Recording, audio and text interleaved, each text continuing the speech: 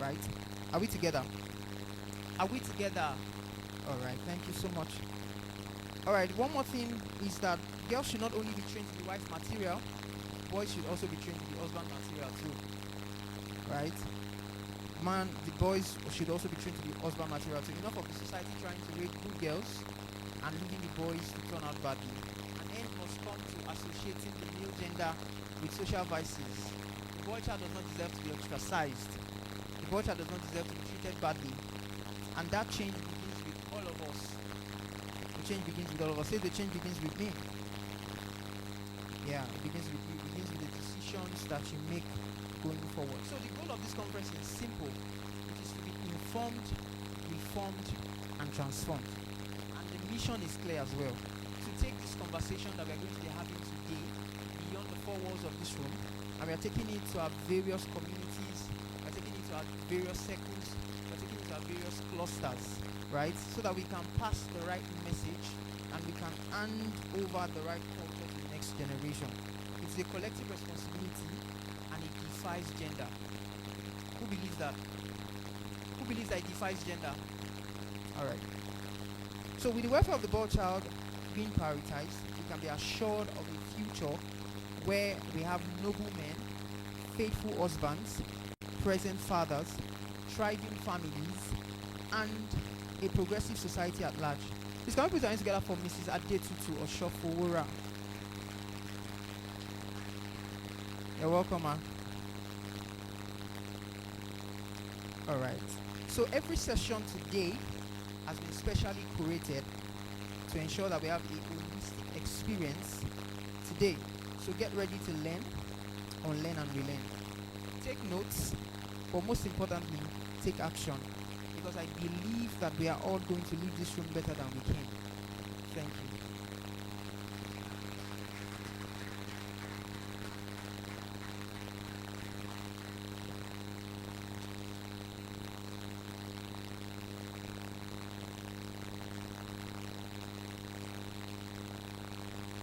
Please put your hands together once again for such amazing welcome speech. Once again, you're going to have a holistic experience right here today, and you can be very certain of that. Bridging stereotypes. Okay. I was going to test if you still remembered. Okay, bridging stereotypes. Once again, bridging stereotypes. Thank you. The face of the boy child is seen and his voice is heard. Moving on, we will now be having the career profiling segment of the program today, coming up to, inform you properly on career and career choice is none other but an educationist and data analyst, Amos Gabriel. Please put your hands together as we welcome up stage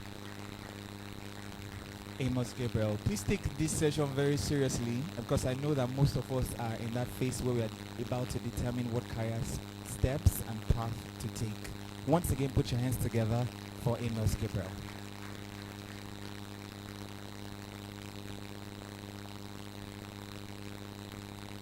Good morning. Good morning, Sir Dominas. Good morning, my fellow students. I am still a student. Yes, we are all students. If our daddies and mummies say, who are we? We are kids. Good morning once again. Welcome to the podcast conference. And I hope so far you guys are enjoying yourself. Okay, quick one. I want to talk about career profile. Let me just say this. While we were in secondary school, I know our own generation is, I think the millennium, 2000, 2002, secondary school then. GSS3 navigating to SS1 is always an issue. It's either you follow a friend who happens to be your best friend in science, commercial, or art, or one brother somewhere told you in your family you have to become a medical doctor and you have to force yourself to go to science, whereas you are good at painting, art, and all. But because you needed to follow through what they have said, you have to force yourself to sign SS1, you patch, to SS2, you patch, to SS3, you go to the higher institution. Now, we've gotten to the era whereby we have to get it right early. So, I will just be talking briefly on career profiling. What is career profiling? In my content. So, these are simple things which I want us to communicate together about. So, career profiling is more like a process of identifying your strengths, your interests, skills, and values. That's what it is. Okay. Identifying your strengths, skills.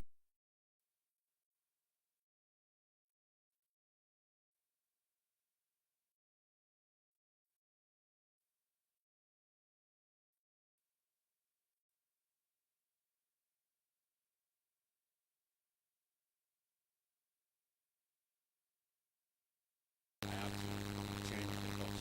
So, another reason why career, okay, let me just, so I said it helps you to make the right career path.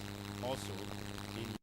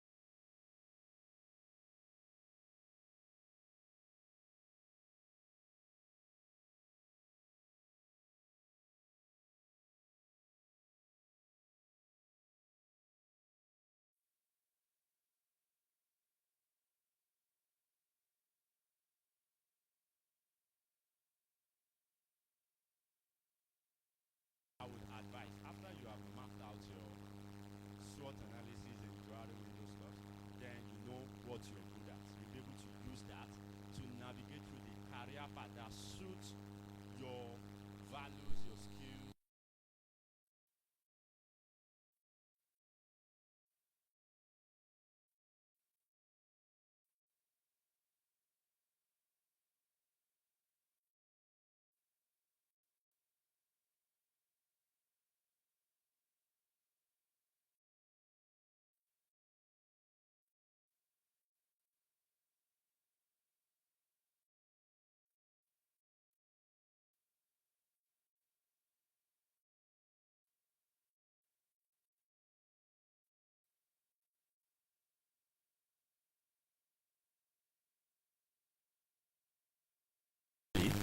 It will go a long way for you.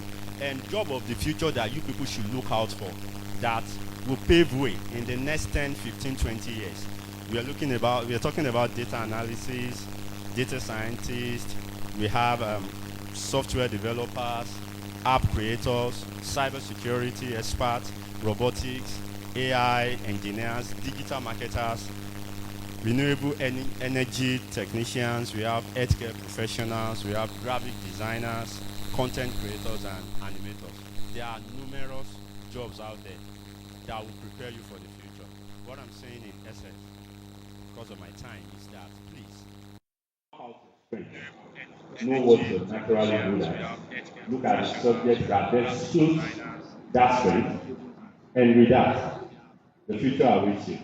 Because in the nearest future, I want to sit back at my house and watch television, and I'll see you guys coming up as game changer for the world, not for Nigeria, for the world. Thank you, and God bless you.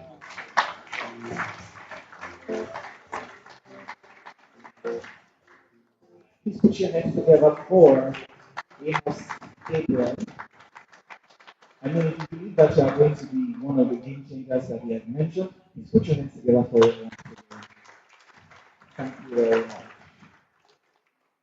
You know, career could be quite a thing, if I must say. And at this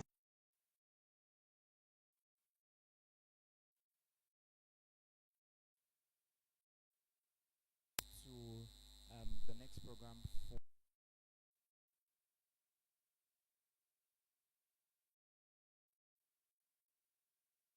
every bit of this session, Mr.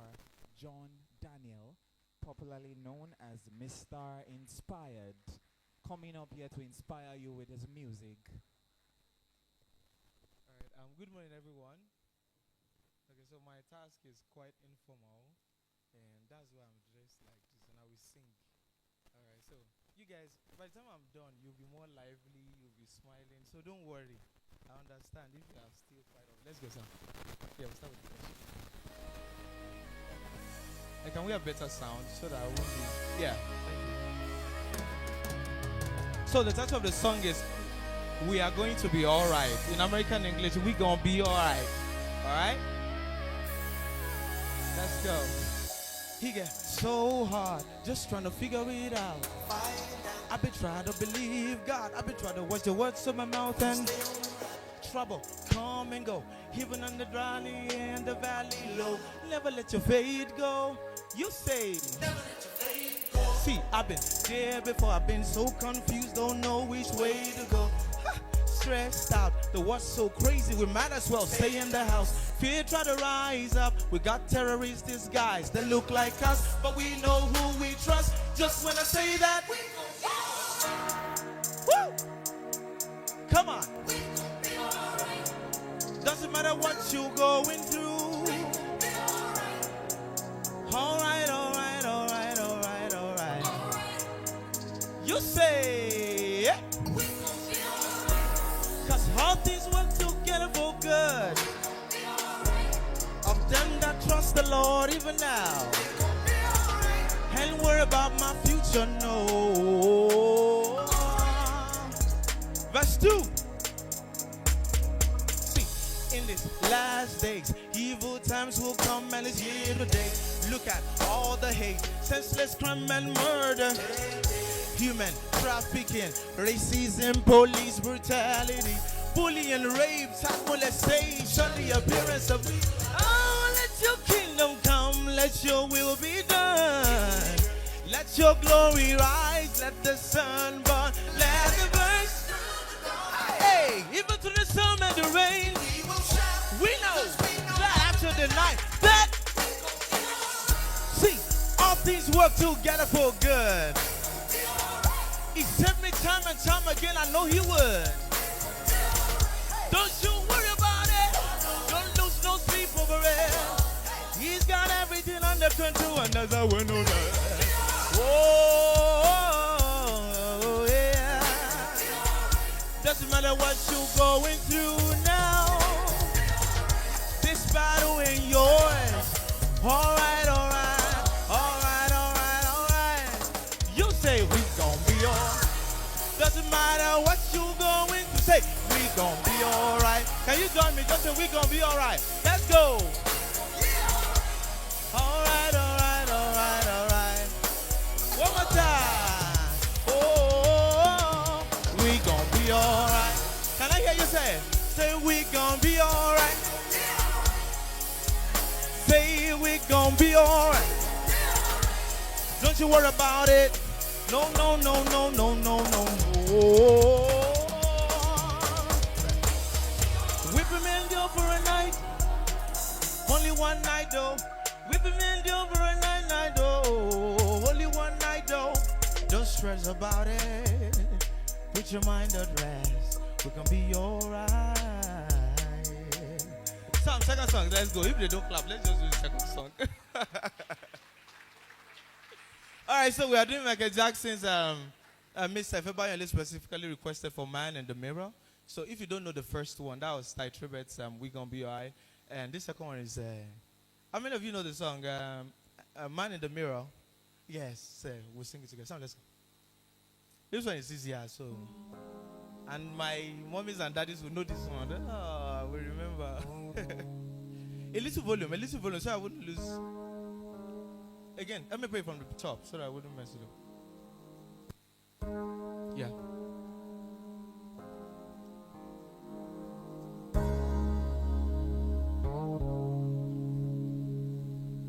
I'm gonna make a change for once in my life.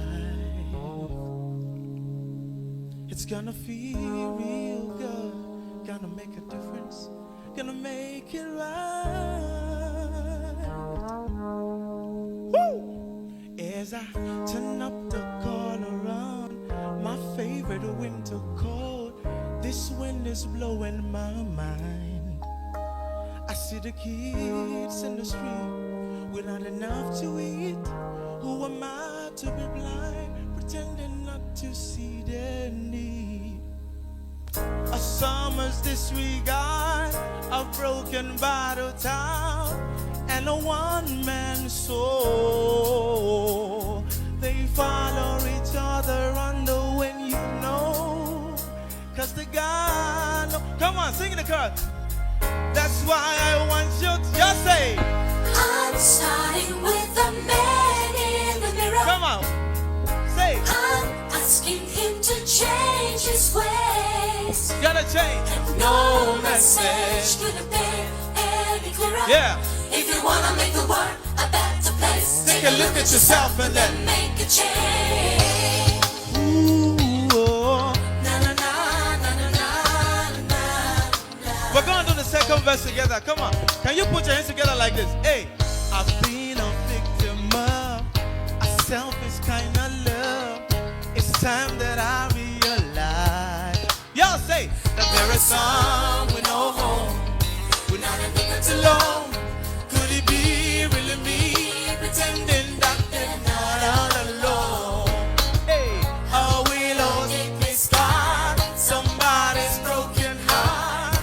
And a washed out dream. They follow each other unknowing, you know. Cause they got no place to go. That's why I'm starting with me. I'm Starting with the man in the mirror. I'm asking him to change. his ways. He better change. No message. Could have been any If you clearer. wanna make the world a better place, yeah, take a look at yourself and then Make a change. one more time. I'm starting with The man in the mirror. oh yeah. I'm asking Come on, him to guys. change his ways. You are the man in the mirror, and no message could have been. Any Whoa. clearer. If you wanna make the world Let's a take it better out. place, Take a look at yourself and then make that change. Oh yeah. I'm asking him to change. You better change. No message could have been. If you wanna make the world a better place, take a look at yourself and then you gotta get it right when you got the time. That's when you close your eyes, then you close your mind. Starting with the. Let me reduce it so that we'll sing it together. Yeah. Asking. Let's sing it together. We came to do it. Come on. Come on. No. I can hear that boy, that yellow boy. Thank you. God bless you for me. Starting. Can we just do the chorus? All right. Are you ready? With your clapping. 1, 2, 3. Let's go. I'm starting with the. I can hear you guys from this side. To change his way. And no message could have been any clearer. If you want to make the world a better place, take a look at yourself. Only the boy children now. The boys children, come on. The students. Yeah, come on, guys. Yes, sir. Maybe it's because I'm sitting behind them. They are feeling me more than. And the Clara, if you want to make the world a better place, take a look at yourself and then. All right, can you put your hands together for yourself? Thank you so much. Yes, sir. Thank you. Oh, such an amazing relief, wasn't that? Please put your hands together once again for Mr. Inspired. And beyond the melody and the harmony of the music, I hope you got inspired that if a change will start at all, then it starts with you. It starts with who? If you're going to change the world, who does it start with? You start with changing yourself before you can change the world. Breaking stereotypes. Breaking stereotypes. Amazing. Thank you very much. Okay, moving on. Let's relax a little bit with some boys upstage once again. Can I have about 6 boys upstage? Just 6?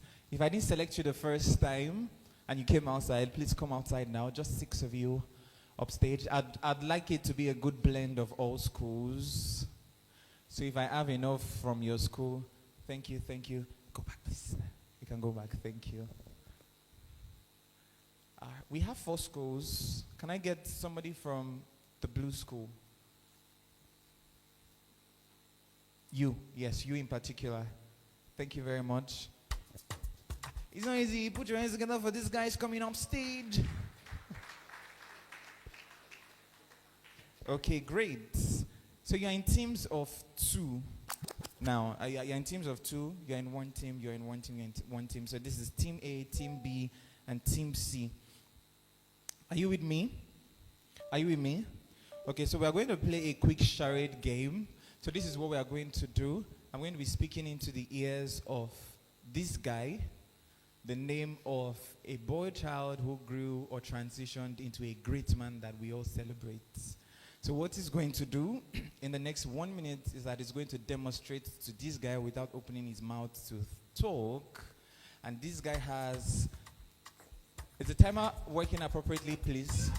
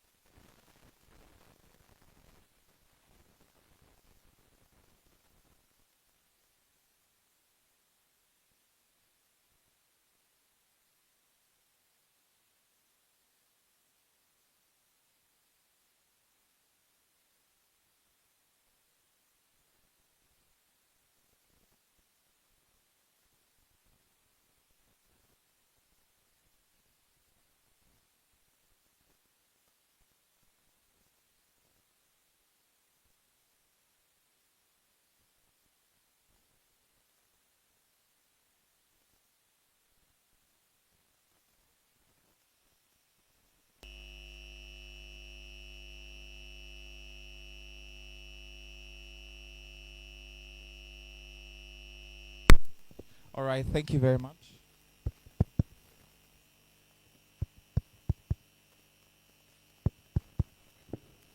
All right, thank you very much. We apologize for that break in transmission. The program continues now. So can I have a timer, please? So you have 1 minute, 1 minute on the clock. You have 1 minute to show him the name that I tell you in your ear. You just have to demonstrate it. No speaking. Is that fine? Are you sure? You're ready? Very ready. So the first name I'm going to give you .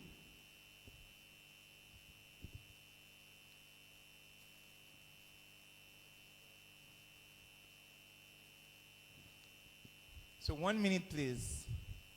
1.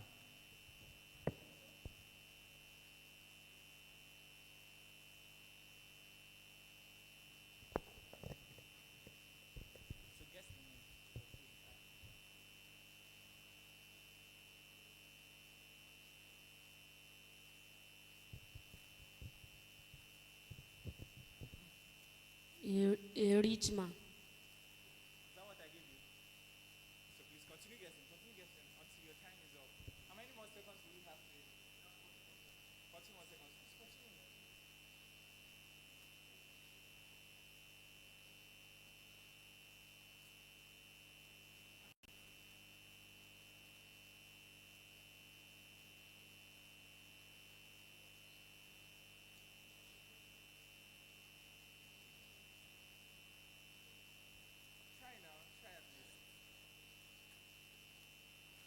lecturer.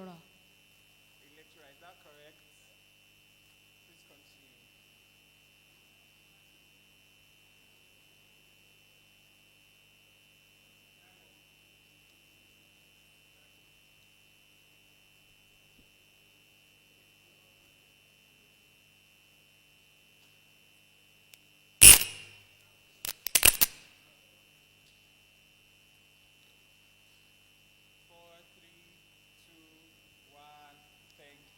Please put your hands together for him.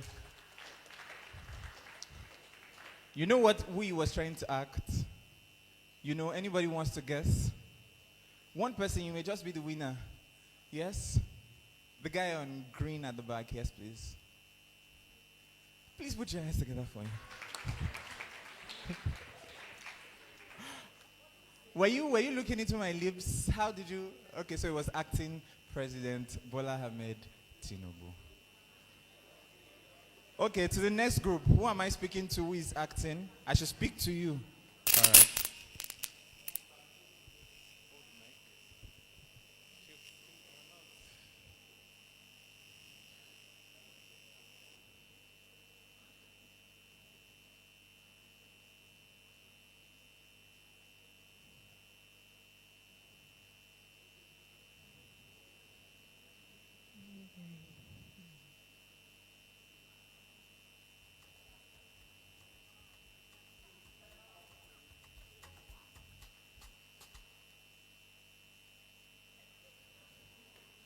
A swimmer.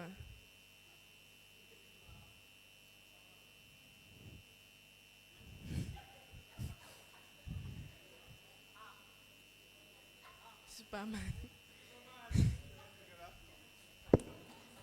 Superman. He says Superman.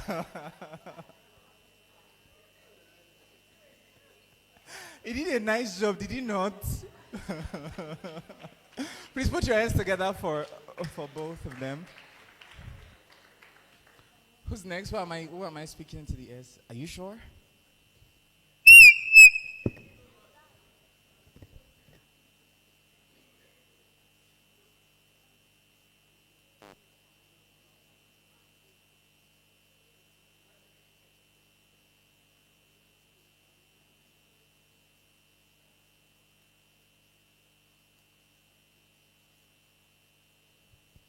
Okay, timer, please.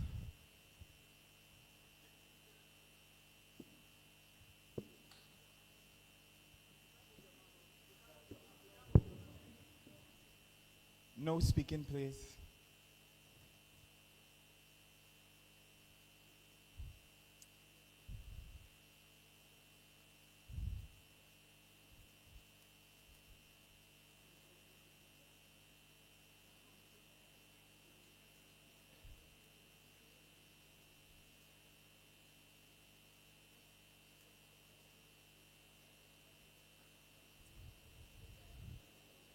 You see, Dave. 20 seconds more.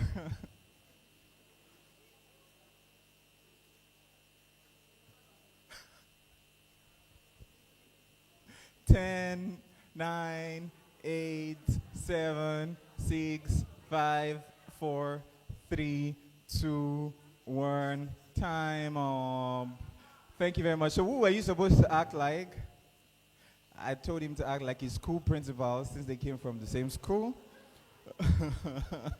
So he wasn't doing it well enough, right? No, your school principal in particular was who I asked him to act like. So please put your hands together for them. So who is the winning team? This team, right? Thank you very much. Please go get your gifts. Redeem your gifts from there. Thank you very much.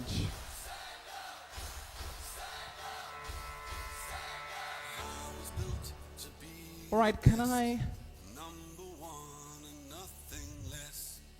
Oh, please put your hands together. We have one of our panelists with us right here in the house. And please pardon me if I begin to stutter in the next few minutes because she's my boss's boss and boss's boss. And so the anxiety may set in. Please put your hands together for Ronke Giwa Onafowa.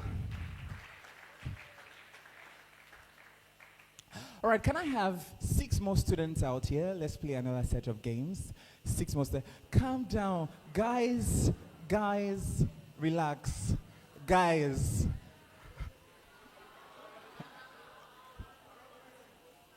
Okay, I'll make the selection myself. Two of you. The rest of you can please go back. Thank you. Put your hands together for them for attempting at least. Two of you. Yes, thank you. The rest of you, please go back to your seats. Put your hands together for them, please. Amazing.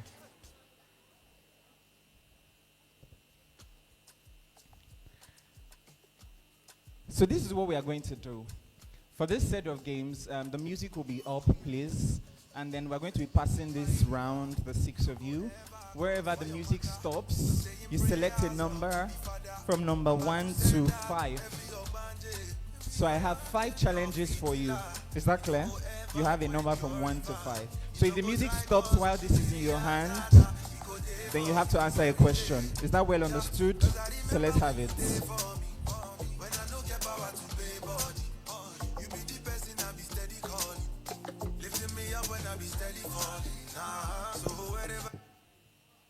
Oh, great.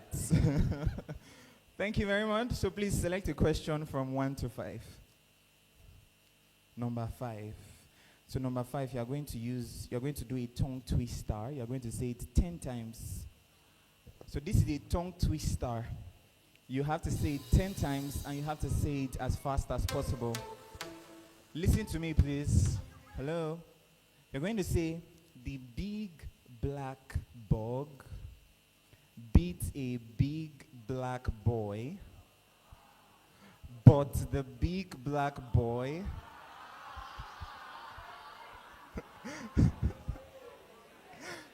didn't bite the big black bug. Did you get that, please? I'll take that again. It's easy. Calm down, guys. The big black bug beat a big black boy, but the big black boy didn't bite the big black bug. You can do it. Are you ready? So in the next, let's have 1 minute timer, please. You're going to say it as many times as possible in the next 1 minute. So put your hands together. Let's cheer him up. Let's hail him. Yes, you can. Let's have it. If you don't do it, you automatically be eliminated from the game. Do you want that? You want? I thought we don't quit here. Do we quit here? Do we quit here? Okay, you know what? Let's just do it halfway. The big black bug beats the big black boy 10 times. Are you good now? Let's go. The big black boy beats. The big black boy beats the big black boy.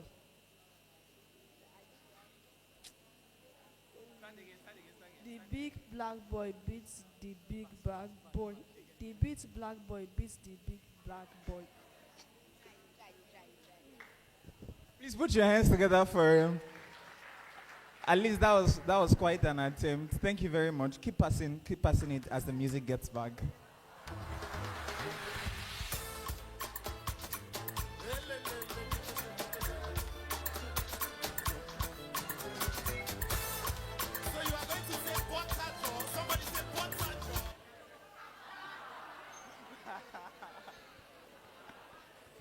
Don't worry, you're free. You just calm down. You're free. Let's get to him. So pick a number from 1 to 4. He has picked number 5 previously, so pick a number from 1 to 4. Number 3. Interesting. So you are going to give us a spontaneous rap using bridging the gap as your major theme. Please put your hands together, ladies and gentlemen, for Damilola Oluwatoyinbo. You will do it. Try. Can we have your rap beats? Something to give him. Okay, you want to rap for him? You can rap. You try for him. Okay. So his friend wants to bail him out. Do we accept that? Are we sure we are all accepting that? Do we have a rap beat, or are we all going to give him a rap beat together? Are we going to give him a rap beat together? Yeah, let's have it. It's short. Go ahead.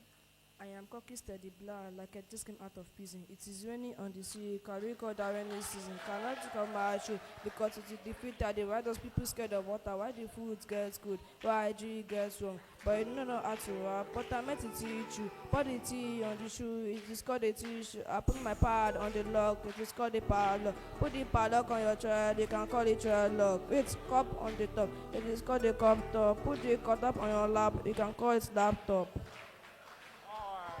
Come on, put your hands together for him. Amazing stuff right there. All right, I'm sorry we have to wrap this all off now because of our time. Please put your hands together for this amazing guys once again. Please go redeem your prizes, both of you. Please go redeem your prizes. Please put your hands together now. Great stuff these guys are doing right here.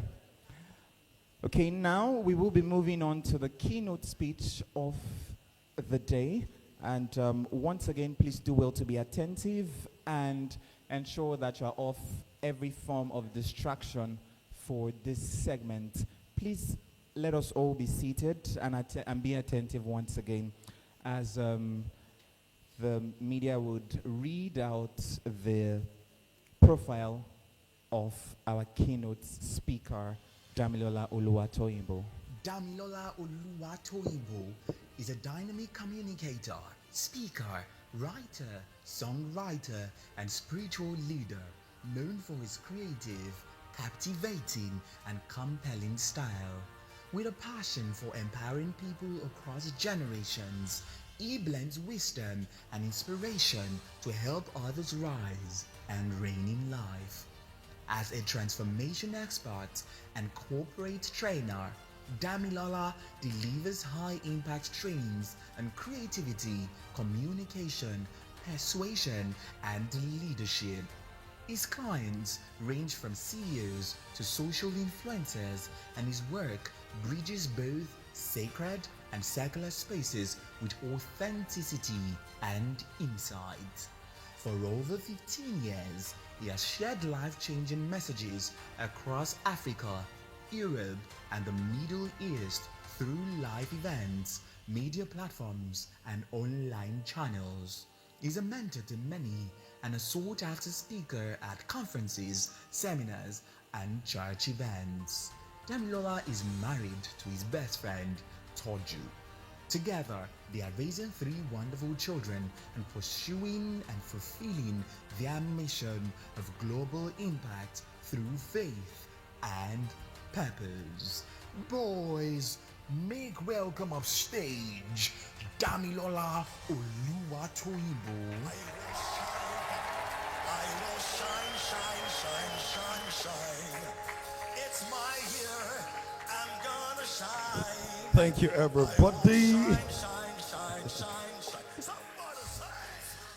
Good to see everybody this morning. Some of you are smiling, some of you are not smiling. So we're going to do the first exercise of the morning, well, of my session. I'm sure a lot has happened already. Look at somebody beside you. Just look at them eyeball to eyeball and wear a smile on your face. Make sure you are smiling. You can reduce the volume. I love the song. We reduce the volume. And just wear a smile. If your neighbor is not smiling, you have my permission to look for somebody else. And look for somebody that is smiling. And tell that person, say, neighbor, I see a leader in you. I see a winner in you. See, I see an overcomer in you. Say, I see you in the future. And you look much better than this. Say, you're growing finer and finer, taller and taller, wiser and wiser, greater and greater, stronger and stronger. Say, richer and richer. Say, you are an overcomer. Now clap your hands for yourselves. So since the DJ, remain standing. Remain standing. Except you're 90. If you're 90 and you're like, I need to rest my knees and stuff, you can sit. So since the DJ wants us to go there, that's one of my songs. And it's like, we need to play this song. I curated the playlist. So I'm going to teach you the song and we're going to sing it together. Is that all right? It's my year, I will shine. I will shine, shine, shine, shine, shine. Can you say that? I will shine. All right, that's pretty good, but can you put some more conviction in it? Okay, some conviction. Let's go. It's my year, I will shine. I will shine, shine, shine, shine. Louder one more time.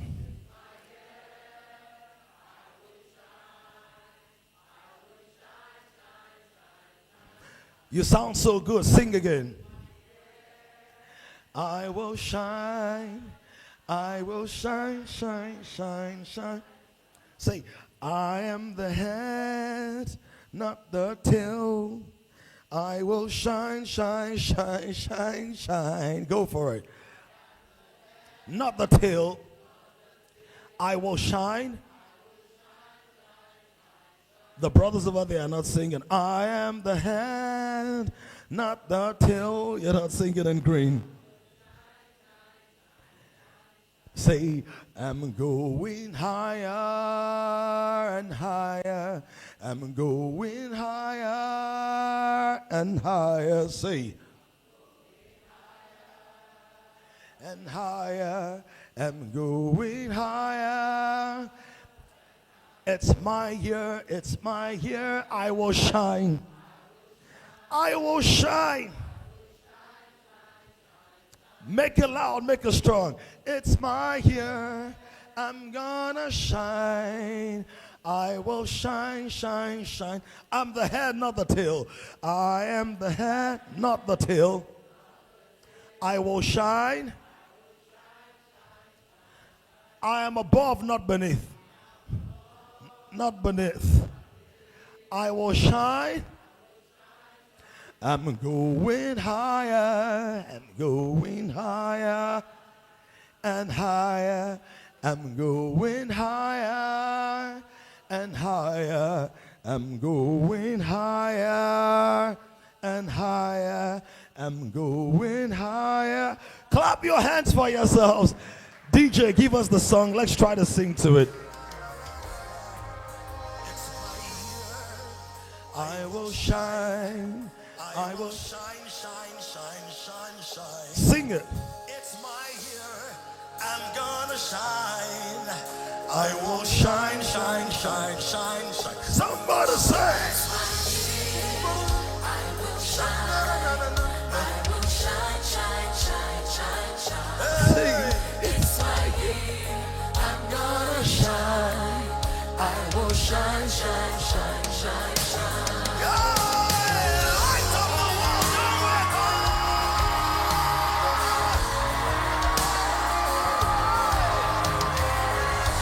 Raise those hands. Raise those hands and say, I'm the head, not the tail. I will shine. I'm above. I will shine. Are you ready? Are you ready? I'm going higher and higher. I'm going higher and higher. Say. I'm going higher. Now clap your hands for yourselves. The DJ is over excited. Now clap those hands for yourself, together for yourselves. And you may be seated very quickly. I think I have about 34 minutes, and that's good enough time. Help me congratulate and celebrate the convener of this amazing conference, Ife Bayonle. We celebrate and honor you.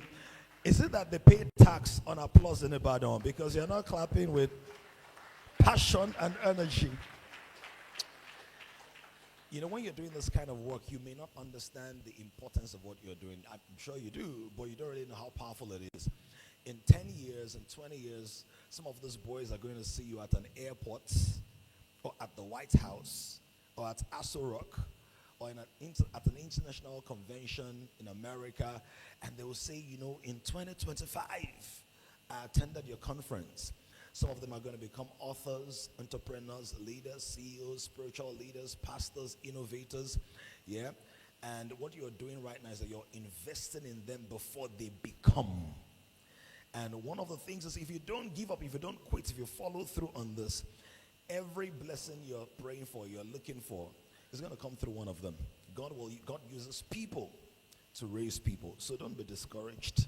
Don't be overwhelmed. And for every member of the team, can we just celebrate them? Some of them are at the back. Some of them are outside. Some of them are online, I guess. Right? It's a good work. Keep it up.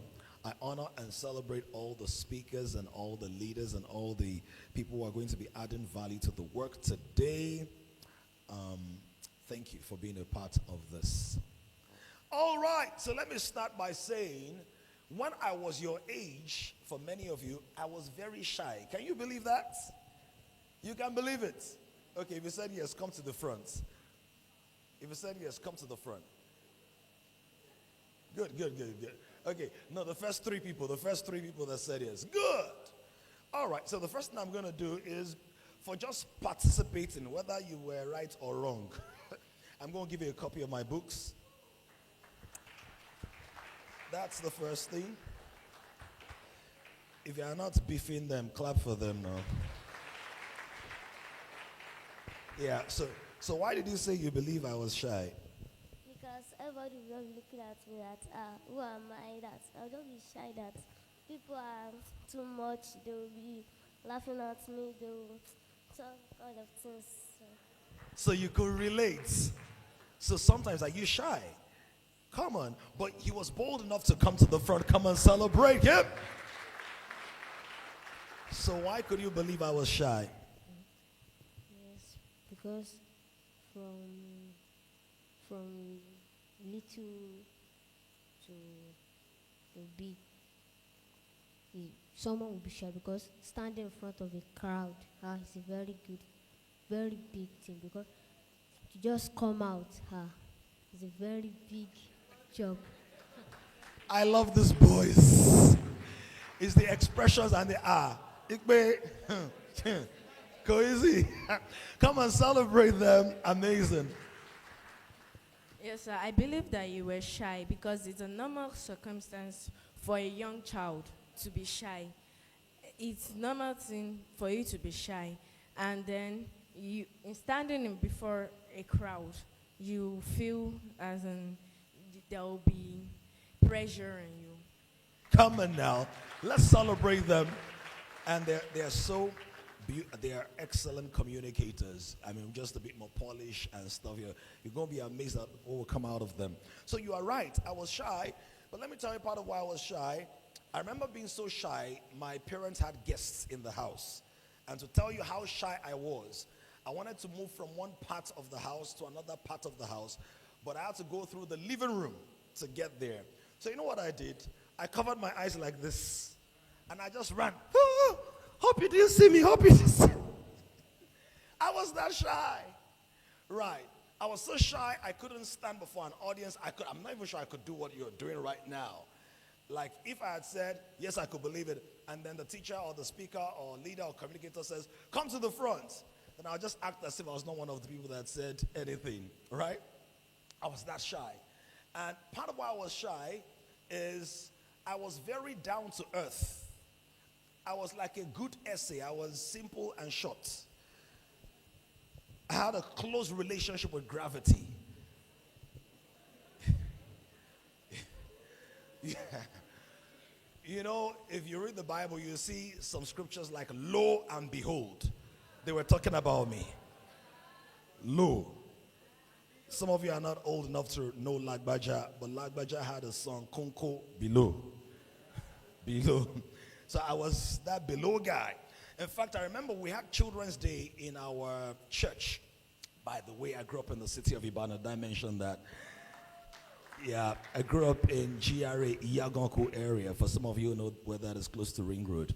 Yeah, so my parents were here until I went to secondary school in Lagos, and then Suleja, and then Unilag, and then out of the country.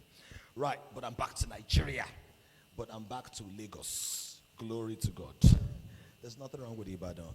The point is God can catalyze you from anywhere to anywhere He wants you to be. So we had Children's Sunday in my church. The church was at Okebola. Who knows Okebola? That's where they bowl a lot. Okebola. Right. So we had the service there, and there was a lectern like this. So there were two of us who were appointed to do the exhortation, the sermon that day. You know, it's Children's Sunday, so you come and speak and all. And the other person, my partner in that assignment, she was taller than me, very tall. Like, tall. Maybe her name was taller because she was taller. Not really. And I was, lo and behold, down to earth. Now, the lectern was unfair. That's what people call the pulpit. So I was so short, people could hardly see me behind the lectern. That was good because it covered my shyness. But every now and again, I had to come like so at least they could see who was speaking. So I was shy. But that was not the biggest part of it. And you know, when you're short, usually when there's a queue, you'll be in front of the queue, right? If you're at the back, they say, go to the front. What's your name? Isaiah. Can you imagine? Isaiah, but not high Isaiah. So is that low-Ziah, mid-Ziah, mini-Ziah? Don't worry, you're still higher. So they will say, go to the front. Did they tell you that sometimes? Go to the front. And then some people will call you Baba Kekere. You know what that is? Small man. Kuru Bente. Short man devil. When will you pay Owe Idagbasoke? Have you heard those expressions before? I was at the receiving end. I know it has a way of affecting your mind, or your esteem, or your ability to think about what you actually carry as a person. So that was case number one. Was that bad? That was quite bad, right? Was that bad? Okay, but that's not all. The second thing was I had a unique gift. Maybe not so unique because some of you have that gift as well. It was called, or I call it, the gift of irrigation. Somebody say irrigation. I was very skilled at releasing liquid, especially at night.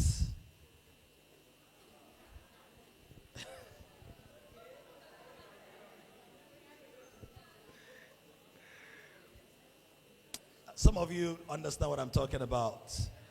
My name was not John, but I was a Baptist.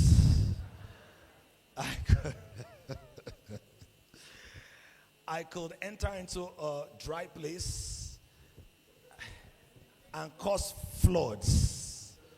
Yeah. I was not a farmer, but I could make any ground wet. Especially foamy grounds. You know, they say the different kinds of soils, right? Humus soil, loamy soil. I had foamy soil. And when you're 5 or 6, everybody can explain it away and say, well, I'm a delunche, right? But when you get into like 7, 8, 9, then you become the family prayer points. So at the devotional family altar, God, as we're going to sleep, help Dami, let it be a dry night. Where people are praying for rain, you are saying, God, stop this one, not this kind of rain. And I then went to secondary school. And in my secondary school, the seniors had the lower bunk. Are you going? Are you getting what I'm saying? So the seniors had the lower bunk. The juniors had the what? Upper bunk. Do you see where this is going?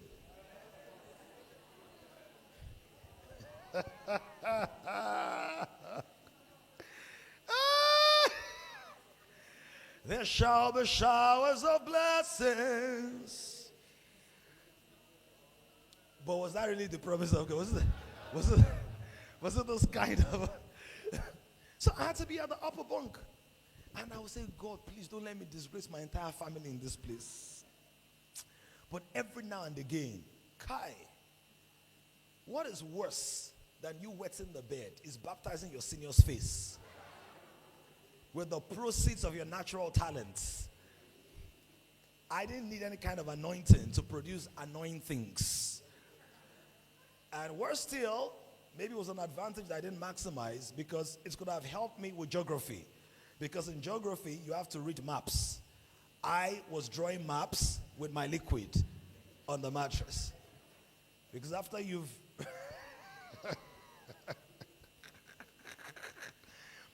You know, some people here, they've not laughed like this in a long time, so they're acting posh. If you want to laugh, just laugh. Look at them and say, just laugh. So, now, what is now worse than releasing showers of medicine, wetting your senior's face, is that you have to carry the mattress and go and dry it outside. Some of you can't relate, but some of you can relate. Don't let me say raise up your hand. In case your crush is here. Ah, no, there's only boys that are here. You should not crush another boy. Look at your neighbor, say, I'm fully a man. Say, I'm a complete boy. Right. So, I had that. It affected my esteem. It affected my sense of worth. It affected the way I saw myself. And so no matter how gifted, powerful, exciting, it's good to see you, pastors. The Immanuels to celebrate you. Welcome. No matter how excited I was, no matter how much value I had, think about the fact that I knew the answers to some of the questions the teacher would ask. And as you're about to raise your hand, you remember that the night before you released what? Showers. Rain. So you knew the answer.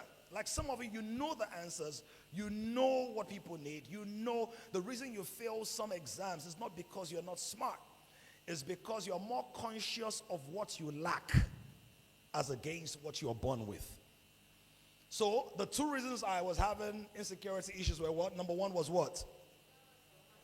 My height or my lack of height. Number two was what? A powerful rainmaker in the land. Maybe Elijah should have called me instead of praying 7 rounds. I'm joking, please. Right? So, two things. And I discovered something later as I began to grow. That everybody has an area of weakness, insufficiency. Everyone has something in their lives they're not very proud of. Look at your neighbor and say, I know you look fine, but there's something about your life that you need grace for. Look at that other neighbor because that one is acting passion, all cream, like butt doesn't melt in their mouth. Tell somebody, say, I know there's something in your life you're not particularly proud about that you need grace for. So I discovered everybody is short in one area or the other. Everybody's short. So some people are short-sighted. That's a kind of shortness, isn't it? Isn't that so? So you need maybe some kind of aid, visual aid. Some people are short-tempered. Some people have short memories. So you've told them your name 655 times, but they'll still call you Kunle when your name is Elizabeth. What's the relation? I had somebody in school, and like back then, every time the guy saw me, he gave me a new name. So I told him my name is Dami. He said, okay, no problem, Damo. Next time he saw me, hey, George, what's up? I said, my name is Dami. 2 weeks later, I was saying, Henry. I said, I'm not from the royal family. George, Henry, William. Right? So some people it's short memory, but some other people is short of funds. So everybody is short somewhere. Everybody is short somewhere. I discovered that later. But this is what I also discovered, that no matter how short you are, when you stand on grace, you are tall enough. That was not enough. That was supposed to be one of the highlights of the presentation. So let's start it again. No matter how short you are, when you stand on grace, you are tall enough. That's the spirit right there. Clap for yourselves. So we want to talk about gaps and then I'll talk about some other things beyond it. Please celebrate this amazing gentleman who have come out, and you may go back to your seats. Thank you for standing with me. Whose birthday is it today? Your biological birthday, not your spiritual birthday. Because like for me, my birthday is every day. I'm born anew every day. The mercies of God are new every morning. I'm a child of mercy, so Ojoro Council. If it's your birthday, your biological birthday, you came into the world on the 17th of May. 17th of May. So I'm a global person. I'm using the clock of another nation. On behalf of your sister, is she your twin?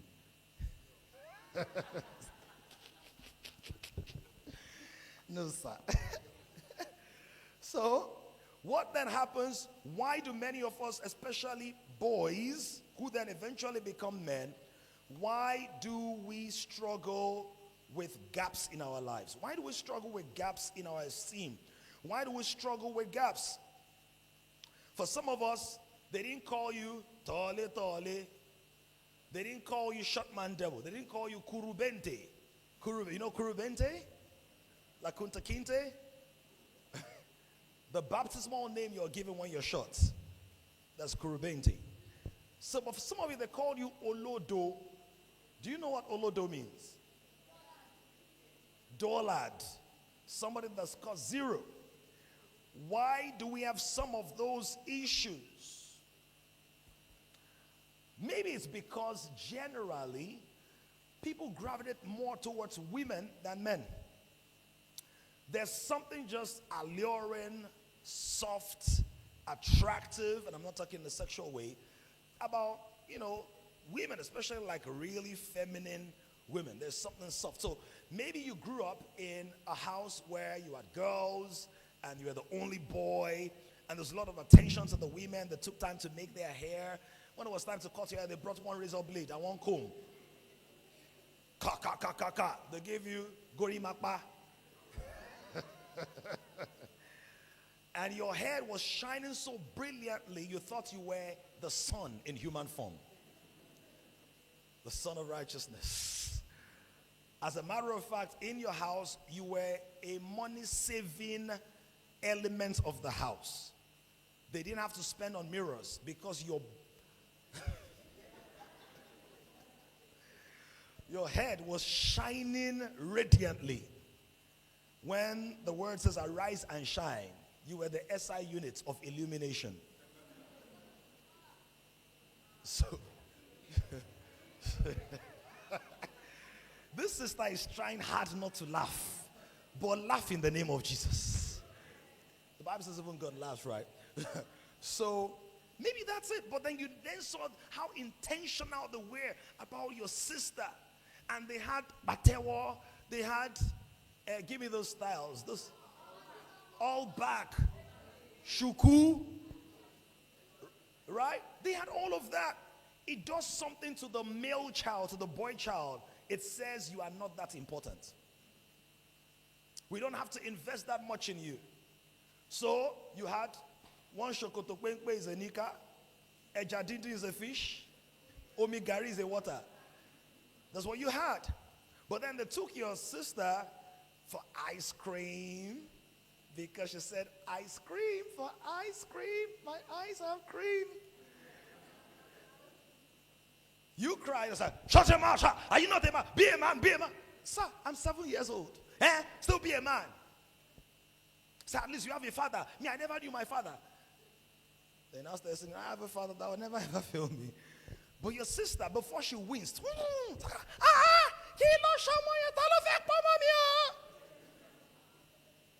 for those who don't speak Yoruba language, receive the gift of interpretation of tongues. It means what is going on with my baby girl, what is about to happen. So one of them is their cultural biases that exist when it comes to women and men. Many of them are unwitting. It's not as if people had a meeting and said, let's show all the men that they are not that important. The cultural biases, even when it comes to Mother's Day, isn't that so? So the first gap is cultural biases. Mother's Day, there are 3 or 4 marrying in a year. Father's Day, Kaya. What a man can have, women can have 4. Father's Day, when is Father's Day? You don't remember? June 7th. When is Mother's Day? You know there's one in March. There's one in May. There's another one when? No, there are 2 others. Or maybe, okay, maybe the other one is International Women's Day or something like that, yeah. So there are cultural biases. Number 2, there are also commercial biases. There's a lot of emphasis on women's health, women's care, skin care, face care, soul spa, soul therapy. How about men? Men know they need care. Men have mental health issues. Even mentality starts with men. By the way, women, you cannot do without men. With all due respect. Because every month you have menstruation.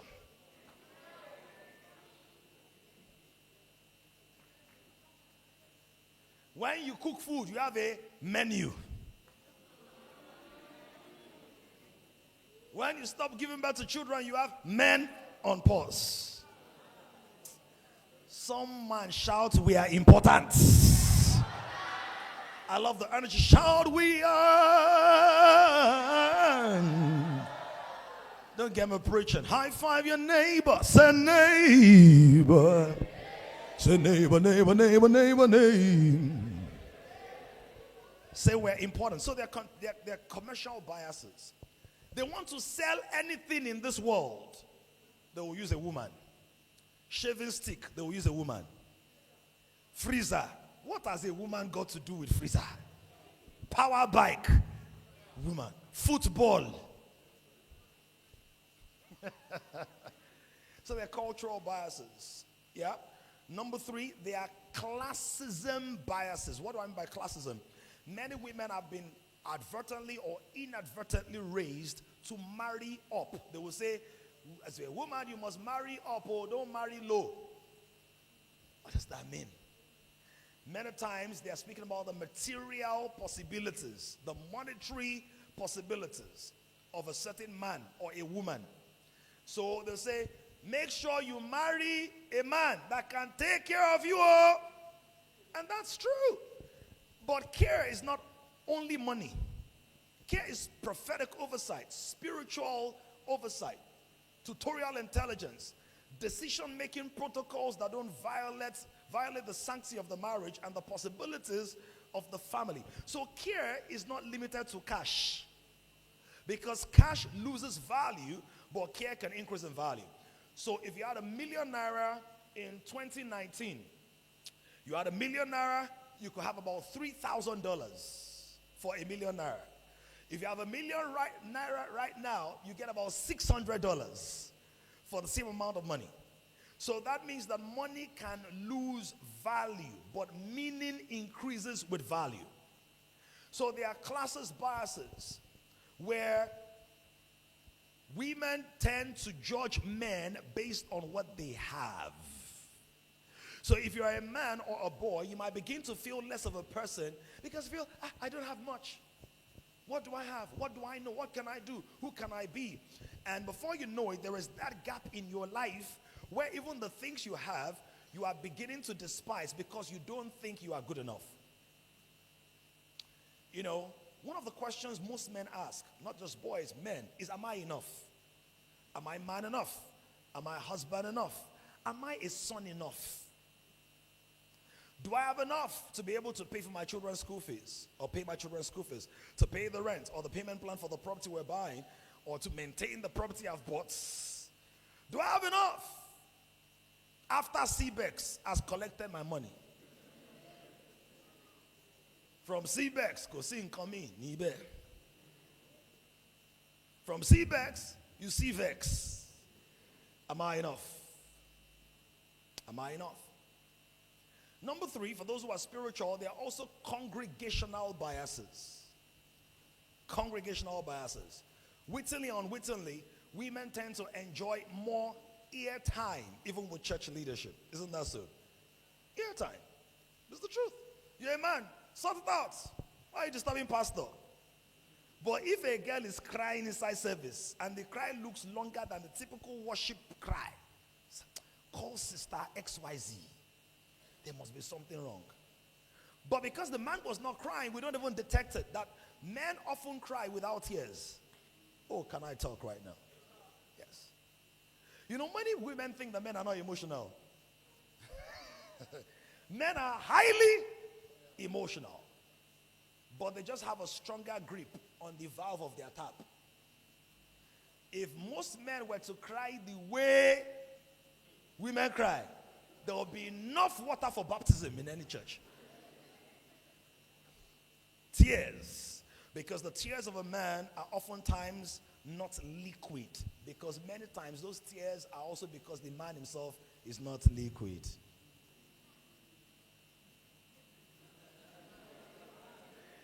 If you didn't get it by next year's conference, it's a register. So there are certain things that people say. Have you heard people say things like this before? These expressions. Boys don't cry. Have you heard it?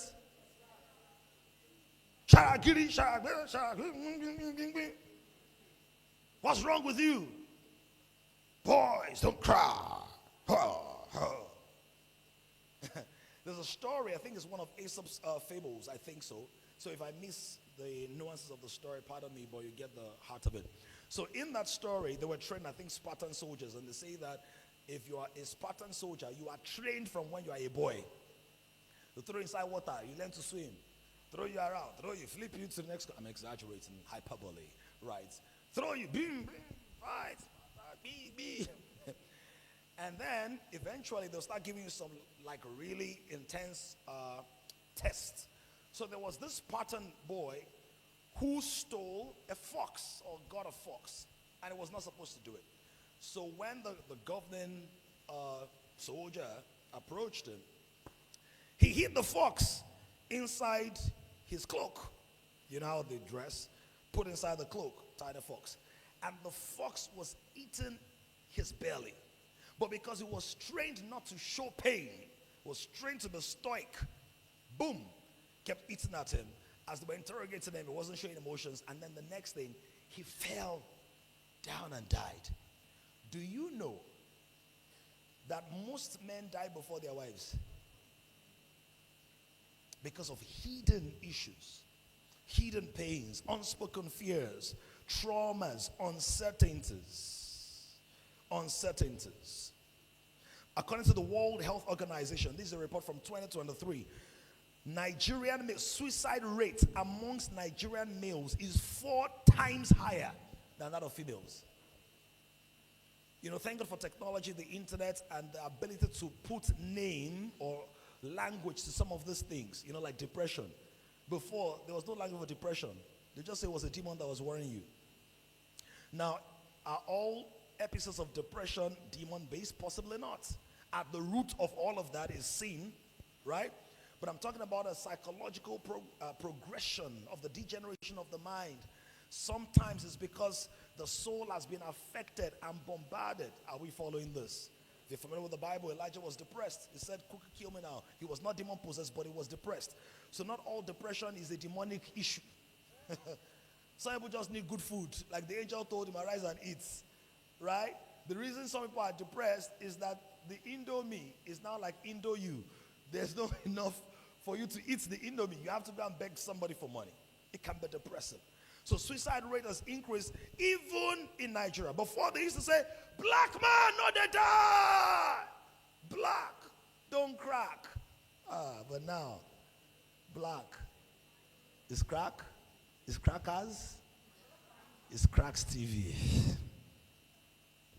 So we hear that real men don't cry. Another stereotype is this: boys will always be boys. Boys will be boys. Let boys be boys. The boys will be boys. Why try to change any boy because the boy. Now, when somebody says boys will be boys, they are inadvertently saying to you that your current state is your final state. You cannot change. You know what the investment of transformation, of discipleship, of growth. And The human soul interprets progress as happiness. Whenever you are not making progress, you are not happy. You might be joyful in the spirit, but you are not happy. Because happiness is based on happenings. So when somebody says, this, now how many of you have been maybe in a circle? Maybe you did something wrong. Maybe you broke the plates. I was quite a gifted plate breaker. I was practicing for the records I will break in the future. Is there any fellow plate breaker here? You just have a thing. Somehow, oh man, ball away. I'm speaking literally, not can you ball away in the name of Jesus? But like your hands are very oily, anointed hands. Even plates fall under your anointing. And then if your mother was as gifted as my mother when I was a boy, she had a unique ministry of impartation. She was the general overseer of a church called AIM, A-I-M, Abara Impartation Ministries. Imparting wisdom since 1980 something. I'm joking, right? But she was very gifted at that. And so imagine you breaking the plates, or maybe they told you it was Christmas. Chicken that you did not have. Your father said we must eat chicken in this house. He refused to chicken out or to settle for chicken noodles. Finally bought the chicken. Cost him a lot to cut the chicken. Maybe even cut his hand while he did that. Mother cooked, peeled the feathers, roasted, boiled, parboiled, different orders, not in that order, because after roasting, parboiling, boil, roast, you get the point. Then I'll finally serve, and I say, Tijani, sorry if that's your name. Go and put the plate on the something. All the chicken were in your hands. They cooked the food outside. There was like a small gutter between the outside and the...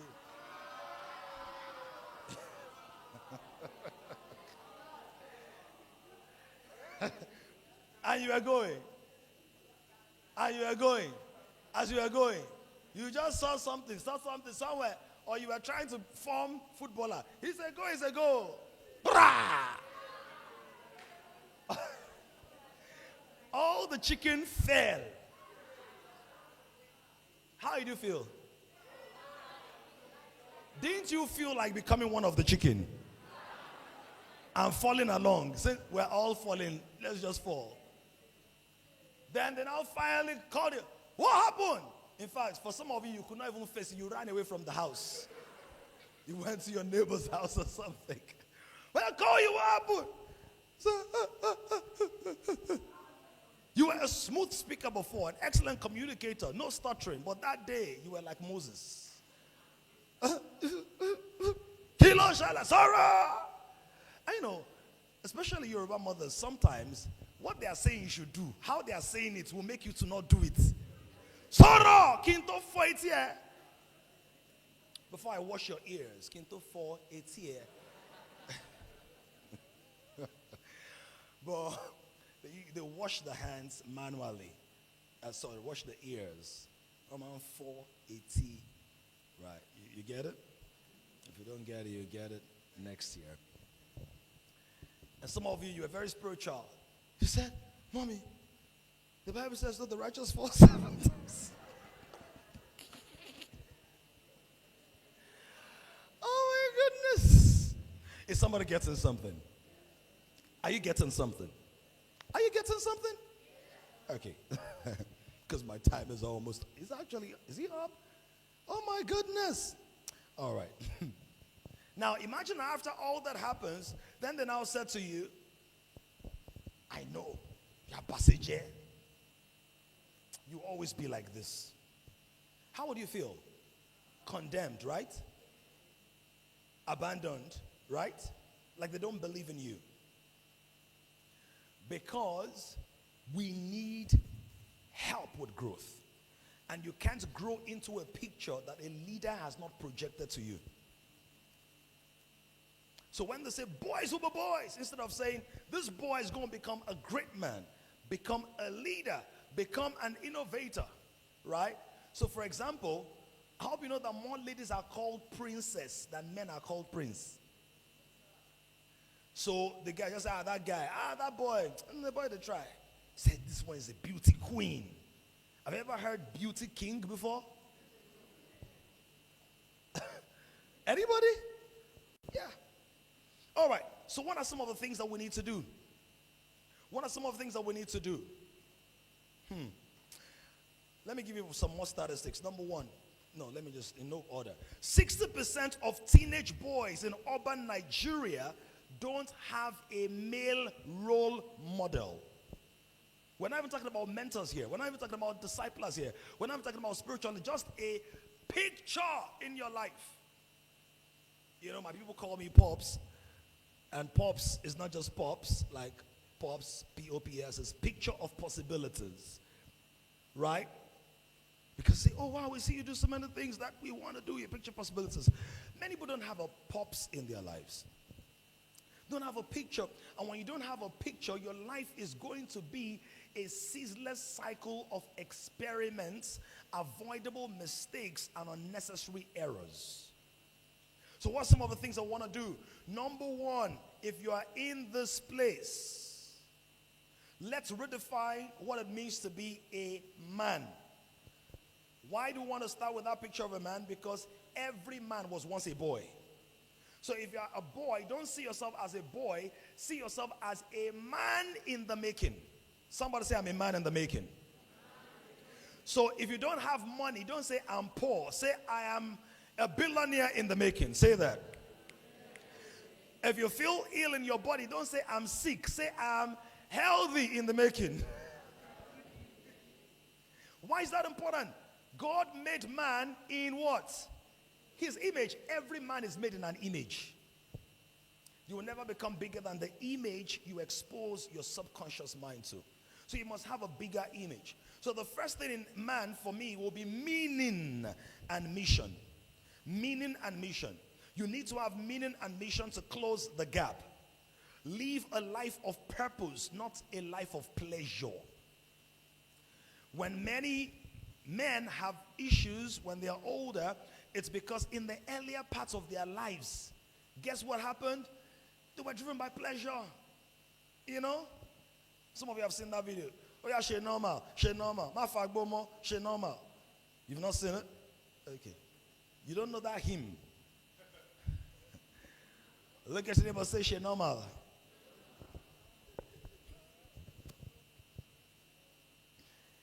Basically, boys are exposed to so many things that are supposed to be experimental, pleasurable.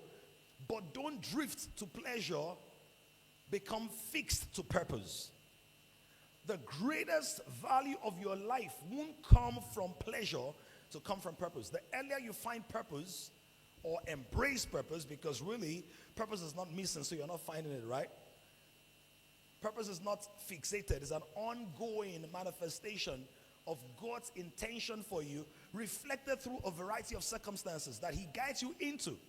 And so the word says, whatever your hands find to do, do with all your heart. So everybody that lived our purpose wasn't going around hunting like, do you have binoculars? I'm looking for my purpose. My glasses are not strong enough. I need to find my purpose. It's almost as though purpose finds you at the junction of incidents and coincidences that are actually divine incidents. Yeah? I have a whole teaching on that, so you can look for it. I think it's called Clearly on Purpose on YouTube. Yeah? So, meaning. How do you find a meaning? You must be connected to your Creator. Nothing finds its meaning outside of the one that created it. I can't discover the meaning, the purpose of a microphone without understanding the mind of the manufacturer. Yeah? Please let me just take a bit more time, right? I came all the way from Lagos, you know what I'm saying? It took me about 2 hours to be here. You can't give me 40 minutes or 35 minutes or 25 minutes. You know, you see what I'm saying, isn't it? All right. Number 2. A. So we're spelling man, right? So meaning is rooted in your Creator, is deployed through a mission. A is accountability and aspiration. Or aspiration and accountability. Nothing destroys men more than a lack of limits. Nothing destroys men. See, if someone wants to destroy, let them say, feel free to do anything you feel like. Anyone who allows you to do anything you feel like is not your friend. Doesn't love you. Everything God created, he gave limits to. The oceans, as beautiful, as blue as they are, been to a couple of countries of the world, been to places like Seychelles, been to places like Maldives. The water there is pure. It's common now. It's H2O. The water in much of Africa is not H2O. It's H2O, XYZ, IJK, plus dust, minus. Just say it's contaminated, right? So you see, the water's blue, aquamarine, lovely, but they have limits. The eagle is resplendent in flight, mounts up and glides in this majestic way. 1 billion aura. It has limits. The wind blows wherever at least nobody knows where it's coming from. Nobody knows where it's going to. So it's everyone but the Spirit of God. But the wind has limits. There's no wind that blows forever and ever. You get what I'm saying? So accountability helps you to limit your excesses and liberate your potential. You need accountability. You need someone to say, hey, why are you sleeping when you should be reading? Some of you, you sleep so much. If it was a sport at the Olympics, Nigeria will be guaranteed gold. Your sleeping gift is so powerful that it might be because of you, the economy has been sleeping since. The economy is learning from you. So accountability, own your choices. Men who didn't learn limits as boys, they become rapists. Because they don't know their limits. They want to touch everybody like it belongs to them. They become thieves. And sometimes they steal with pens. Because they want to take what does not belong to them. They become wife beaters. Because they don't know how to place a pause on their passions, their anger. And some of you saw your dad beat your mom. Look at a man in progress beside you. Say, never beat a woman. Tell the person, never hit a woman. Yeah. Even if you feel like she's the jackpot, don't hit her. Pastor T thinks that's hot. Yeah. Say, my wife is the jackpot. That's what you did, Peter. Who did? N. M-A-N. N. Nurture and network for the greater good. Nurture. So as a man, you want to nurture. The first thing God gave man to do is tend the garden. So they say, me, I'm not a woman. I don't know how to make anything grow. It's not true. You know, people delegate, they outsource that. Say it's the women that know how to make things grow. Women are great multipliers, amplifiers, but a man should be a nurturer. You might not be the best nurse, because many men don't know how to handle pain like that. But you must be a nurturer. You must be able to take some seed and grow it. Take an idea and irrigate it. Take a boy and help him bloom. Are we getting something? Let me close with a couple of things. 40% of teenage boys in Nigeria, according to the UNICEF Youth Survey of 2022, say they feel lost, overlooked, or unsure about their future. Unsure about their future. But I want us to close with this resolution. Number one, you're making a resolution to be a different kind of boy from today. A different kind of boy. When people are making noise in class, you are not the person making noise. Are we hearing what we're saying? Somebody say, I'm a voice, not a noise. Say louder, say I'm a voice. We're going to finish strong. Somebody jump up right now. Is that how you jump? Please be seated. I said somebody jump. Shout, I'm a voice, not a noise. Say, I break limits, not people. Mm-hmm. So you choose to be a different kind of voice. The greatest power that man has is not the atomic bomb. AI is fast evolving. As a matter of fact, the next 5 years, the world will look very different. You're not going to be using this microphone, all these things. Your phone, you don't have a phone, you have a code. Your phone will be on your watch or embedded in your wrist or something like that. Yeah? You have a TV box in your house, you have a code that will give you access. It's a bit like projection from your wall. But the greatest power is not AI. The greatest power is not bombs. The greatest power is the power of choice. That power of choice is so powerful, it determines the eternal destinations of people. So it also determines their earthly reality. Somebody say, I choose to be different. Say it with more energy so I can wrap up faster. Say, I choose to be different. I will not blend with the general mediocrity. I stand out on a pedestal of excellence and uniqueness. If you don't know some of the grammar, write them down and go and check them out online. That's how I grew as well. So you decide. Number 2 is that you change your associations from today. So you see that bros that is always bringing shakba to your compound.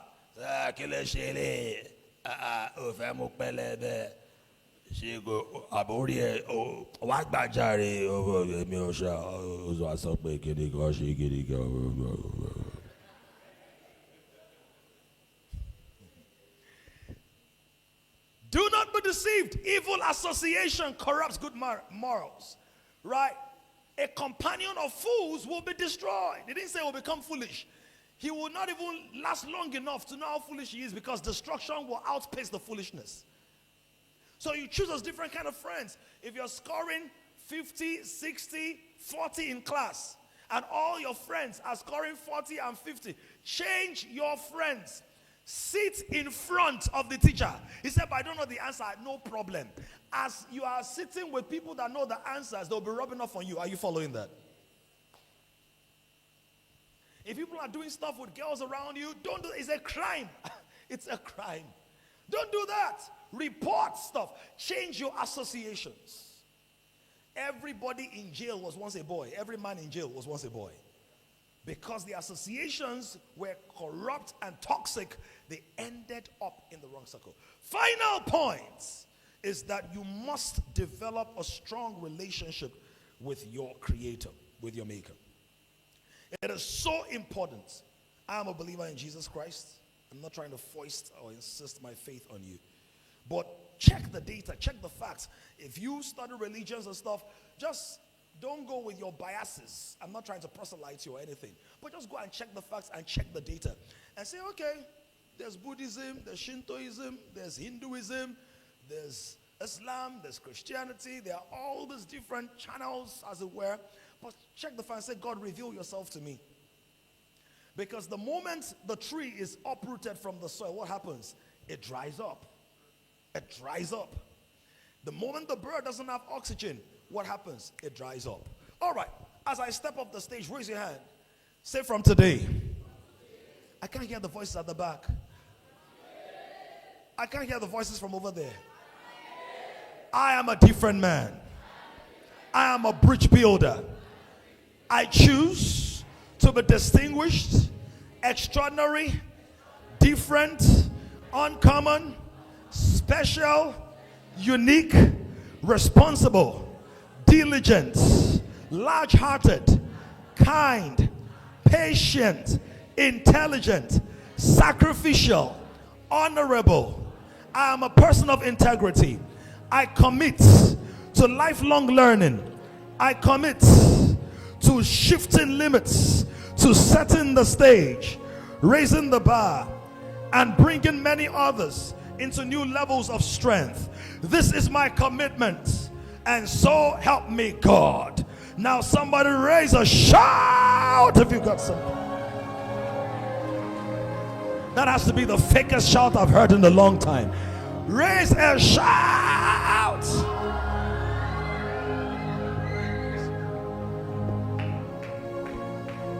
Please put your hands together. That was such an amazing session. Okay, let's do it this way. If you had a good laugh during the session, please put your hands together. If you learned one or two things, please put your hands together. If you're going to practicalize these things that you have learned, please put your hands together. Now, once again, please celebrate Pastor Damilola Oluwatoyinbo. That was a great session. You know, I was just imagining living in the childhood of Pastor Damilola. Quite a number of experiences it must have been. And of course, it must have been fun. At the time, maybe not fun, but that was a great one. Thank you very much for an amazing session and value for the time spent. Please listen to the following announcement, boys. We have Dr. Belumi Adeleke, a medic, who is available to listen to you if you have any complaints or if you'd like to express any medical concerns to her. She's right here in the house. So if you'd like to do that, please see any of the ushers at the back. They would be directing you to her on that. In addition, we will be offering free SOT exams to some boys. And so if you're a teacher here who came with some of your students, before you leave, please register at least 5 of your students while the selection process will take place. If that's good news, I think you should put your hands together to appreciate that. Thank you very much. Now, if you also are taking videos or any sort of content for this program, we would like you to please post them across your social media handles with the following hashtags. Hashtag the Boy Child Conference, hashtag Bridging the Gap, hashtag Breaking Stereotypes. I'll take that again. Hashtag the Boy Child Conference, hashtag Bridging the Gap, and hashtag Breaking Stereotypes. And of course, you could tag and collaborate with at the Ife Bayonle Network so that we can be a part of all of your content. Thank you very much. Now we'll be moving to the first panel session of the program today. The parenting relationship is the first relationship that the boy or child is exposed to, and whether we like it or not, it shapes how that the boy or child handles every other relationship. And so the next session is going to be talking about the boy or child and parenting. Our panelists for this session will be the amazing Bukunmi Olaniyonu and the delectable Dawn Immanuel. Please put your hands together. However, moderating this session will be the head of operations, the Ife Bayonle Network.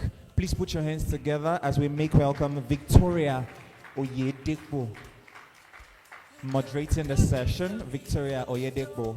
And while she comes up, we will have the profile of Bukunmi Olaniyonu and Dawn Immanuel being aired for us to listen to. Please put your hands together once again. Thank you.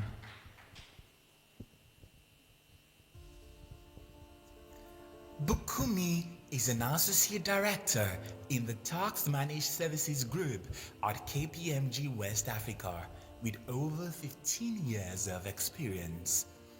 He holds a BA in English Language from Obafemi Awolowo University, Ile-Ife, and is an associate of the Chartered Institute of Personnel Management of Nigeria. He specializes in immigration and payroll support services, working closely with regulatory bodies like the Nigeria Immigration Service and the Federal Ministry of Interior. His client portfolio spans sectors such as oil and gas, power, manufacturing, and FMCG. At KPMG, Bukunmi plays an active role in talent development and internal leadership. Nationally, he is recognized for his expertise in expatriate employment matters and was part of the committee that revised the Expatriate Quota Administration Handbook in 2022. An avid speaker and writer, he is passionate about helping professionals enhance their workplace performance. Outside work, he enjoys reading, football, quiz shows, music, and spending time with his family. He is married to Tolulope, a supply chain manager, and they have 2 children. With such great pleasure and privilege, please make welcome off stage Bukunmi Olaniyonu.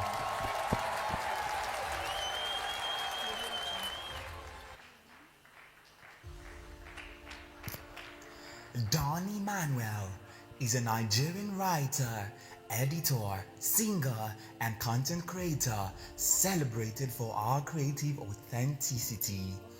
As a freelance copy editor, she works across fiction, non-fiction, and academic writing, helping clients craft clear, compelling content. Our essays and Medium explore motherhood, love, social issues, and everyday life with depth and honesty. She gained national recognition in 2016 on The Voice Nigeria Season 1, where a powerful rendition of Beyonce's Listen earned her a spot on Team Waje and showcased her musical talent. Dawn is also a devoted mother known for sharing the real moments of parenting with warmth and humor. She was featured as Lagos Mom's Mom of the Month for her commitment to family and creativity. Our social media presence offers relatable, inspiring glimpses into modern motherhood. In addition to writing and music, Dawn contributes to creative and community initiatives like at potworkcode.co and at My Cabbage Patch, creating spaces for connection and conversation. She lives in Nigeria with her family, continuing to inspire with her voice, our words, and our authenticity. Coming up stage next at the Boy Child Conference, please make welcome Dawn Immanuel.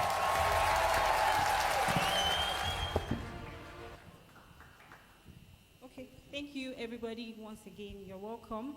So like we know, this session is about the boy child and parenting, and we know that, they say it takes a village to raise a child, right? But most importantly, it starts from the family, like from the home. So this session, we are just going to be setting the pace for other sessions, because everything we teach them here, the only persons that can help us, to make sure that they implement starts from the home. We know that their teachers can help, their guardians and all that, but it starts from the home. So we want you to help us with this session. So we'll just be starting by, I'll ask you, so what stereotypes of the boy child do you strongly disagree with, and why? There are so many stereotypes. Am I going first? Yes, you can go first, sir. So perhaps one of the stereotypes is, not that I disagree with it, but that just came to my mind now. Ladies first.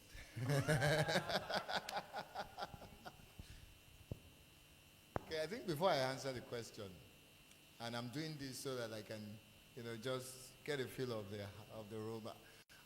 By the way, I've been speaking for many years, but one thing that many speakers will not tell you is that every time they go up to speak, they will feel jitters. I can tell you for free. And it just reminds you that you're a human being. So now I think I'm getting there. You're getting there. Okay, so that said, Pastor Dami, did a very great job to talk about some of the stereotypes.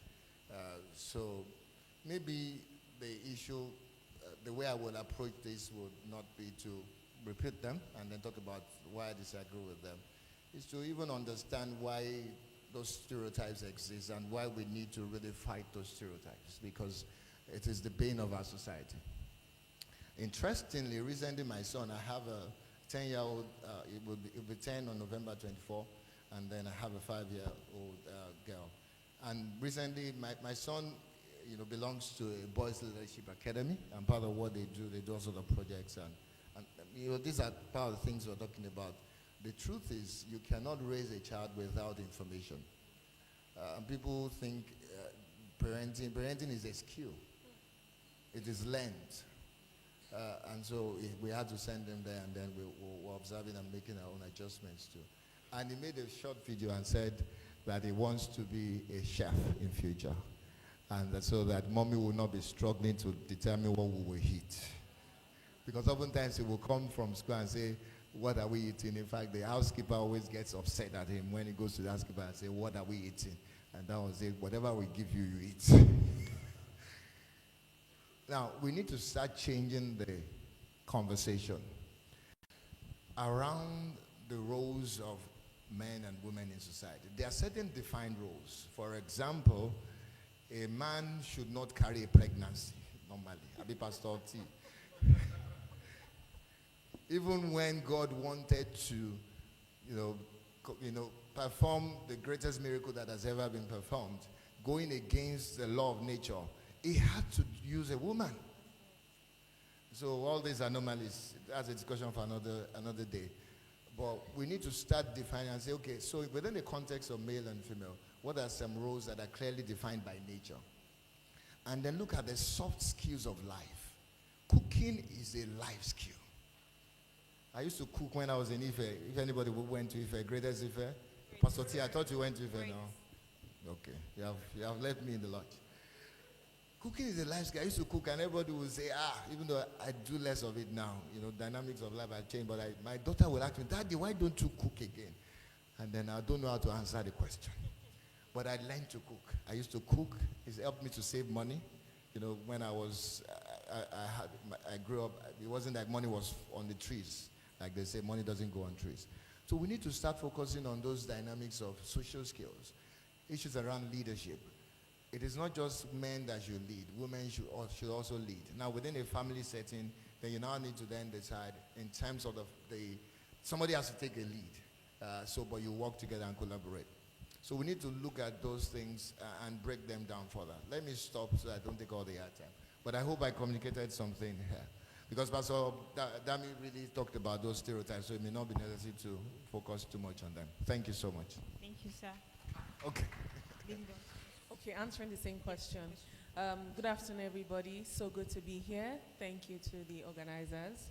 So just quickly to answer the question, I'm going to just give 3 stereotypes that I'm a boy mom.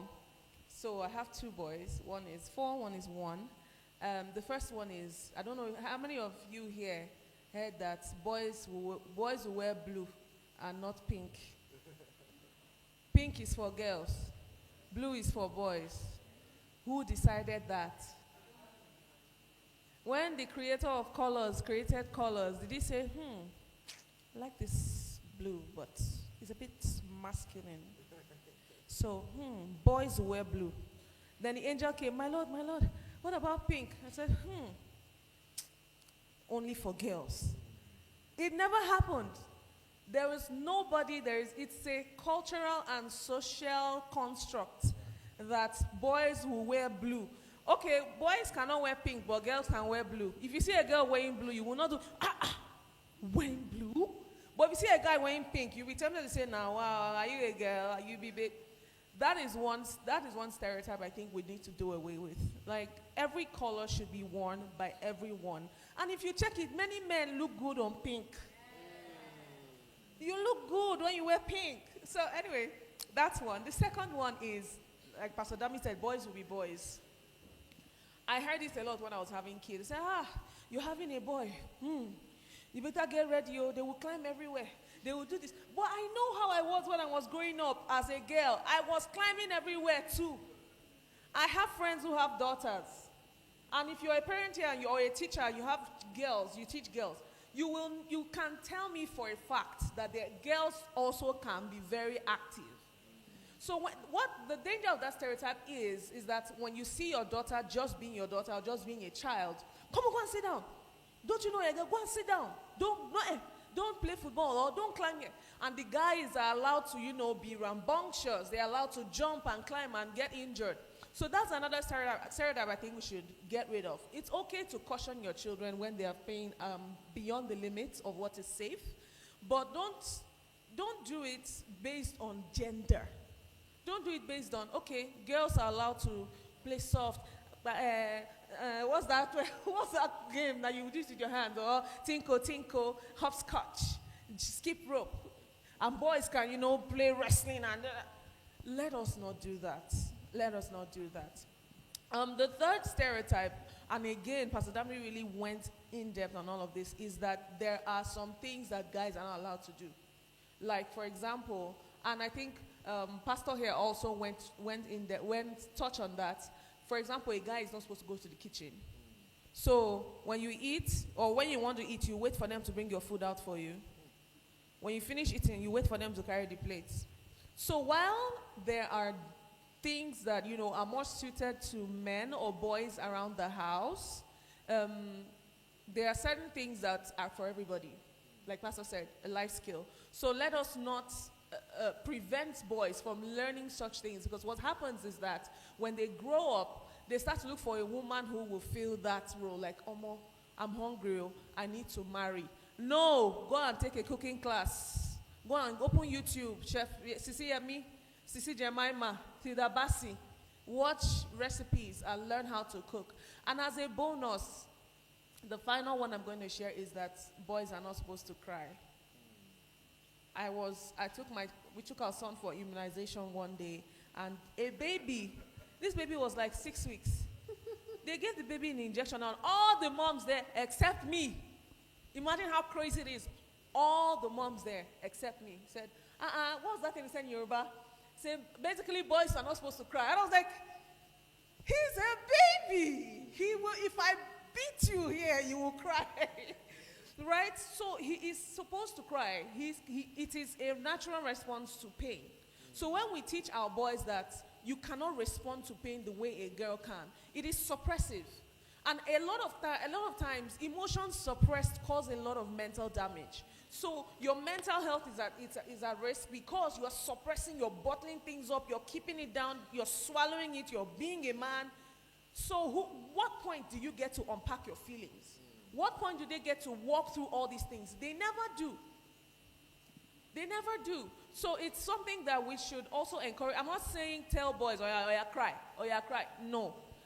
They don't necessarily have to cry. You don't necessarily have to cry. But let it be that you know that you can speak up if you are hurt. You can speak up if something hurts you. You don't have to swallow it and say, anyway, Sha, na so life be, Sha. Speak up. Tell somebody you trust. Tell a trusted adult. Tell a trusted friend. Like, guy, this is how I feel. Or I don't feel okay at all. My mind is not in a good place. Speak to somebody. All right. So I think I'll just. Okay. Thank you so much, Lady John. Thank you for setting, the pace for us. So you know how we talk about how our parents, they shape they shape our view on life. So I always say that wherever you grew up from, okay, I know you can unlearn things, right? But most times we see our parents do certain things, knowingly or unknowingly, we also follow the pattern. We do those things, whether consciously or unconsciously. So can you tell me how, like your parents, maybe how they brought you up, and how that is shaping your own parenting style? I know that from some of the ways our parents have raised us, we're like, nah, I must not do this to my child. But how are you able to, come together and say, oh, I can't do this, I will do it in a better way? So can you just answer that for me or for her? It's for the both of you. Because you are looking at her. Oh, That's sorry. Okay, so me first then. Yes. Okay, that's fine. So thankfully, I like how my parents raised me. Number one, my mom and my dad raised me to always speak my mind. Always, they never shut us up. Of course, they trained us when adults are talking, be respectful. If you want to say something, ask, like, give a tap, or say excuse me or something. But my parents never for once made me feel, or made any of us feel like our voices did not matter. They never for once made us feel like adult, you must always believe an adult. So for example, we used to have a lot of people living in our house then, many of us had those people. Our parents should just go, this uncle, this auntie is having house troubles. Before you know it, they start living with you. They become auntie this. So we had a lot of people living with us like that. So my parents always made sure that if we ever said, I don't like this person, the next minute that person is gone. Without a thought, that person is gone. So they trusted our childish intuition so much that it made us start to trust it as well. Not as a suspicious thing, not as a thing of revenge, like, you beat me, I'll go and tell my mommy and daddy, they'll let you go. No, they trusted that we had that gift of God to see, and every child sort of has it. There are some children who just don't want to go near somebody. So they never forced us to hug, they never forced us to, do any of those things. So for me, I would say that part, I am all about it for my sons, right? If you meet somebody newly, I said, do you want to give a high five? Do you want to give a hug? that is optional. But when it comes to greeting, say good morning, stuff like that. But when it comes to contact, because of abuse, it's based on you, right? I want to know how you feel. If you tell me somebody beat me, somebody hit me, I am believing you first, right? The other part that I might not necessarily, I don't subscribe is, my parents used to go to school and saying, if she's naughty, beat her very well. No. I don't think I want to do that, because some people take liberties too far. So anything that concerns discipline, I would like to do it by myself. So if my child offends you or wrongs or does something, tell me. That's where we differ. Yeah. Thank you so much, Pastor Bukunmi. Okay, so I was listening so much to her that I forgot the question. So just go over it again. Okay, so the parenting styles, like your parents' parenting style, how has it affected or shaped your own parenting style? How do I answer this? This question can be answered in an hour. We can be talking about it for more than an hour, because there are things that are embedded in it. There's trauma, there are images that people view. But before I answer the question, since he's sitting down here, please permit me to do the protocol thing. I'd like to thank the organizer. Let's celebrate him for putting this. This is a very bold move. I know at some point, and we were talking about this last year, and I don't think the image he had in mind last year is what it is now. Because it was supposed to be like a small event at the start, and then the thing started blowing, and I'm sure the guy was like, what have I got to myself?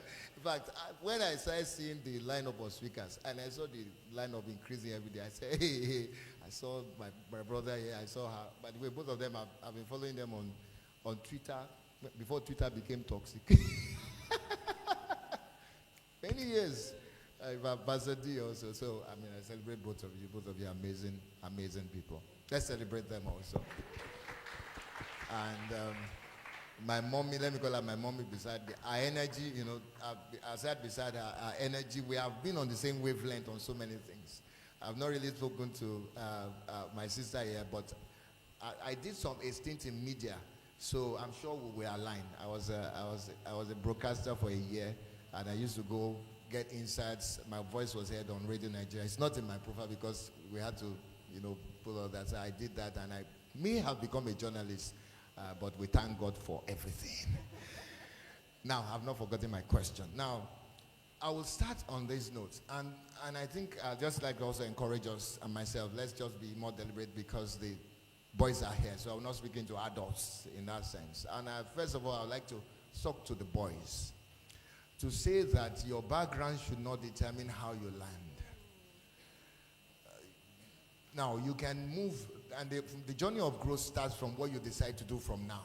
You may not be able to change what has happened in the past, how your parents beat you up, how your parents treat you, how people treat you. But you can decide to make a difference. You can decide to be the change that you desire. Because oftentimes when people criticize things in others, you find out that they replicate that same behavior. I was talking to some people that I came to Lagos to. I said to Lagos to Ibadan. I struggle with that thing at times. I did Ibadan to Lagos for 4 years, so at times I'm not very sure where exactly I am. So I was telling them that when you see somebody manifest a particular behavior, what you should do is to pray for them. Don't criticize it. Because many people that criticize their parents, stating things that they said their parents did, and say, me, I will not do it for my children, unconsciously, because trauma has been embedded in their mindset. So how do you break trauma? There's a spiritual standpoint to you. Pastor Tomiwa, is a spiritual man. But there's a knowledge standpoint to it. The Bible says that the eyes of your understanding being enlightened. And then the Bible also says, as you continue to behold as in a mirror. So the image that you place before yourself. So what do I do with my kids? I'll talk about my background a bit. My parents were not the perfect parents, and no parent is perfect. And I say to you children, no parent is perfect. And don't compare your parent with others and say, because their life is deep. Oh, hey. Don't let me go into another area. So what do I do? Or how did my parents were not the ones that used to say, I love you growing up. But my mom changed though. When my mom started saying, I love you, and you welcome us with a hug, I felt uneasy at first. What's going on? But now we're used to it. My mom welcome with a hug. Cain was in the corner in the house growing up. And my dad used to flog us, but not flog us too badly. But when I started having kids, I did not start saying, oh, I don't want to act like my parent. I got information. My wife and I are enrolled in the parenting academy. Some of you may know at Wendy Ologe, we are enrolled. We are getting information every day. I don't do all the exercises, but we're getting information. And then we then put in place certain structures. And children here, in case your parents don't have the structure, you can do it yourself. Pastor Dami talked about a value of self-worth. How do you value yourself? There's something called positive affirmations. And it's not just saying good words. It is embedded in scriptures. Before my children go to sleep every day, I call them, who are you? My daughter, I'm a champion. I'm who God says I am. What do you have? I have a sound mind. I am not, the life of God is in me. I have the Spirit of God in me. I am aligned with God's, and I keep adding to it every single day. I'm not the perfect father. There's no perfect father. But I try as much as possible to spend time with my kids. And my dad used to do that. My dad would spend minutes, we'll be in the room, we'll be talking, and then I'll allow them to express themselves and then give them options. If my son says something in a particular way, instead of saying, you are being rude, and at times, my wife at times struggles with it. I say, no, you can use another word. And because I studied English language, I could say you could say it in a particular way. And you will still communicate the same thing. My son will tell me, I can be talking to him and looking at my phone, Daddy, you are not listening to me. And my daughter will tell me, Daddy, why did you come late from the office? Daddy, I didn't see you. Where are you going? I thought I was going to Ibadan. She said, Daddy, are you going to the office today? I said, I'm going to Ibadan. I said, why? Many years ago, who born you to ask why anybody is going? Now, flip it and I'll close on this door because you have cut our time. You told me I have 40 minutes. I drove all the way from Lagos. Pastor Dami said the same thing. You are giving us 20 minutes. All the way from Lagos. And they used to be in Lagos. So they also drove to Ibadan before they now drove from their house to this place. So you give us more time. Cannot just come all the way. So let me finish on this note to the boys so that we create a balance. I tell you, every boy here, you can wake up every day and declare an image of the future that you desire. What do you say about yourself? Words are powerful. I am a stickler, and Apostle Iren and my pastor, we are all kind of aligned by the grace of God. Apostle Iren believes so much in words. My pastor, Pastor Pojemade, words. I don't like people saying negative words around me. I will move away from you. I don't like hearing negativity, economy, bad, sharp. What's that? So every day, say it, form an image. Think about who you desire. Every single child here, some of them look rustic. Some of them, they are men in the mold of a child right now. They don't need to grow any new bone. They don't need to grow any new brain. Everything that will make them a man is in them. What will determine whether they become that is their mindset. So I'll close on this, and that may be the last question because it's showing plus now. Don't say anything negative about yourself, children. I say to you, the teacher beat you, don't say, I'm useless. No. Go back and say, I can do better. I can be better. The result you failed, you failed an exam. Don't say, I'm a failure. It is the exam that you failed. You are not a failure. So every day, wake up with enthusiasm. Because what made people get into suicide is because people lose hope and lose value of self-worth, and they think that the escape route is suicide. Let me drop the mic on this note.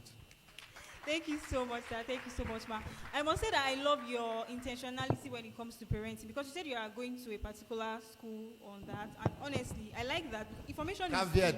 I am still learning. Yes, you are still learning.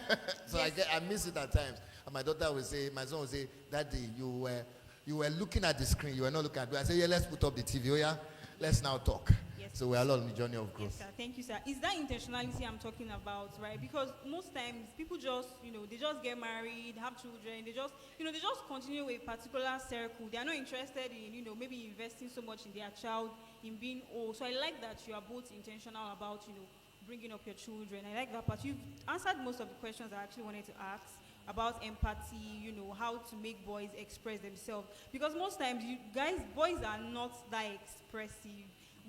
Maybe if you eat a girl, she'll cry. She'll spoil her face and all that. But guys, someone would have quickly told them, you're a man, don't cry, all of that. So I also want us to quickly touch on that, right? How do we make them, like, give them room to be expressive, so that they don't just come home and they don't talk to their parents? Because if they don't get that support at home, they will go to an outsider, and we don't know the kind of support the outsider gives them. It might be the other way around, and that might affect them. So how do you help them to be expressive? Yes, it's for the both of you. So how do you help them to be So I'll expressive? quickly, this will be shorter than the other one. Listen to your children. Many parents don't listen. We don't listen. We're on our phones, Put the phone aside. Listen. Because what makes a child close up is a trend. Children are born tabula rasa. Their minds are innocent. Nothing is there. So what forms their mindset and then forms how the responses are? The repeated actions. And I'll say a short story quickly. I wanted to go to the gym to start, feeling, let me keep fit. I went to the gym once. I felt pain. I didn't go again. The repeated things. And because it's going out, and I hope our parents will hear it. Even when you are stressed out, and your child walks up to you and says, Daddy, don't shut up that child. Don't shut up that. There are times that my daughter used to do it. I work 3 days from home, at the office, and 2 days at home. So I had to sign a deal. Like, I'm an Arsenal fan too, like you. So see, we didn't win this season. Hopefully, let's go on mountain to pray next year. We go again. That's all the reason I love him. Very passionate Arsenal fan. Up Gunners. So, and my daughter came to the room, knocked. Daddy, I want to play with you in the midst of work. How can you? So how do I handle it? See, I need to work so I can pay your school fees. So that you can also pay my. She then says, so that you can also pay my brother's school fees, Abby. They say yes. She now thought about it. Okay. So it took a while. After some time, she then became the one. Is it raining? Okay. She then became the one that will come to me and say, Daddy, don't forget to lock the door. So now I could have shut her down and said, see, go. If she's pushing back at the door, I have a conversation with her. I really have an emergency. Okay, let's do a deal. Give me 30 minutes. And then I will walk. So we take walks. We try to do it every Sunday. At times I don't get to do it. Just walk around the area. We call it Daddy and Son Walk. And I take them around. And they tell me things. So parents need to be able to relax and enter rest and look at the bigger picture. And I will say this last statement. Your child that you see there, that you think that just go, will soon leave the house. And you will miss that child. There's a story that I heard. Let me close on with this story. Please permit me.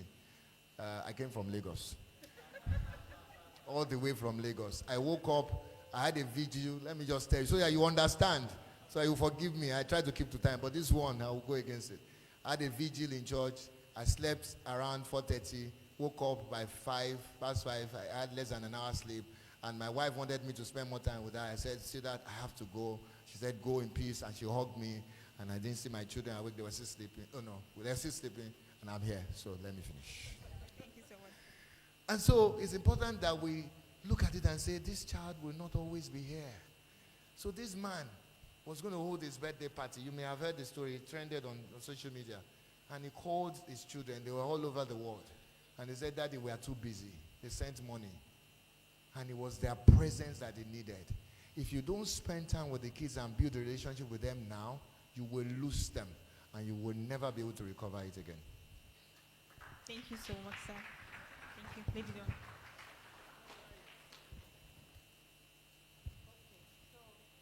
Dawn. Okay. So if we have parents in the house, I believe we do, and teachers, it is important that you make yourself a safe space for that child. What does that look like? Safe space doesn't only look like, come to me, talk to me. It means that you are able to cushion and take whatever they tell you without reacting. Yeah. Because, especially with growing boys, when you react that way, you have lost them. They will never tell you anything again. So prepare your mind that whatever I hear, this child came to me, they're not coming to me to brag about this. They are coming to me for counsel. They are coming to me for guidance. So in that moment, you're more invested in their emotions. You're more invested in, or interested in how you can pull them out of whatever fiasco they are in. So if a child comes to you and he tells you, auntie or mommy, this is what happened, or uncle, this is what happened, this is what I did, or this is what I feel, it will shock you, but you gather yourself, you are the adult. And that's something many of us always have to remind ourselves. I am the adult. I have more grasp on my emotions than they do. I have been here for longer than they have been here. So I should at least be less reactive than they would be. I should at least be less emotional than they are. So if you are emotional, they are emotional. Who is going to help each other, right? So when someone ensures that they know, if let me just go home. And let it not be the other way where they are actually running from home, or I've messed up, or I can't go home. Let them always know that if I go home, let me just first go home. At least I can go home. So if you are not even their parent, if you're somebody they have brought close, that, okay, this is a mentor, this is somebody I can trust, always ensure that you take that trust seriously, and that you are working towards helping them also know that this trust does not mean that you can do whatever you want and come and meet me because I will shield you. No. It means that they are letting you into their lives to impact their lives, and you are also helping, allowing them help you to also learn how to communicate with their age and their year and their generation. That's one part. The second part on how to let them be expressive. Yeah, how to let them be expressive. I just want to get the question. How to let them be expressive. Especially, I think the conversation is focused with boys, right? Don't limit their emotional expressions to what you know. For example, I have 3 brothers, right?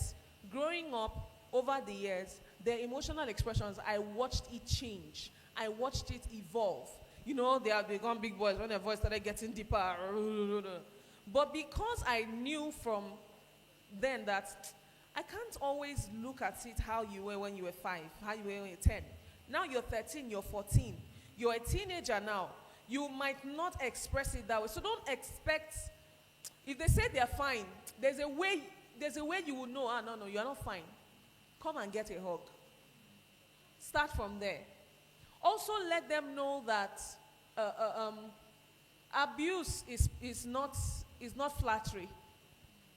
When an adult, maybe an adult female, an adult woman is looking at a 13-year-old boy, they might see it like, because they don't know. So it is your job as that safe space to let them know that it's not normal. This is not normal. You're not supposed to be seeing this at this age. Even if you are 18, so there are some things that are rated 18. I am 31, I don't watch. You can never find me there, I will watch cartoon.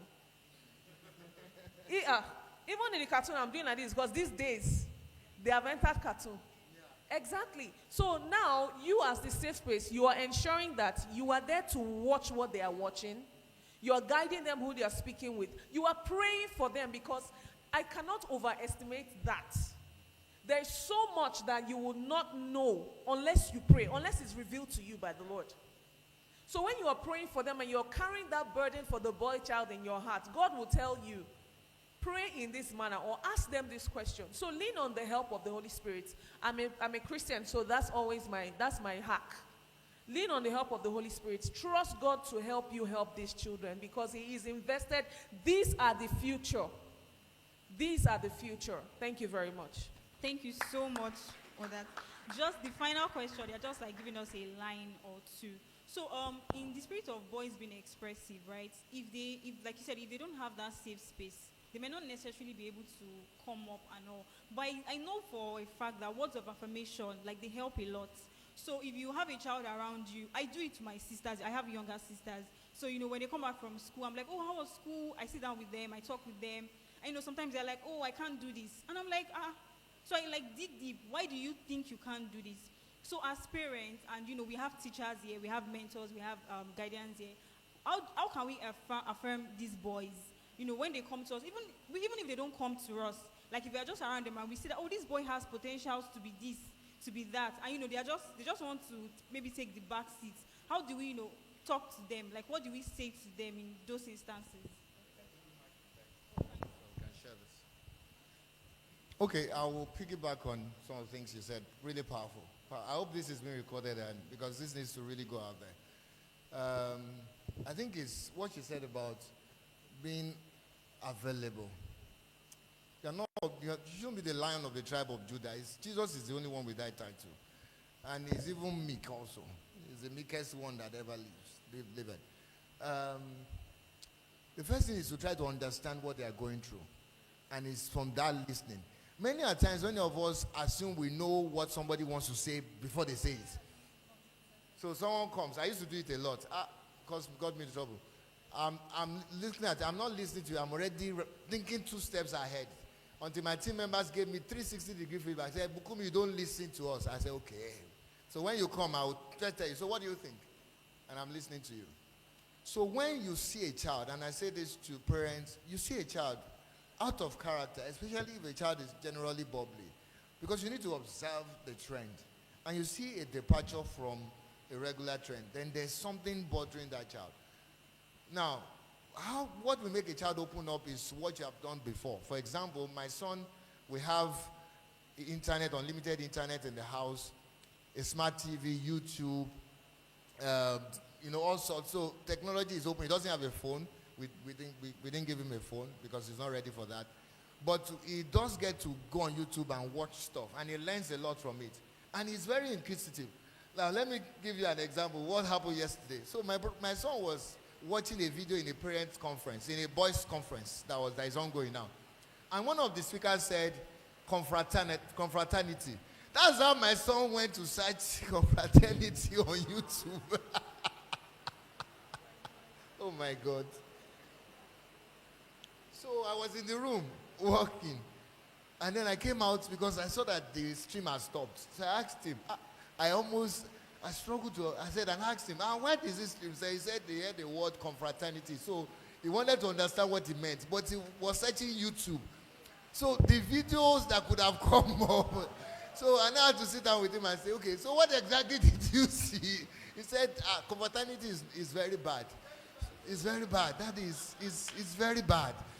So I had to tell him that, okay, you remember that, no, you have access to YouTube, you have access to time, but if there's any word that you are not comfortable about, you're not sure, just come and ask me first. Don't go and Google. Because YouTube, they can give him all sorts of options. Even the things you don't subscribe to, they push to you. Back to the teachers. When you observe something, watch the changes and then have conversations. At times, a boy may not want to open up. Don't ask close-ended question. Where does say yes? Are you fine? Yes. And it's the end. No, I don't think you're fine. Let's have a conversation.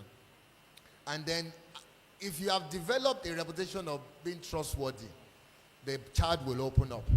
But if you have not, then you have to start your work now. So there's no silver bullet to it. But really, the first step is really empathy, which goes beyond words. It goes to how we manage the children, how you respond to them.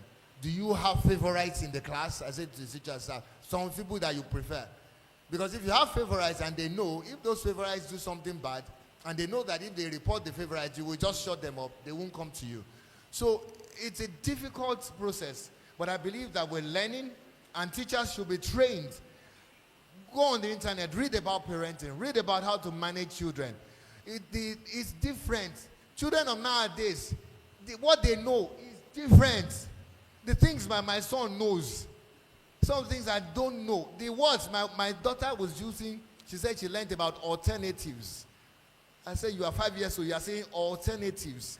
I didn't know which one was alter before natives when I was 5 years old. So they know a lot. So we just need to patiently work with them. We may not always get it right. And when we don't get it right, be willing to apologize to your child, which is the final thing I will say. Many parents don't want to say they are sorry. I tell I'm so sorry. I assume. My daughter, for example, I almost lost these glasses. I carried that during the night, during the vigil, so she wanted to be with us. And then I kind of lay on my glasses, and one of the frames was almost bent. So I came out of the room, and then my daughter held the glasses and said, "Daddy, this thing is bent." But in my head initially, because 3 years ago, she held my glass frame and she was bending it, holding it. Hey, I said, over. So I first said, "Are you the one?" She said, "No, Daddy, it's bent. It needs to be fixed." And I apologized. I said, "I'm very sorry. I assumed you were the one." She said, "Yeah, Daddy, I saw it. It was bent."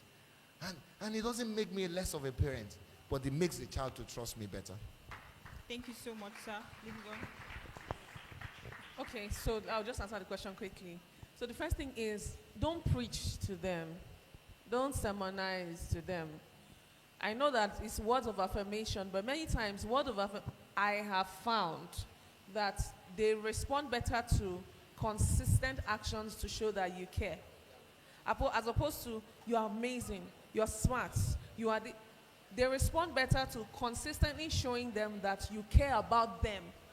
You're not about, "I want to see a result, so I'm going to just, spin you up." You care about their body and soul. And there's somebody I've seen in Nigeria who really has hacked this. It's Tunde Onokoya. He's about you. And give them something to care about. If you see a child who maybe is not doing great in school, maybe he's not doing great in mathematics, but he's great in English, he's great in music, those are skills that you can build up there. My son hasn't yet started doing all the mathematics and all, still literacy and numeracy 1 to 7 and all of that. But I have seen that he has some affinity for music. So I'm giving him things to care about. It's noisy, yes, but you will have a drum. Daddy has a keyboard. Dada, can I turn on the keyboard? Yes. You go and play and bang, bang, bang. But I'm opening your mind to more. So that's another thing we should do, especially for teachers as well. If you see a child, and it's so amazing that we get to, many times the parents don't even recognize some skills that the child has because it's the teacher that spends more time. So when you see a child who might not be great at mathematics or they are still coming up in English, look for what they excel at and highlight that. The world is changing, the world is evolving. Many people are not really caring about mathematics and English, as good as those are, as important as those are. It is now an all-rounder thing. What else can you do? What are you skilled at? So when you see a child, sometimes they might not even know. Introduce them to an instrument. Sometimes it involves you spending your own money, spending your own time. Buy them a guitar. Get them a teacher. If it's something you know, let me teach you how to play chess. Let me teach you how to play Scrabble. Those are they are not games. You are playing game. Scrabble is so mentally tasking that when my husband sees me playing Scrabble, he's like, "Okay, here we go again. You're going to be here for hours." You have to invest. It's not just putting words together and CAT, cat. It is so mentally tasking. Chess as well. And these are things I'm grateful to have been exposed to growing up. But we need to also look beyond the four walls of school and mathematics and English and French. You can teach a child other things. You can teach a child, like for example, the school my children go to is Montessori. They learn math, they learn English. But you learn how to pour water from a jug. So in my son's communication book, Nathan learned how to pour water from one jug to another today. That is a skill. It helps them have, motor skills. So, and you can see other children who maybe are not learning like others, and that's where you get to, research and see, does this child have a learning disability? So beyond you are smart, you are great, don't worry, you get it. Those words are nice to hear, but they will fall short and shallow if the child just sees it as your means to an end. You don't care about my soul. And also, please, introduce them to God early. Give them the gift of God early. Thank you. This session has been so mind-blowing. Thank you so much, Pastor Bukunmi. Thank you, Lady Dawn. I hope we learned a thing or two. Thank you so much. Thank you.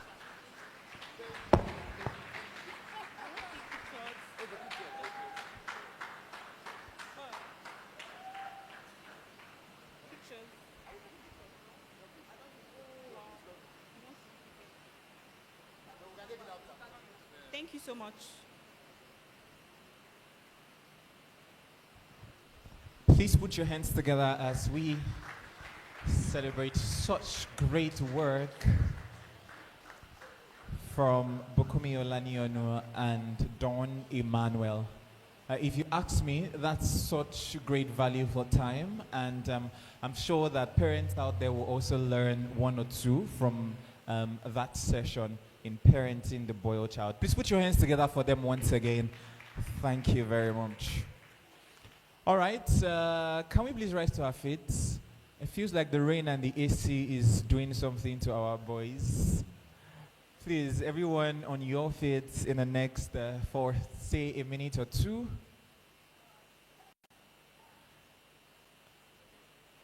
Oh, it's taking some people. Great.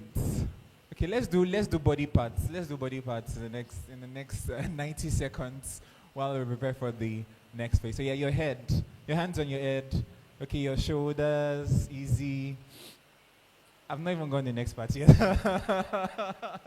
Your knees, your toes, your head, your nose, your knees,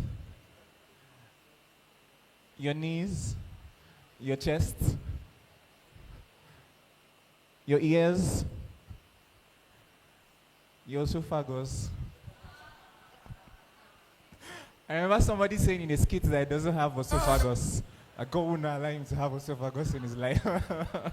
Okay, again, your head, your shoulders, your knees, your toes, head, shoulders, knees, toes, head, shoulders, knees, toes, head, shoulders, knees, toes, head, shoulders, knees, toes, head, shoulders, knees, toes, head. Thank you very much. Please put your hands together for yourselves. Thank you. Please be seated. Thank you very much. Please be seated. Now, coming up next, we'll be having a spoken word presentation on Teach Me Life. Teach Me Life. Leading us in the spoken word presentation is a man who wears many hats, is a medical doctor, a surgeon, a writer, and a mentor to many. Please put your hands together as we make welcome upstage Dr. Adeyemi Adeleke. Dr. Adeyemi Adeleke.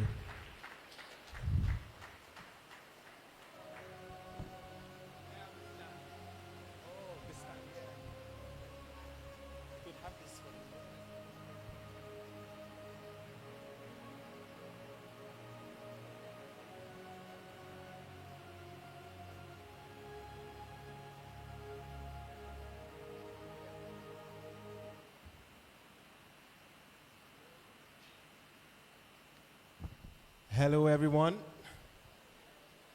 Good afternoon, everybody. Are we glad to be here? I'm trying to find those words people say when they come up stage, but I hope I can try. Okay, so we have something here, and I hope it inspires parents as well as all the children we have here and teachers. Okay, so here we go. Teach me life. The boy child's cry. So let's go. Who is a boy? But who is expected to know without being taught? Oh, the joy. The joy that comes with mama and a boy rapidly disappoints reason. A crystal conspiracy of neglect follows. He's subjected to the myth of innate maturity and expected wisdom. Or has wisdom been found in colostrum? Can it be consumed in meal packets, received by passive societal transfusion? Perhaps infused as he lays his head in that feeding bosom. Oh yes, the bosom. Should we tell him this early, that bosoms can fool? That a bosom chosen for bosom can bury his head for good, planted firmly in a cleavage of destruction? No. Silence. He's a boy. He'll learn. Boys learn dirty. Oh, shut up. That dirty kill you there. Don't confuse playground tumbles with grace to grass, nor humble beginnings with twilight humiliations. Ugly fates have befallen the wisest. Tragedies born from the comedy of neglect. The little boy we joyfully birth is the same we stubbornly refuse to train. The Didi story presents evidence. He comes through life yet puffing to disgrace. Surely, death and death can catapult to greatness, but he needs your strong hand to tell grit from filth. For death, wrongly defined, becomes mud in his hands, modeling up his vision. He needs your hand. He grows to discover bizarre expectations of society. He finds he is born to know without structure, expected to mature just because. His moral classroom is empty, yet a boardroom awaits. Oh, of course we taught him the sciences. But what is science without sense? Only later do we realize it is character that shapes knowledge and makes it attractive. Resilience writes the boldest decisions on the boardroom table. Surrounded by tombstones and memorabilia of failures of his forebears, the innocent boy trudges on and gropes his way through. Let me not walk alone, he cries. Deliver me from the blues. Help me gun those devils down. Let me play in the theater of my dreams. Let my arsenal be cutting edge. Let me chop liver. Let my balls count. Speak to me. Boys need boys to stay afloat in the storm. For how shall he know except he be taught? Be a man, the cry goes. But show me a template. One little mistake and the cane is out. Spanked mightily at home to graduate to merciless beatings in life. Give me the beatings, don't spare the teachings. Teach me to love, teach me to lead. Teach me to know the difference between love and lust. Teach me temperance, composure, life. Teach me to be a husband, a father, a leader. Teach me life. We rush to teach the tender ones, the girl child we call them, beautiful and lovable, to attract care and structured advocacy. A sashayed elegance hard to ignore. We teach them to be strong, then marry them off to fools? No, one gabble too many. Presenting them to a bouquet of touch and goes. To the one who grows up fatherless, learning the ropes on the streets. The ropes are dope. Knockdowns, bloodied eyes, swollen lips, just normal. The one with a father, but raised in the stench of liquor, normalizing the stagger of a drunken life. The one with a beautiful family. All is well that ends well, but never started well. He looks away too early from privileges others die to taste. Spoiled like a brat who runs from rats. So privileged he stands on a ledge. So entitled he ends with no title. Enough of this dash of balder. I am a boy, oh yes. No less a man, no less a champion. I carry the seed that will shape generations. I am inspired, motivated, wise, humble, determined. Life's keys are in my hands. Please don't make me drop them. You may have slipped, but be kind enough to steer me on a dry path. You may have fallen short, but let it be your joy that I grow taller than you. Show me your mistakes and tell them as stories. Folklore to laugh at, but seed the last laugh to me. Just listen. Listen to the turmoil, the confusion in my troubled mind. Flick the switch, shine the light. Illumination, not Illuminati. Faith, not religion. Here, they are all gathered. Let's learn that their hearts are golden, their minds empty slates. Let us write templates of great destiny into these malleable hearts, not just once, but as habits, as culture. Let us set their course right. So that boy child, listen, grab your future, grab it now. Thank you very much. Thank you very much. Thank you very much, Dr. Adeyemi Adeleke. You know, something keeps coming over and again in the course of this conference. If you had the last words he said, grab your future, grab it when? So it means that you are duly responsible for the outcomes of your life, dear boy child. And please do not joke with that. We're moving next to the second spoken word presentation, and that will be delivered by Savi.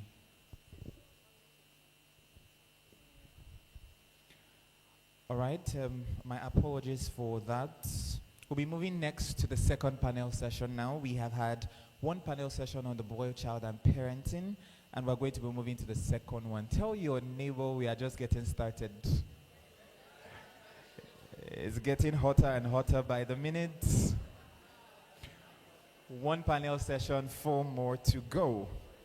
We have heard that the stereotype, boys will always remain boys, is a very wrong notion. And that's because of that, we're going to be talking now about transitioning from boys to men. This panel session will be giving us great insights on the amazing things to put in place to ensure that we don't remain as boys forever, but that as we grow into men.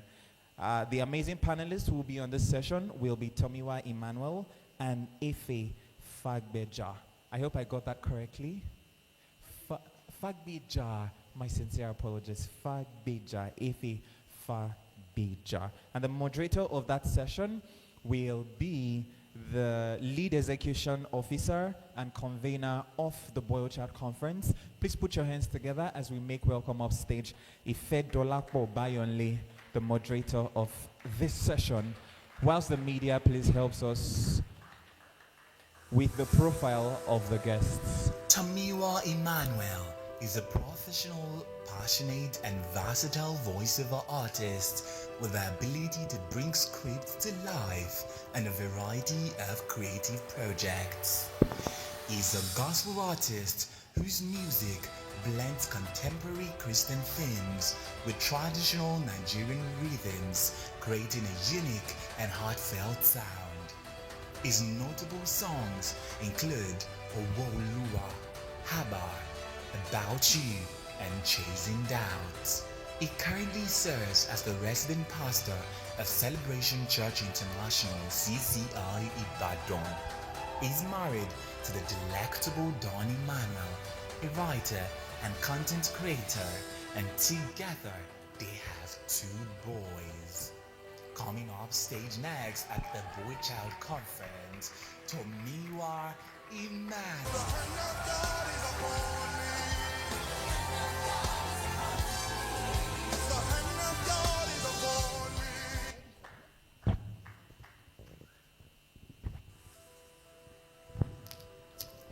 Ife Bayonle is a women's coach, speaker, and writer who focuses on emotional intelligence, self-discovery, leadership, mindset building, and other soft skills. She has been working with women since 2006. She is the convener of Behind Closed Doors, a transformational life seminar for women, the DBA Women's Leadership Bootcamp for young pre-adult stage women, and the Women's Icon, a community for women to have intimate conversations. She is also the founder of Grace Acts Female Support Initiative, an NGO which supports widows, single mothers, victims of domestic violence, and vulnerable women, under which she runs the Accessories for Life Women Empowerment Project, providing women with decent work and income by teaching them to make jewelry and accessories. She has a BSc in Economics from the University of Ibadan and an MA in International Business from the University of North London.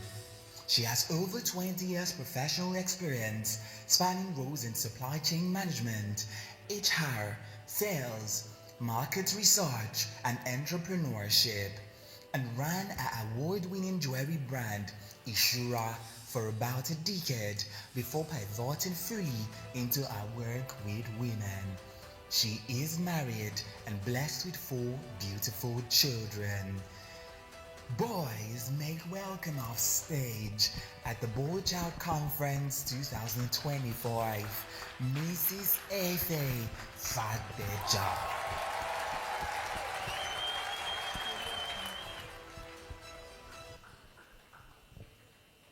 Thank you so much, Mark. Thank you, sir. All right, without wasting much of our time, we'll just go right into the panel session. But I want to believe everyone has been having a great time. You guys have been having a great time? Have you been having a great time? All right, thank you so much. And it's so good to have PTI. I remember jumping on his name, saying that when he said he was going to drop his song In Your Love, and I said, by the time the song is out, we'll not do PT with the song, and we're not going to listen to it part-time. Do you understand? All right, so very quickly, let's just dive right into it. So we're looking at transitioning from boys to men, all right? I feel it's a very, very important phase of our life. Like, boys don't remain boys, right? Like Pastor Dami said earlier, a man was once a boy. So there's a transition process. And so that's what we're looking at. So the first question is, what does manhood mean today? And as the definition changed from what, I'll start with you, what you were taught growing up, Now, looking at it from the lens of you being a father and a pastor. So, yes, sir. All right. All right. Thank you very much. Before I answer the question, I want to say thank you very much for having me. And I want to say to every boy here, I think this is a very, very wonderful thing for you that you're here. Some of you, if I want to be honest, some, not all, some of you don't look like you're paying attention. But even then, I believe that the words are being sown into your hearts in the same way that people can learn bad things without paying attention. You can learn good things as well just by proximity. So the fact that you're here, I say congratulations, because by the grace of God, your being here will contribute to the man you will be in the future. To answer the question, what being a man looked like to me growing up, I would say primarily my main role models were my father and then the people who were closest to me, because I was a church boy growing up. So the male figures that I had in church would be those were like the closest role models that I had, people who, were close to me. And by the way, I think in this generation there seems to be the difference between role model and mentor is kind of lost. So somebody says, for example, Cristiano Ronaldo is my mentor. And I said, no, he's not your mentor because he does not know that you exist. A mentor is somebody who is involved in your life, is actively investing in you. They are checking up. They can give an account of you. They can ask your mentor, what do you have to say about Jide Olubaki? And then he says, Jide, he has this potential, he's at this level. But role model, you're looking at them from afar. So if you're a boxer, Muhammad Ali or Mike Tyson can be your role model, right? So I had role models and mentors who were accessible, right? My father obviously was a man in ministry. He's with Jesus now, but he used his life to serve the Lord. So seeing the example of that growing up for me was very, very instrumental. And then my role models, both the ones I had access to and the ones who were, by the virtue of being a role model, afar off. I would say when I was growing up, my role model was Ronke, because of the expression of his music and what it did to a lot of people. So I'm a singer, and I started singing when I was young. So essentially, my dad gave his all to me, to ministry and to his family. Ronke gave his all in music to God and by extension to the world. So one very important facet of being a man for me growing up was giving everything that you have in service to others. So I think that society is progressively raising very entitled and selfish men. Boys who are learning and growing into a man who thinks the world revolves around him, instead of a man who is trying to spread his impact around the world. So I think for me, being a man majorly has been about giving everything you can, everything you have in service to others, such that there are many people who will have an impactful experience because of you. Thank you so much, sir. To you, Ma, I would like you to speak on how boys internalize masculine expectations and how we can reshape the definition positively. All right, thank you very much. First of all, I'd like to say thank you, Ife. You're doing the Lord's work, and I mean that.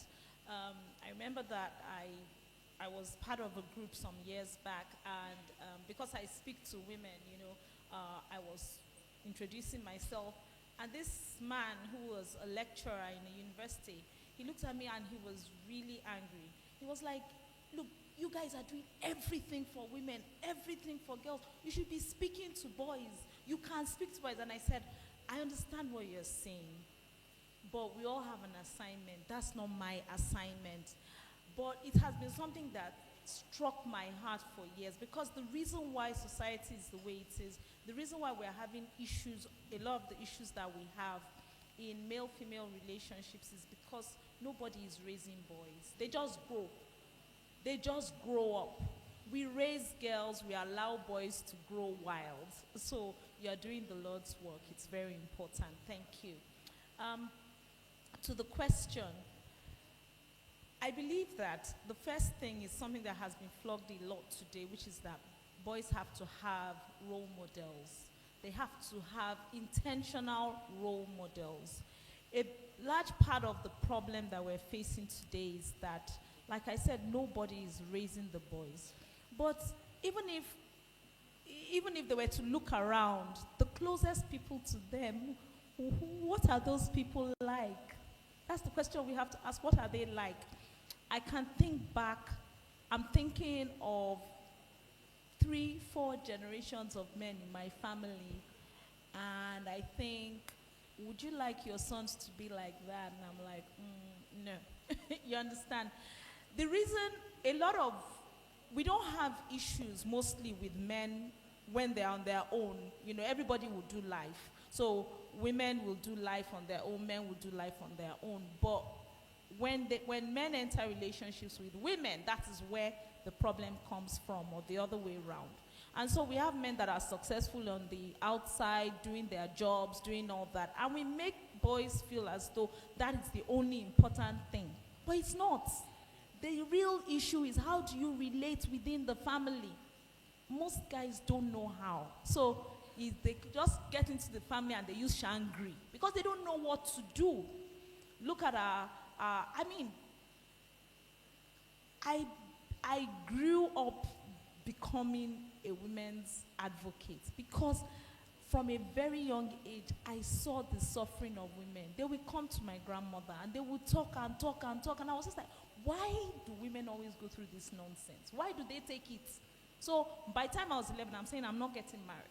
I don't want to take all this crap. Why? You understand? But the truth is, we expect boys to be better. How? Who are they looking at? What did our grandparents endure? What did our mothers endure from the men around them?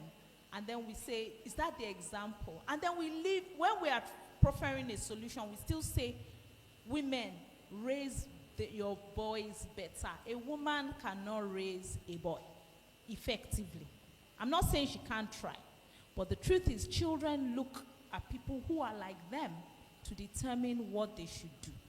So even if I'm talking to a woman who is a single mother or a widow or something, I'll say, find a male mentor for your boy. But the closest mentors to them, what are they like? What are they teaching the boys? Most times, they themselves have not effectively learned it from anyone. I mean, he's blessed. He had a father who he could look at, who who taught him the way. Otherwise, you learn from TV. What do they have on TV? Masculinity on TV is warped. It's about, I mean, in my house, we do not watch music videos. I mean, it's like one man with a harem of women, just sitting around and dancing and doing the stuff. And I'm like, what are we, and then how do you expect the boys watching those things to be? It's about, when they will show a strong man, it's about, him standing by a bike, lighting a cigar, or sitting in the bar with boys. That is what they believe success should be. So how can we expect them to be any better? If we want boys to be better men, then we have to show them better role models. We have to define what masculinity is. I'm not a man, so I cannot effectively define what masculinity is to a boy. But what I can do is to say, this is not the kind of man I want.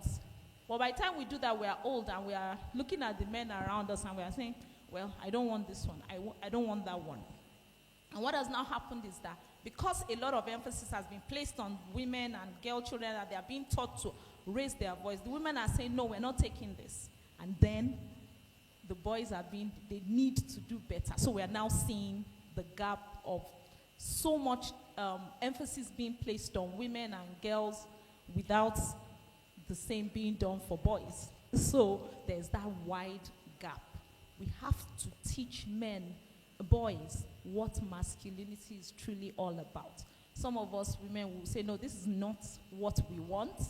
And then the men there who are their real examples will say, this is how to be the kind of men that will be useful within the family. Thank you so much, Ma. All right, the next question. At what point should a boy start taking on responsibility? And what kind of responsibilities can he take to help shape maturity? That's a solid question. I think it would depend on the discretion of the male figure that is closest to the boy. Because I think children develop at different rates and at different levels, right? And so, for example, I saw a video of a man who, I mean, I won't recommend this, and I don't think I would do it, but he had his son who looked to be about 8, 9 in the car, and the car looked like a truck, and which was definitely, I mean, I don't think I've seen any automatic truck. It's manual transmission. And he was teaching the boy how to, clutch, brake, accelerate, handle the gear, and, the big, wide steering that looks like a well that you can dive into. And he was guiding the boy, and he was guiding him, and the boy was and when the boy got the truck into full swing, and the truck was moving, the boy was so exhilarated, and he was like, I love you, Daddy. And the dad was like, I knew you could do it. And so, for me, I'm like, but it worked out, so glory be to God. But then, what has the father seen thus far to know my boy can do this if I'm there to teach him? So I think it's based on discretion. Now, a lot of boys get scarred by the disappointment and failure of trying too early, because they didn't have somebody who has been paying attention to what they have succeeded at growing up to know, let's try this, right? And so I think it's just about attention, paying attention to the impact and the effects of what you, the role model, has been teaching the boy to know, okay, he's coming of age. Now my boy can know to check that all the doors are locked before he goes to sleep. Now I can teach my boy how to put on the generator. If it's the one that requires key, know all the choke, the fuel gauge and whatnot, or is it the one that you pull? Does his body have the strength to pull on the rope and actually have it start? All those kinds of things. I remember the first time I tried to wash my dad's car. It was me just trying to do a favor, even though he didn't send me. And it had to be done again, because obviously I didn't have at the time the reach, because I was very short, growing up. And when I came in, Pastor Damilola was saying short. It was giving me trauma from the past, because my dad was short, my mom is short, and so I was the shortest in my class when I graduated in 2009, and then I stayed home a year. By the time I got to the university in 2010, my classmates in school, I was taller than them, and they were like, yo! So it was God, I don't know. That one was just God. It was not beans, it was God. But at the time, I was too short to effectively wash the car, but that was me wanting to prove a point and me wanting to do a favor. But before my dad would ask me to do that, he had to have, seen that it's something that I could do. And so by watching my stability and my composure, he decided it's time for you to learn how to drive. And he paid for driving lessons, and that worked out well because he was right. So I think responsibilities vary. We're talking about responsibilities that touch on either, care for other people, security measures, even self-defense. When I was a boy, my mom took me to Unilag Sports Center to learn karate, and I missed the opportunity for myself, because after like 1 or 2 lessons, I came home and I started using my leg to open the door. And I said, no. And that's why she stopped it. Looking back now, maybe, if I had been much calmer, I would have shown her that I can handle it, and I would have spent enough time, learning self-defense. So across different, aspects of responsibility, I think it's dependent on the role model who is present and has been watching the growth and development of the boy. Thank you so much, sir. Mrs. Ife, I would like you to give age-appropriate responsibilities and mindset shifts that signal growth for the boy child. Okay, to piggyback on what Pastor was saying, growth and mindset shifts and responsibility, they're a muscle. It's a mind muscle. It's how you think. It's about that mindset that says, life's not all about me. I have to think of the greater good. So you have to, I think you have to begin to put that mindset into not just boys, but even girls, into children, remembering that the real distinguishing factor between adult boys and adult girls is in the family. So I believe that the difference in raising a boy child and a girl child should be in, at some point, beginning to let them know the role they will play in family. Outside family, we are just people.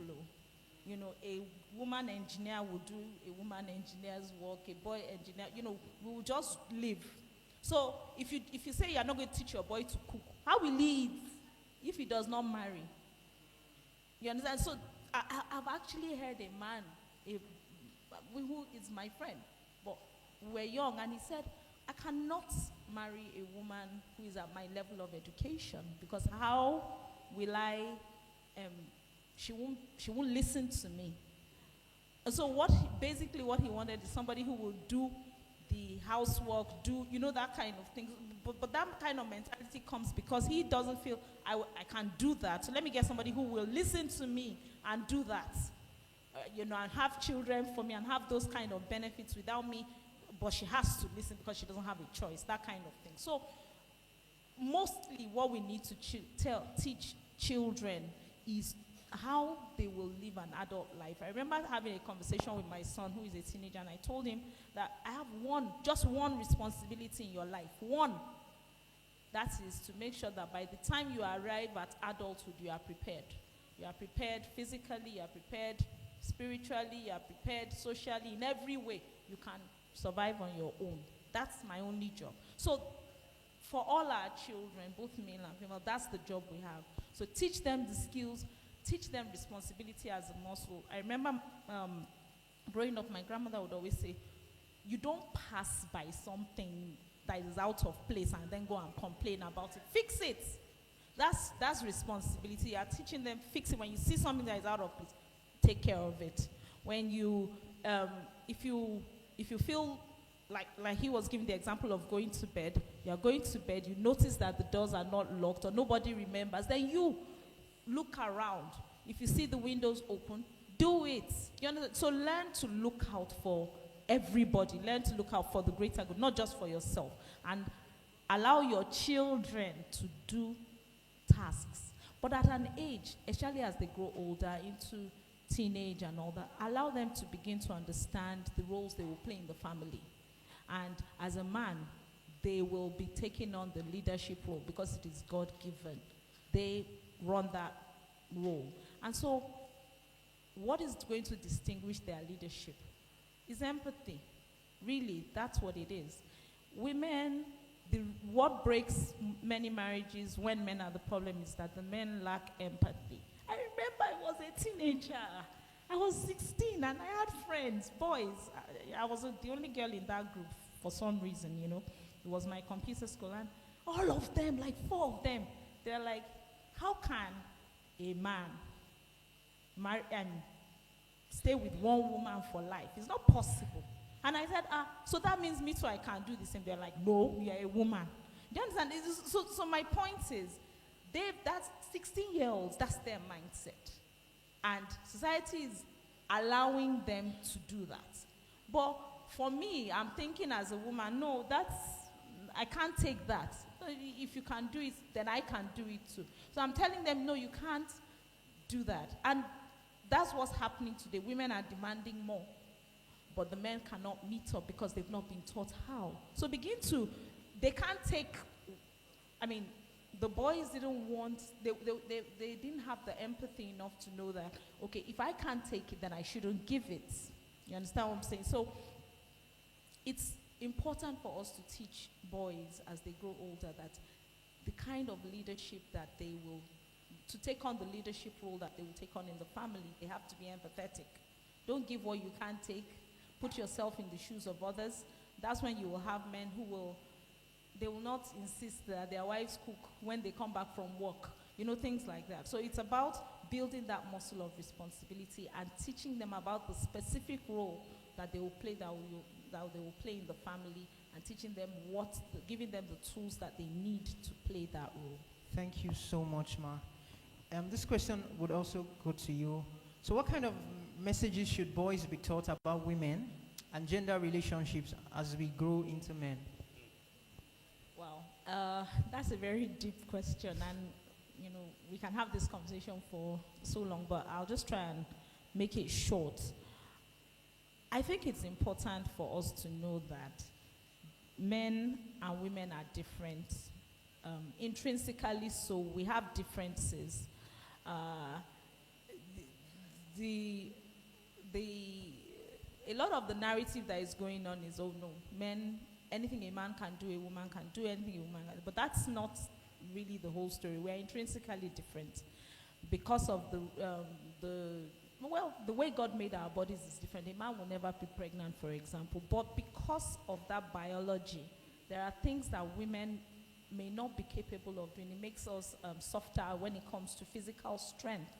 And men have to be very conscious of that and empathize with that. Not from the point of view of taking advantage of it, but being empathetic to to women about that.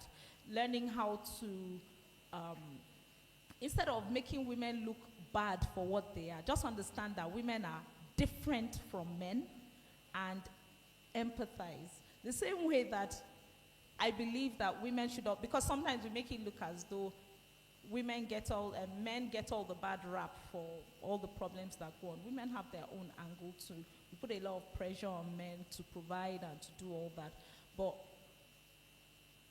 we should learn to empathize with the other gender, in particular because you asked about boys. Boys should understand the weaknesses that women have in relation to them, which are usually physical, and empathize with that and understand how to treat women with respect because of those kind of things. All right, thank you so much, Ma. Sir, I would like you to, reflect on how you model LD gender dynamics at home and in church. How you model LD gender dynamics at home and in church.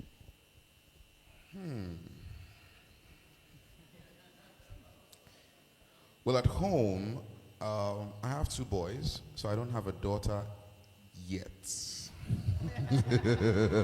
we should be expecting a daughter soon. I mean, it's not in my power anyways. Try for a daughter now and get another boy. So who knows? So I haven't had the challenge, and when I say challenge, I mean challenge in the good way, like the task of handling gender duties, right, in my home. However, I've had a bit of insight into it just by experience growing up. I mean, I'm an only child, but at different points in my life, I had 2 of my cousins who were girls live with us. And traditionally, in most African homes, when mommy is cooking in the kitchen, she tends to ask for, the girls to come help while the boys are not called to do the same. My mom didn't do that.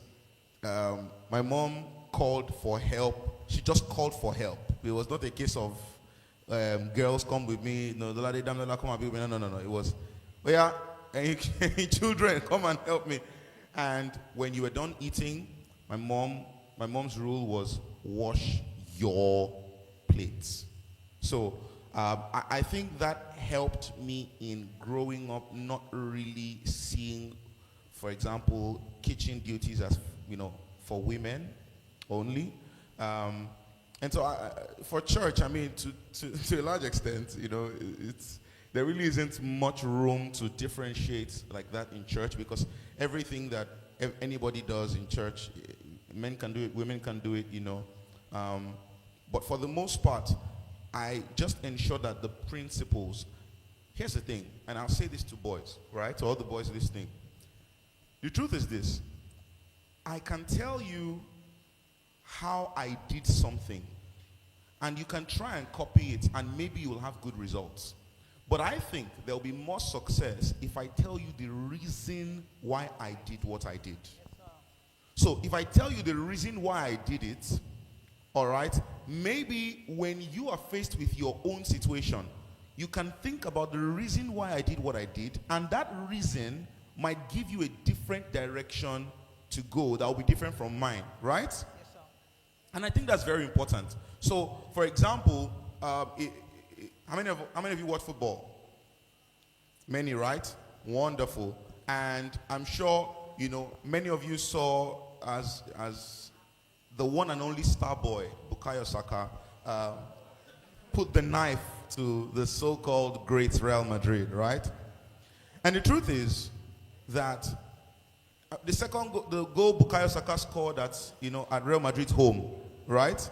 When he chipped Courtois, right? That was beautiful, right? Okay, good. Now, Bukayo Saka can say in that moment that why he did what he did, and we will all celebrate it. But you go to the first attempt, the penalty, right? How many of you wanted to scratch your hair out when he missed that penalty? My goodness, I screamed my head off. Now, in his mind, he thought he was going to do something stylish, right? And the reasoning behind doing it's called a panenka. The reason behind doing a panenka is to flex, is to show that you are calm, right? But then if you're going to do a panenka, the reasoning behind it is to put the ball where the keeper will most likely not be. For a penalty, most keepers will dive to the left or to the right. So if you're doing a panenka, do it to the middle for safety. Now, he did the panenka which other footballers have done before and they scored, but he did it to the right and the keeper saved it. Do you get what I'm trying to say? It's not enough to just copy what someone is doing. It's important to look at the reasoning behind it. And so, for me, I think in your journey to becoming men and differentiating between, gender roles and all of that, between men and women, carry the virtue and the values of equality and kindness. Equality and kindness. That you would be kind to someone because they're human, just like you. And that you will see someone as equal because just like you, they are made in the image of God. Whether it's a boy or a girl. Praise the Lord. Sorry. Habits. I told myself I wouldn't do that. Here I am. So I think in differentiating will just be those two main virtues. Equality and kindness. Thank you so much, sir. I don't even want to ask the next question because I feel like we have exhausted the whole questions and all of that. And if there are major takeaways from this session for me, it will be empathy, equality, just like you said, kindness, and then understanding that we have a role, like we should think role in terms of family, right? We should think roles in terms of family. And so that helps us to become better men and even better individuals in society. Thank you so much, sir. Okay, you have something to say. Add something, All a right, little sir. something. And I can say this because I was once a boy. Boys, there is a tendency for you at this stage to develop the pleasure in being mean to girls. Where you derive a lot of joy, you steal their stuff and they're chasing you and you know they can't catch you. You drop the meanest insults. You say the worst things that make them feel so bad and they cry. Listen, if you're going to become a man who will be a husband and a father, if you don't stop that now, you'll be a bad husband. You'll be a bad father. Many women in marriage have heard the worst insults from their husbands. Many women in marriage have low self-esteem because of what their husbands said. And those men who are now husbands, they learned it from when they were young. And so I want you all to have the responsibility that every girl in your class will have a better day because of you. Instead of an insult, you will have a compliment. Instead of a shove or a push, rather you will be the one to protect or to catch something that is falling and give it to her. You won't be the one who is causing physical harm. Rather, if there's another boy in your class who is doing it, you'll be the one who stands up to him. Because you're supposed to love and protect women. Not because necessarily, yes, physically and physiologically they are weaker, but if you're going to be a man and you will take a vow to love and protect your wife, Let it be that you learn. It becomes a reflex when you are a man, because from when you were a boy, you've been loving and protecting all the women around you with purity of heart and with honor, because they are created by God as well. So be the kind of boy that will grow into a good man who has healthy habits, healthy reflexes, right? So if your fellow guy annoys you, maybe you might be like, what's your problem? Guy, stop. But if a girl annoys you, you're like, you have learned to restrain yourself, right? Because, check this, many men who beat their wives, they don't beat their male friends. Have you noticed? It's anger issues. If Anthony Joshua should slap you, you will not retaliate. But there is something that many men have learned while they were boys, deriving pleasure, getting an ego boost from exercising their both verbal and physical energy negatively on women around them. And if you're going to be the kind of man who never does that and never has to apologize for that, be the boy who never does that and never has to apologize for that. Thank you so much. Can we be upstanding? Thank you, sir. Thank you so much. Please, can we have pictures together? Thank you.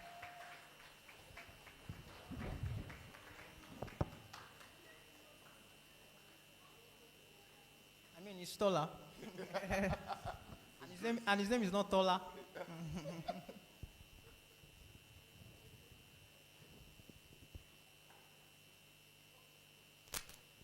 Thank you, sir. Thank you, ma.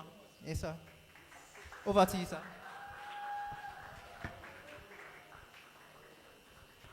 Thank you very much. Please once again celebrate both panelists on that amazing session.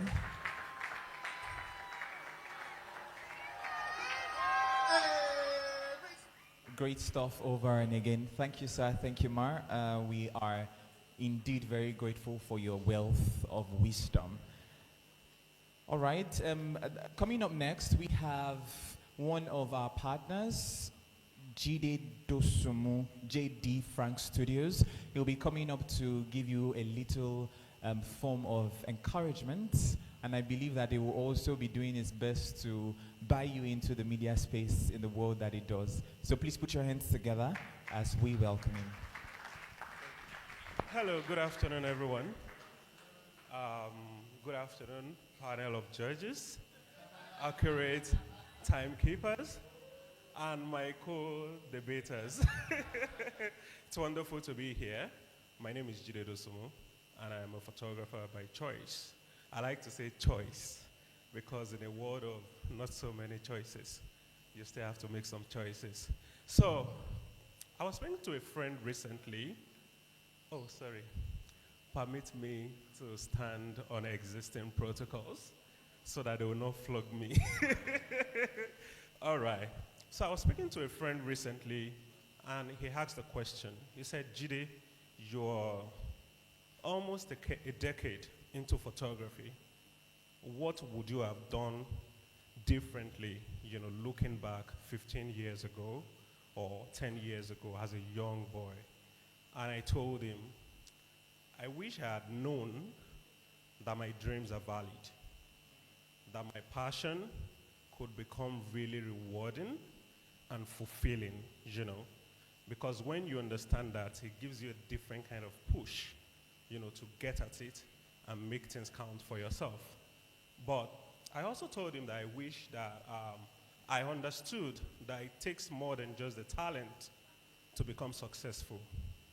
It takes grit. It takes a lot of mentorship, seeing people who do what you're aspiring to do, and they're making life count for themselves. So, to you, my co-debaters, it is a time for you to understand that as a young boy, a young girl, you have all it takes to be successful in life, to do well for yourself, and be fulfilled in life, regardless of the path you choose. You want to be a doctor, you want to be a nurse, you want to be an astronaut. Nigerians are starting to aspire to be astronauts. You want to be a pharmacist, and a lot more. Also know that you can be a creative. You can be a photographer, you can be a videographer, you can be a filmmaker, and so much more. And your dreams are valid. So, once again, my name is Jide Dosumu, a photographer by choice. And I'm the founder and lead creative at JD Frank Studios. We're a photography outfit present here in the city of Ibadan and everywhere around the world. And we run an educational platform for aspiring creatives and other creatives who want to, grow their businesses and scale. And I'm here today to introduce you to Next Frame.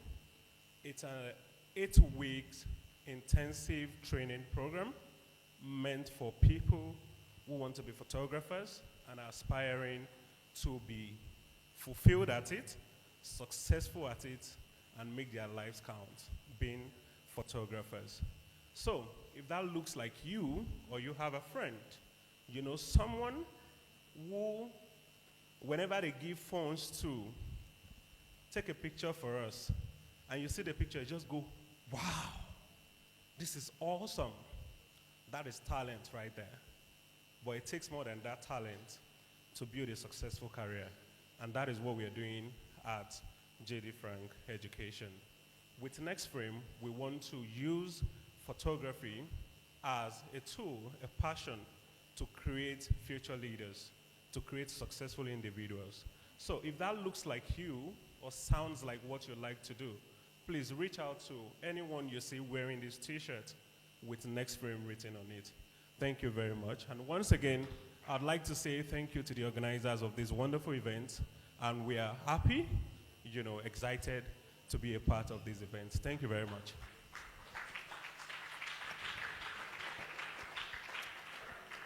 Thank you very much, JD Studios, for your partnership and for all that you do. We do not take it for granted. All right, in the course of this conference, we have had amazing panel sessions on the boy child and parenting, transitioning from boys to men.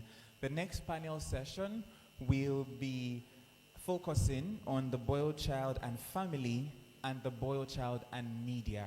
But leading us into that panel session will be spoken words presentation from Bolu Savi. So please put your hands together as we make welcome off stage Bolu Savi for a spoken words presentation.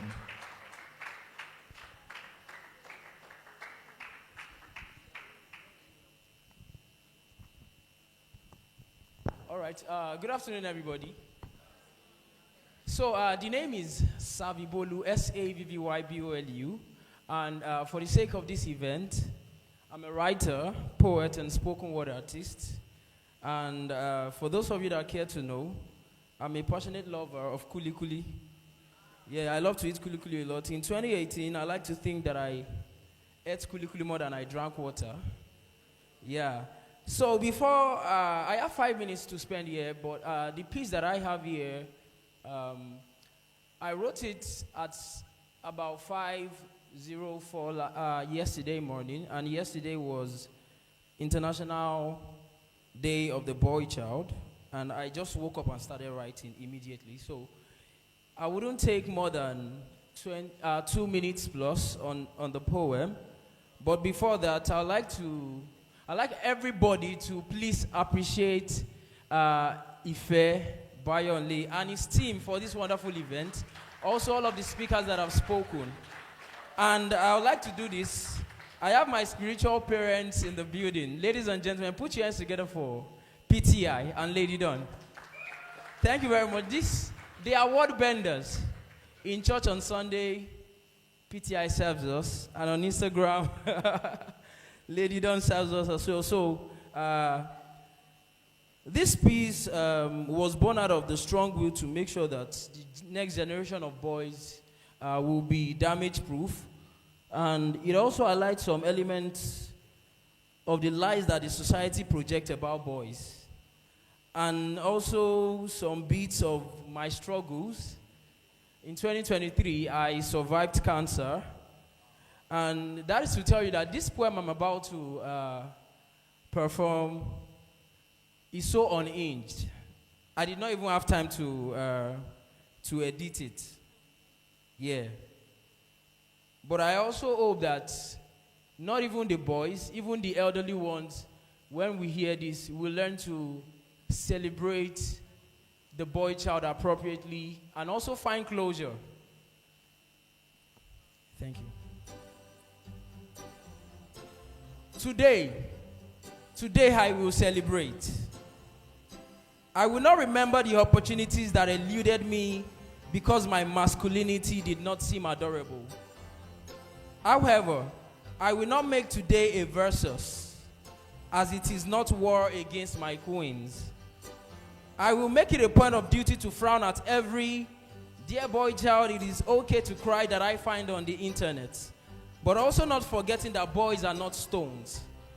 I choose today to celebrate my results and not glorify my struggles. I am not even struggling.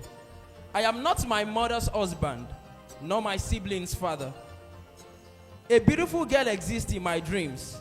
I will marry her when the time is right, and our kids will be too.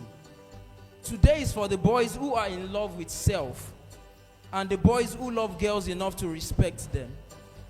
Today is for the boys without beard. They are not princesses. For the boys who look pale, they did not unpick their genotype in a raffle. I've seen these boys move mountains. Today I will remember a boy who won over cancer. The boys that did not, they live in his heart. Today is for the boys who crave answers, for they will find clarity. Today is for the skincare boys, the gym boys, the tech boys, medical boys, Web3 boys, church boys, school boys, boys in transit, bus boys, chef boys, poetry boys, PR boys, shy boys, boys in politics, lover boys. Today is for the boys who need to be reminded that they do not need to grow wings to be able to fly. Fly, boys. Thank you, ladies and gentlemen.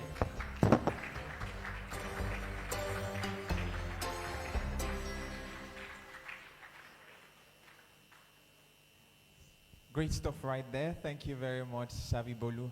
I heard him say that boys without beards are not princesses. We'll accept that, won't we? Would we accept that? Of course. Please put your hands together for such great presentation once again. So during the course of the presentation and the session before, we had two of our panelists walk in. I would like you to please put your hands together for Seyi Adisa and Victor Akuwa. Such great honor to have you here.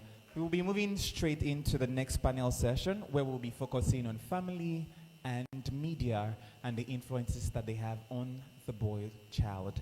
And so we will please have the media play us the profile of Ronke Oshofowora and Adetutu Oshofowora, Coach Tuski.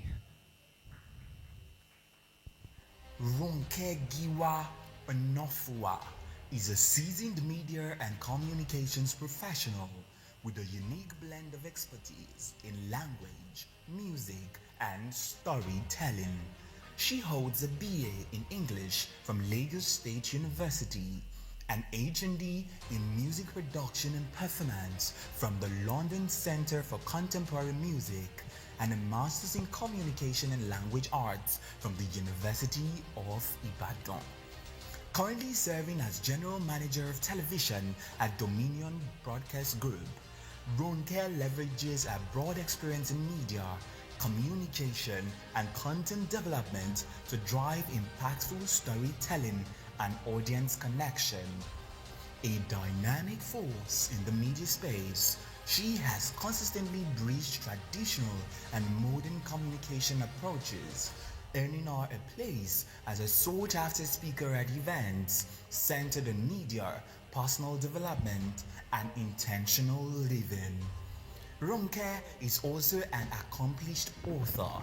Her books, Lara's Lessons for Teenagers and Lulu Learns, a children's series, reflect a passion for purposeful storytelling and parenting through values-based content. Beyond her professional work, Ronke is committed to mentoring young media talents, equipping the next generation with the tools to thrive in today's evolving communication landscape. We are honored to welcome upstage the force ourselves, Ronke Giwa Onafua.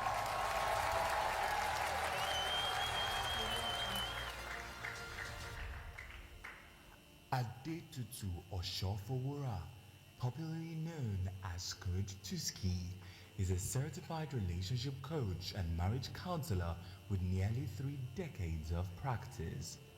She speaks on and deals with relationship issues both for the singles and married, providing counseling services and interventions to people all over the world with outstanding outcomes.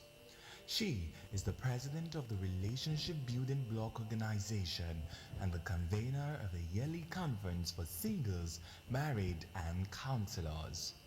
Adetutu speaks about relationships across multiple platforms, both nationally and internationally, addressing a diverse audience, including Christians, Muslims, as well as corporate organizations. She's a prolific subject matter speaker on radio and television. Adetutu Oshofowora is the author of the widely acclaimed book on conjugal love, Bedmatics. She is a minister in Harvest House Christian Center under the oversight of her pastor and father, Reverend Bimini Bodar. She has been happily married to a heartthrob for the past 27 years and counting, and the union is blessed with 3 wonderful children. Coming up stage next at the Boy Child Conference 2025, make welcome Adetutu Oshofowora.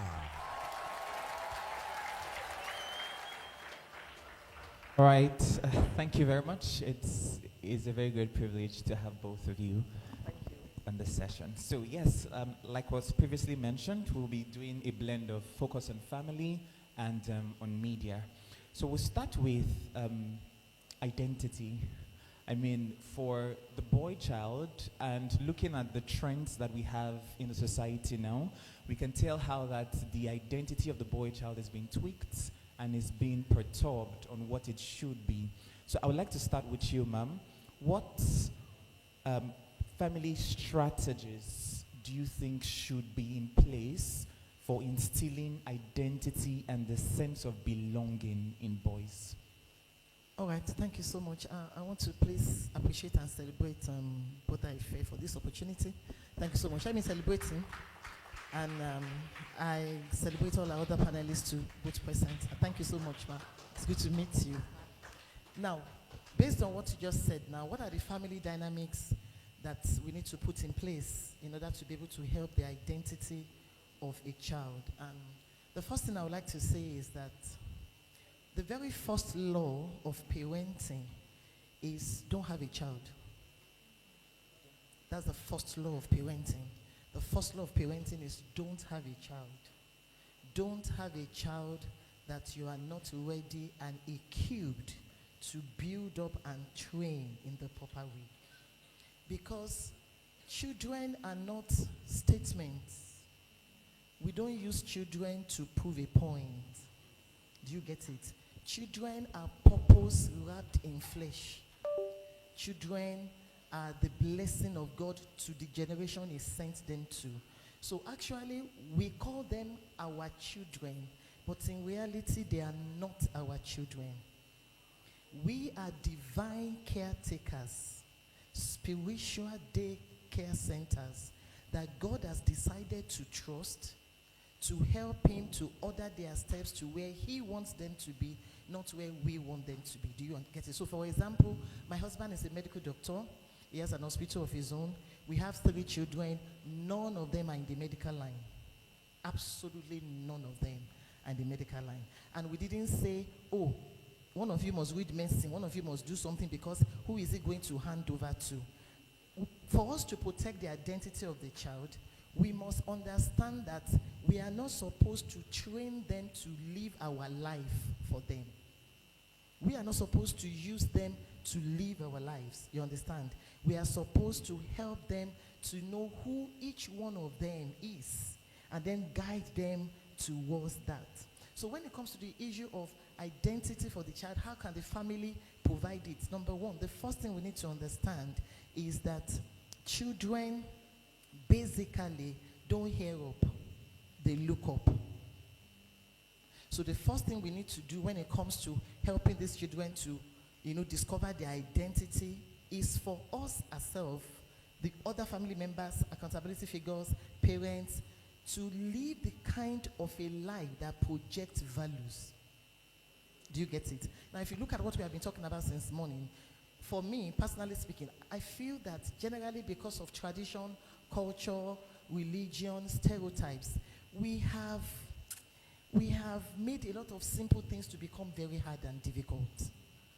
Do you get it? So, for example, personally speaking, I don't believe there's supposed to be a difference in the way you train a boy and in the difference in the way you train a girl child. Children are children. So what we are supposed to do is to produce values. You see, values are like oil. If you observe, oil takes the shape of any container. If you pour oil into a cup, it takes the shape of the cup. If you pour oil into a bottle, it takes the shape of a bottle. Do you get it? So what we are supposed to do is to look for values. Productive values, progressive values, values that makes people to become productive individuals. Do you get it? And then pour it into the uniqueness of the nature of each child, boy or girl. So what now happens is that that child will take that value and project it in the uniqueness of who they are. So let me give you an example. When it comes to dressing, the value that we use to train our three children is that decency is important, beauty is important, excellence is important. But we have two daughters. One of them, who is the last born, is a fashionista to the core. Do you get it? Our second born is like the father, very demure, very simple, very simple lady like this. So what happened is this.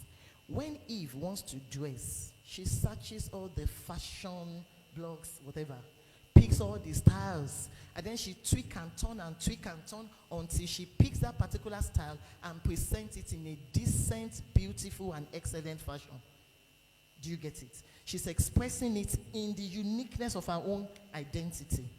But if Olive is going to do her own, she doesn't all those ones, there's too much block.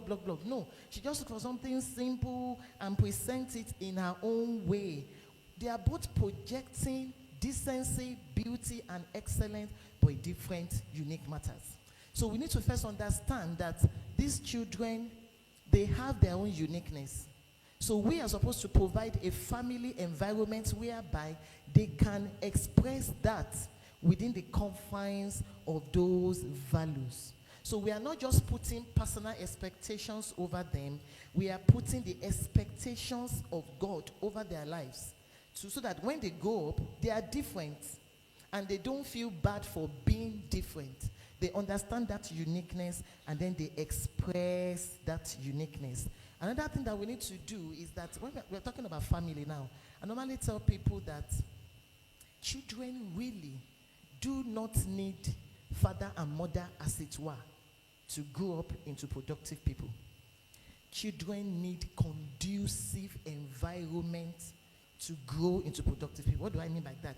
I hope you know that husband and wife can be together inside the same house, but the kind of things that are happening between them is going to destroy the life of that child.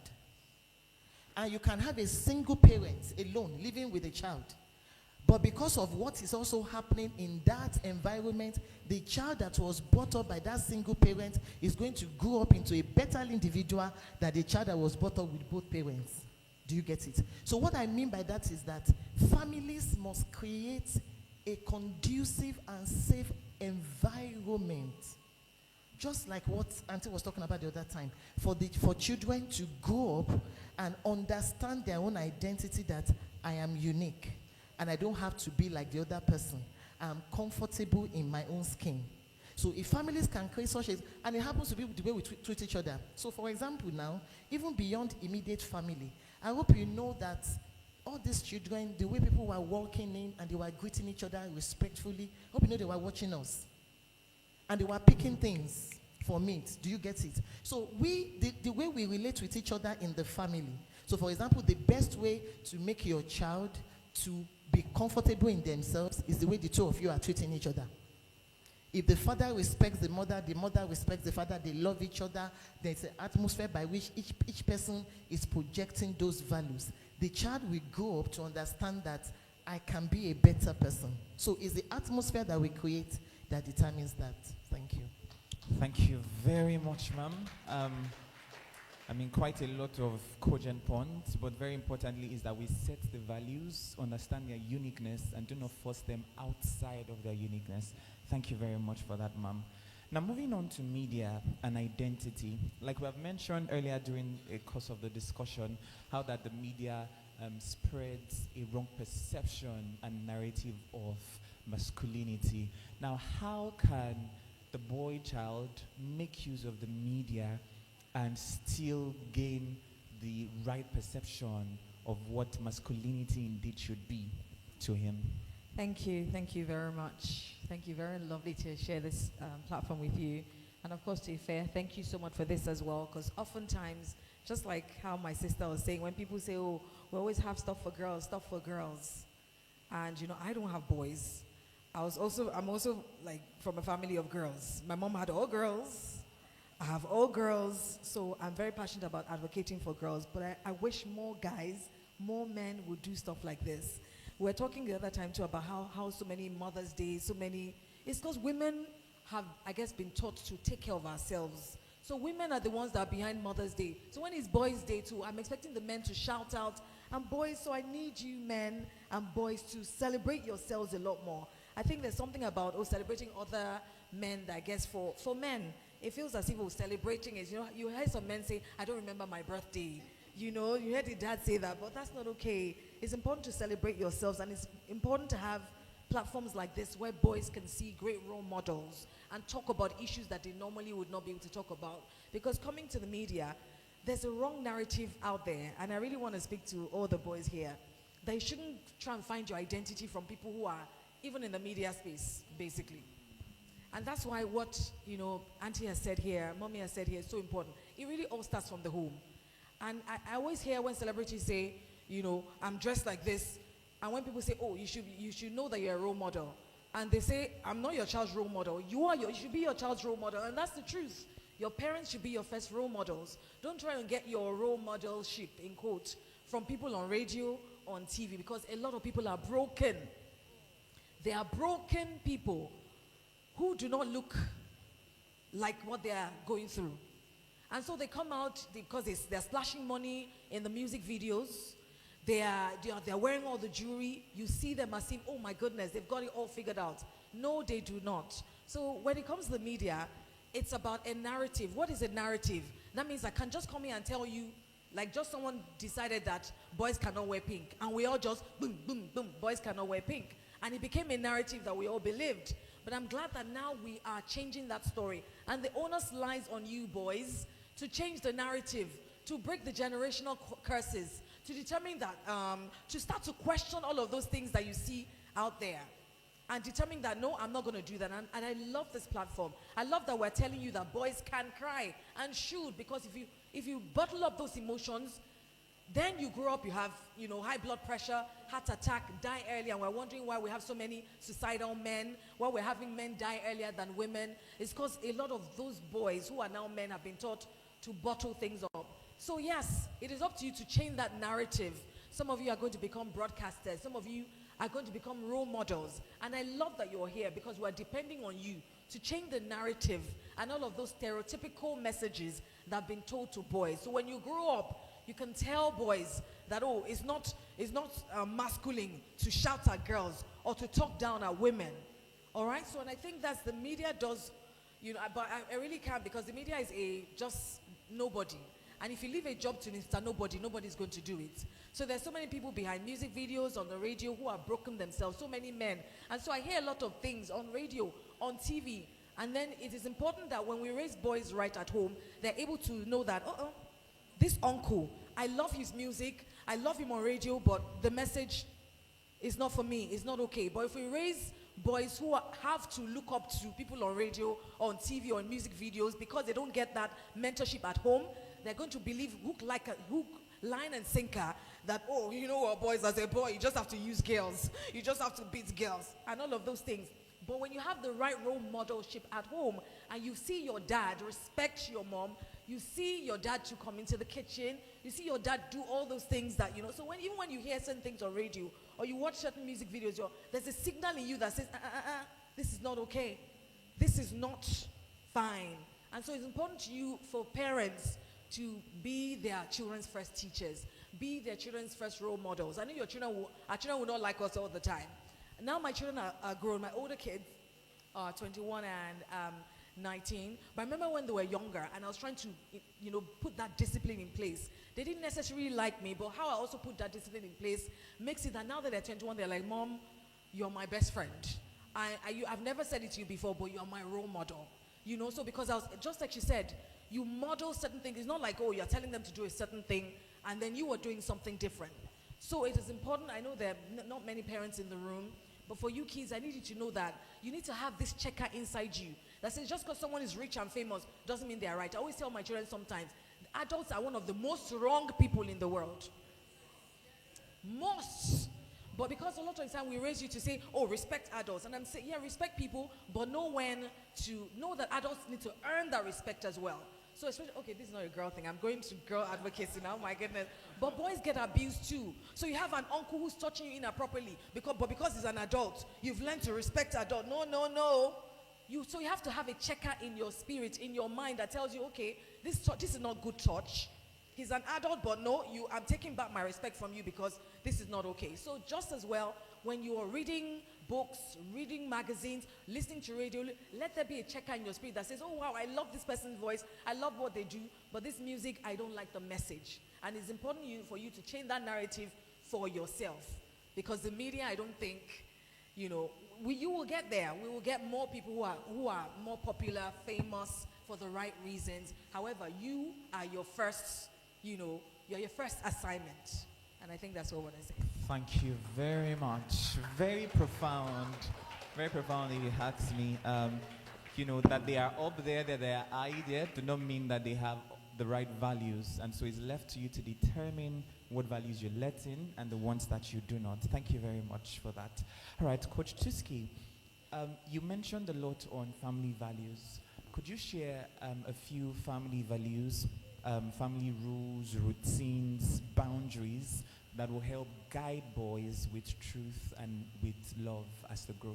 All right, thank you. I think part of the family values, we're talking about boys now, is for us to make boys to understand that there is a difference between choice and capacity. What do I mean by that? We need to train our boys that they have the capacity to do everything they are supposed to do. Do you get it? So in the family, there's not supposed to be a difference in this is the work that girls are supposed to do. This is the work that boys are supposed to do. No. There's a difference between I don't want to do something and I cannot do something. So one of the values we need to train our boys and our sons is that you should be responsible. You see, every time I hear it when people say that, oh, he is married, he is now responsible. The first thing that comes to my mind was he irresponsible as a single man?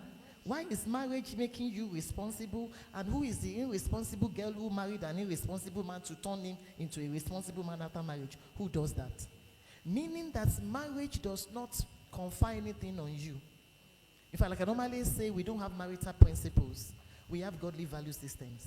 So we should teach our sons, we should teach our boys that number one, you are capable of doing this. They are life skills. So teach them. For example, I was telling someone that I have just one son. So when my son he is like 2 years plus older than the second born. So when I gave birth to the second born, he was just 2 plus. But in the morning, we take care of our sister together. So what do? When we wake up in the morning, Heritage goes to pick the bath that we used to take care of, bath the sister, put it in the bedroom, he knows where her wardrobe is, I will tell him, pick so clothes. So he will pick it, put it there, go and get the soap, put it there. I will go and pick the hot water in the kitchen. While I am doing that, he goes to his room to start dressing. Now, he's not going to dress very well. I will go and do the finishing touch. You understand? So he learned responsibility. We need to make them to realize that you are responsible. And responsibility is simply taking on basic life skills and assignments. Not even because you can do it well. The fact that you tried in itself is sending a message to the mind that I can make a trial. We need to do that for them. Also, other values and skills we need to teach them is boundaries. Do you get it? We need to make our sons to realize that there are consequences for actions.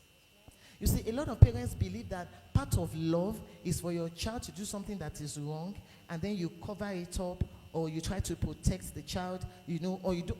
We need to make our sons to realize that there are consequences for actions. You understand? So I tell people, I believe in discipline, but I believe in discipline that is with love and with understanding and explanation.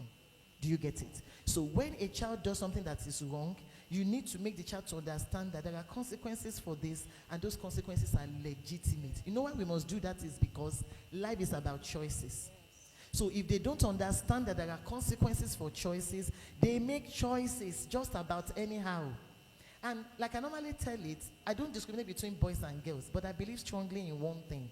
It's a personal opinion for me that the only people in the world that shares the same office with God are men. There are no other people we refer to as father. You understand? So there is a uniqueness in the boy child who is becoming a man. Everything revolves around him. Do you get it? So that boundary must be taught to them. Also, I believe strongly that when we are teaching these values to them, all this dignity, honesty, we need to live them. So let me give you an example now. So I'm in the car, I'm driving, and then I'm in Mokola, and my 3 children are at the back. Do you get it? And then my boss calls me, and I'm already getting late. So what I said on the phone is that, oh, Oga, I'm very, very sorry. We are somewhere around Akpata when he hold up. Do you get it? Everybody in the car, of course, keeps quiet. No matter how much I try to teach those children honesty and dignity, they are not going to believe me. Because I lived the lie anyway. Do you get it? So beyond teaching them those values, we as the parents or as the accountability figure at that moment must live it deliberately every day for them to see. Why are you living it? So that they know it is possible. If they see you do it, they know that it is very much possible. Also, it is important for us to teach the boy child the importance of honor and respect. Do you get it? And when it comes to honor and respect, it's not a gender issue. We need to make them to realize that you need to grant honor and respect to everybody that is around you, whether it's a man or a woman or stuff like that. I also believe that one of the things we must teach the boy child is vulnerability. Listen, the reason why men don't cry is because we have told them that crying is a sign of weakness. The reason why men don't share their pain and they bottle it up is because we have made them to realize that if you show any form of pain or whatever, it means you are no more a man. So we have tied their manhood and masculinity to everlasting strength. Do you get it? Whereas true strength is not the ability to be permanently strong. True strength is the ability to be strong, but also recognize your limitations and ask for help when needed. Do you get what I'm trying to say? So we need to make men to be comfortable with feelings. teach them. I was telling somebody a few days ago, I said it's a choice of parents to buy doll for girls and car for boys. It's a choice of parents now to go and buy a baby doll. So it's a choice of parents for the girl child, for the daughter to fall down, and then you carry that and say, oh, sweetheart, sorry, sorry, sorry. And then the boy fell down. Then you say, will you stop crying? Don't be strong. No. So for example, we brought up our son to be comfortable with crying. Yes. And we brought him up to now understand when should I cry, when should I not cry. Do you get it? What is the situation? So there are some times that something happened, and then while that thing is going on, I control myself, the father controls himself. Then when everybody has left the place, we sit down and we cry in front of them. Do you get it? And then they come and say, Mom, what's happening? Yes, I'm crying because I'm sad. Why? We lost your uncle. But we will be fine. But we lost your uncle. So we are not feeling good at this moment. We are expressing vulnerability to them so that they are comfortable with emotions and they know how to express it, when to express it, when not to express it. Because if we don't teach these boys this thing, what happens is that they continue with this macho. They are dying inside. They are still macho. They are not talking to anybody. It's the reason why many times you just see men. They will tell you he is driving. And that's the end.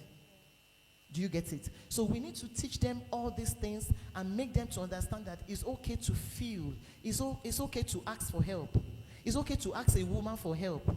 You understand? It's also important for us to teach them, and I will stop there. It's also important for us to teach them to be comfortable in their uniqueness and weaknesses. We must teach our sons not to compare themselves to anybody. It is so important.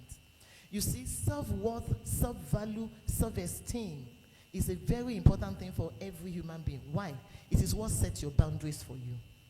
You understand? It's what helps you to know what you want to accept, what you want to reject. So we need to teach our sons that you are enough. Do you get it? A while ago, while my last one was still in the university, she has never failed before in her life. So finally, for the first time, she failed a particular course in school. If you remember the case that is going on online now about the girl who committed suicide because she failed JAMB. So I told them online, I said it was not JAMB that made her to kill herself. What made her to commit suicide has been inside of her before she failed JAMB. If she had passed JAMB and then she got to the university and failed a major course, she would still kill herself. Do you get it? So when Eve called home and said that, Mommy, I have failed, I have disappointed you, and she started weeping over the phone, I told her immediately, I said, you are accepted whether you failed or not. We do not love you. You are not functioning for acceptance. You are functioning from acceptance. There are two different things. So don't try to do things to make us to accept or love you. You are enough. Good, bad, ugly, your weaknesses, your strength. You are accepted and enough. We want you to do better, not because you want to please us, but because you deserve to be a better person and a better version of yourself. We must drum this into the head and the mind of our sons. You know why? Society is not nice to men. Everybody places a burden upon them. Everybody places expectation over them. They must take care of their wives, take care of their children, take care of their parents. Do you know that there are many parents that places expectation on the son, even more than the daughters, because he is the man. You get it? So he is not only the man of his own immediate family, he is the man of the extended family. Society places all those things over him. It is that ability to be comfortable in himself that will not make him to overdo things, misbehave, get into trouble just to meet with those expectations. So he's not trying to please you. He's doing what he can do part-time. If you can build this thing into them, there will be issues along the way, but they grow up into the kind of men that we are hoping they will grow up into. Thank you. Wow.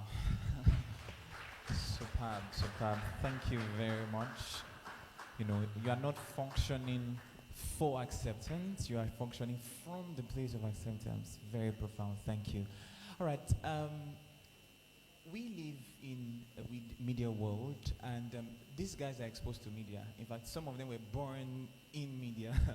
And some things that we may not have been exposed to while growing, they know, and they know how to function with it better. So how does the average boy child use and harness the media to their own advantage and growth? Thank you. Thank you very much. I mean, just like you said, some of us babies, when we were growing up, TV didn't start to show till maybe about 5 p.m. So all you find is a blank screen. Now television is 24 hours. Radio is 24 hours. And then you now have that big social media. So a lot of babies these days, when you give them a phone, they already know how to swipe up and they already know how to get YouTube, for example. You know, people don't, sometimes I had to tell I have an 8-year-old, my daughter is 7. You know, so she watches YouTube a lot because she's also very curious, very inquisitive.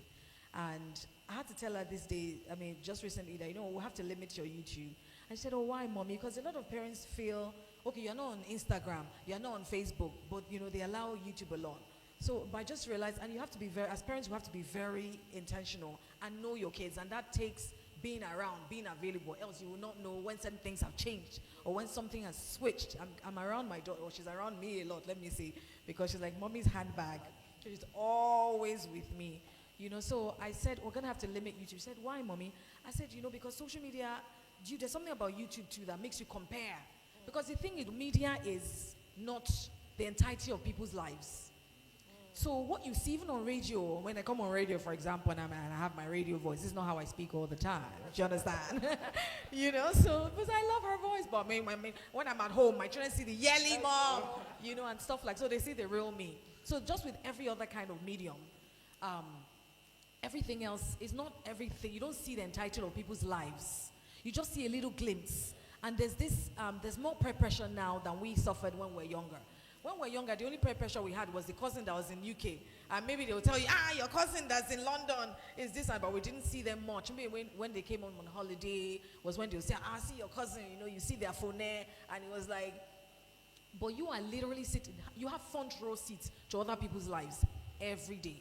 Well, billboards, TV, everything. So you have these kids that are on TV or on YouTube even, who have all the best. My daughter likes to watch this Nastia. And they have like, so I think they're like influencers, kids are influencers. So of course they have all these toys all the time. And my daughter is always like, can I have this? So I'd say, please, we have to limit, because this is peer pressure from when they are babies.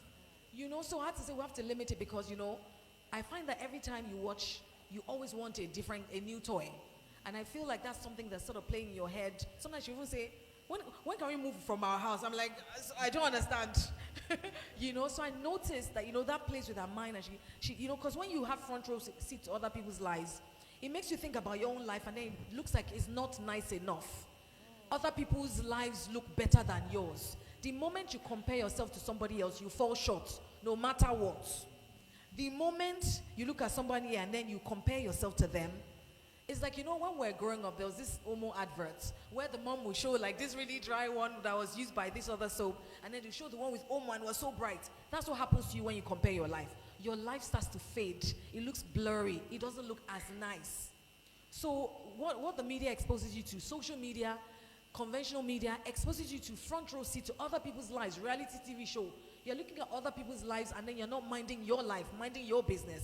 You know how they say the grass is always greener on the other side, but the grass is greener where you water it. But now we're on social media watering somebody else's grass and we're refusing to water ours, and then we're now complaining that how come my own grass is not growing like theirs?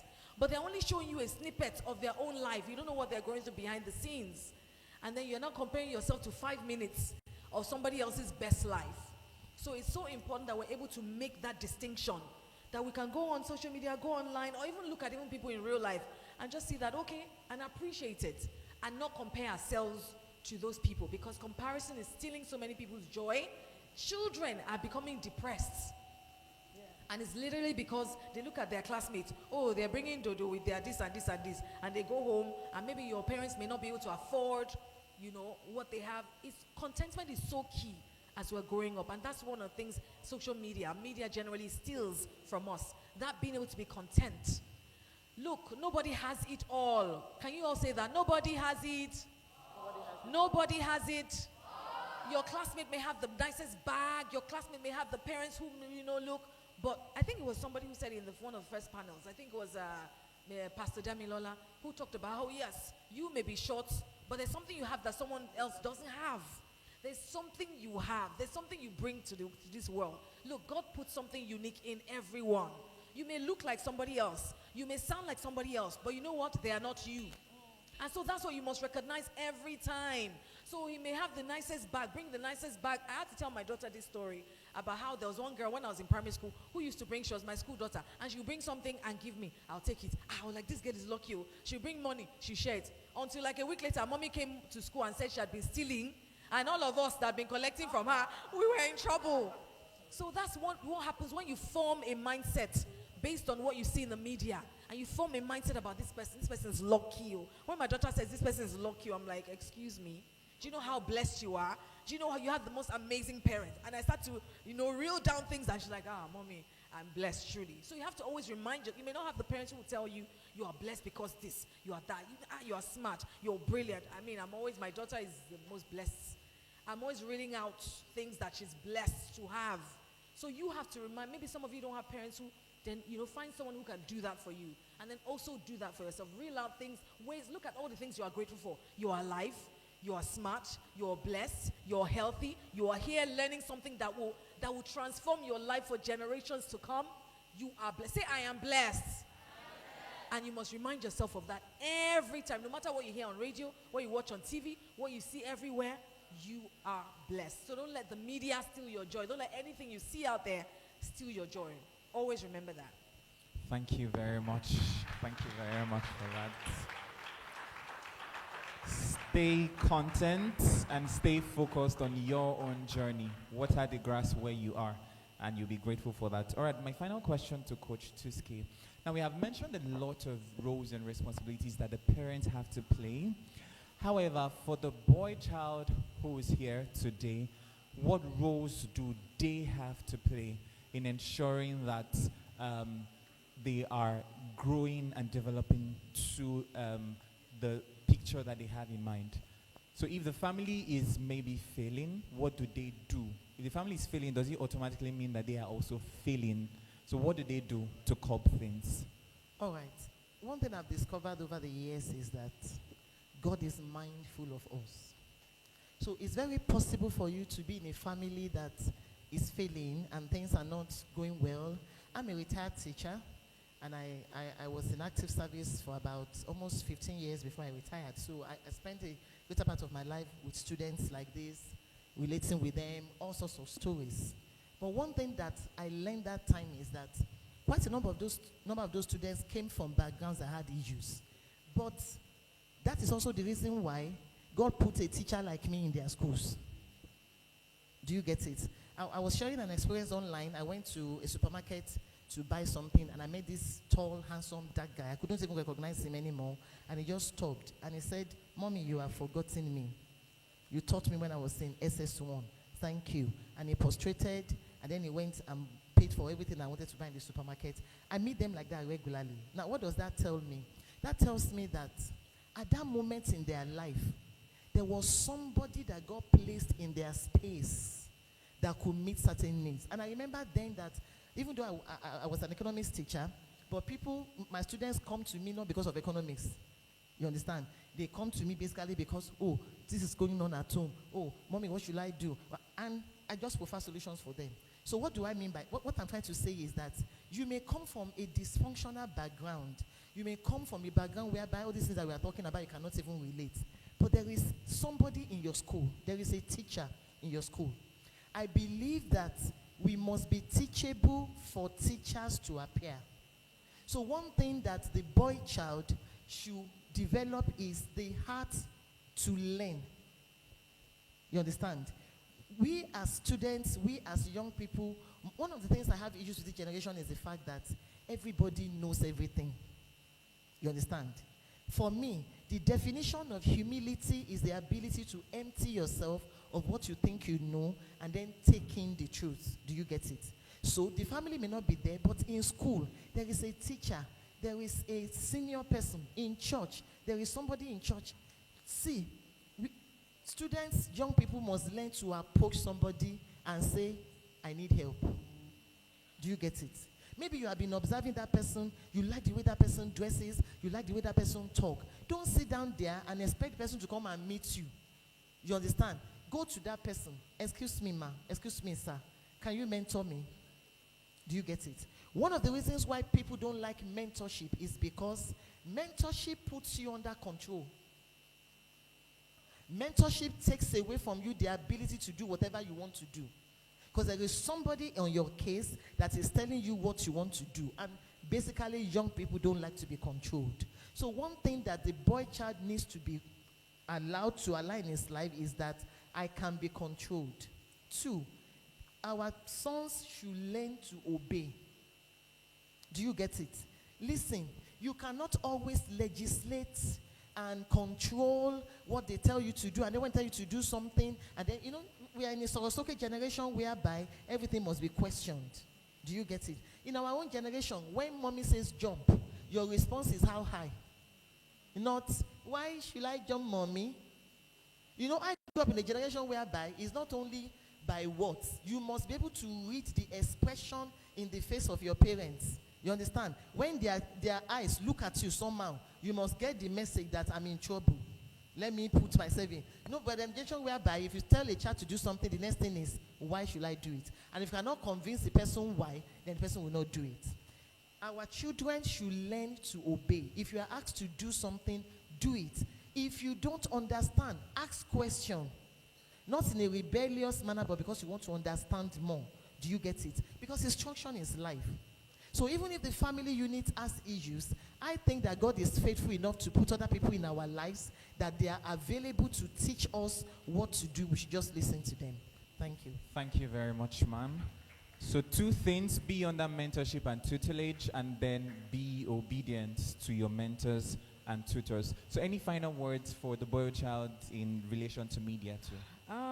I think, the kids are tired, but I just wanted to a lot of us have talked about some of the stereotypes and all of that. And I know a lot of the boys, they see a lot of girls being celebrated now. And so it's just to let you know that for a long time, girls were not catching a break. Before you were born, long time ago, girls were not even allowed to go to school. Girls were not even allowed to say anything. So if you see that sometimes now they're pushing girls more, it's because girls have had a long time of keep quiet, don't do anything. So that's why we're now just encouraging boys. Because boys sometimes are wondering, why is it that they're pushing girls? Why is it that they're doing? It's because for a long time, girls were not allowed even to be seen, to even talk, to even question. So now girls are becoming educated. And no, that's why it feels like they're championing girls more than boys. But trust me, you can be anything you want to be, whether you're a boy, whether you're a girl. And I know that everybody here is going to be successful in whatever they do. Thank you so much. Thank you very much. Thank you very much, Maz. It was a great time having you on this panel session. Please put your hands together once again and deliberately to celebrate our panelists. All right, we will now be moving on to the final panel session for today. And this final panel session will still be focusing on family as well as leadership. On this panel session, we'll be having 2 amazing panelists, Mr. Seyi Adisa and Mr. Victor Akuwa. But leading us and moderating on this panel session is the head of marketing and communication for this boy-child conference. Please put your hands together as we make welcome Oluwatoyinbo Adekbojo.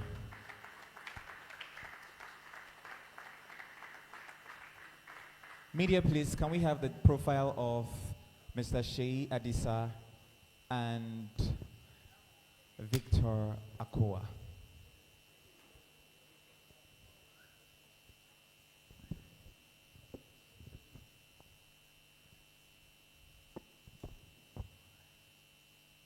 Psychology from the University of Ibadan and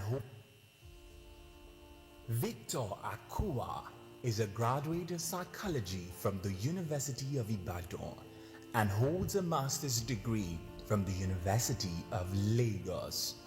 A passionate researcher, pastor, and prophet, Victor is known for inspiring individuals to step into their destinies with spirit-led wisdom and power. As lead pastor of the prevailing house and resident pastor of Davidic generation Ibadan, he raises young leaders, equipping them with truth, spiritual insight, and boldness to influence their worlds. Renowned for his prophetic teaching and practical wisdom, Victor's mentorship has produced a generation of resilient, visionary young people. Believing that knowledge is earned through disciplined study, he has authored 4 impactful books since 2023, including Tribal Max, Jehovah Rapha, an effective study of the Word 1 and 2, which have reached readers globally. Victor is joyfully married to Peace Akuwa, his partner and reflection of God's perfect love. The Boy Child Conference 2025, please make welcome upstage Victor Akuwa.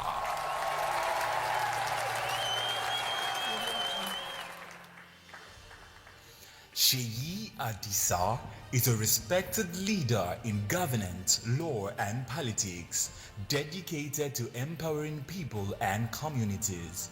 A trained lawyer, public administrator, and John Maxwell certified leadership coach, he is recognized for his contributions to nation building and leadership development. He studied law at the University of Birmingham, completed the legal practice course at BPP Law School, and holds a master's in public administration. He also advanced his leadership training through Harvard's continuing education program and is a fellow of the Institute of Chartered Secretaries and Administrators. Seyi served as honorable member for Afidjo in the Oyo State House of Assembly from 2019 to 2023 and as principal private secretary to Governor Abiola Ajimobi from 2011 to 2019, achieving these milestones before age 40. In 2023, he founded the African Governance Institute for Development to promote leadership and good governance. Through the Seyi Adisa Development Initiative and 7-Eleven Foundation, he supports youth, education, healthcare, and entrepreneurship. Recognized globally, Seyi was named among the top 100 most influential people of African descent and is a 2023 Archbishop Desmond Tutu Fellow, celebrated for his impact across Africa. The Boy Child, put your hands together as we welcome upstage Seyi Adisa.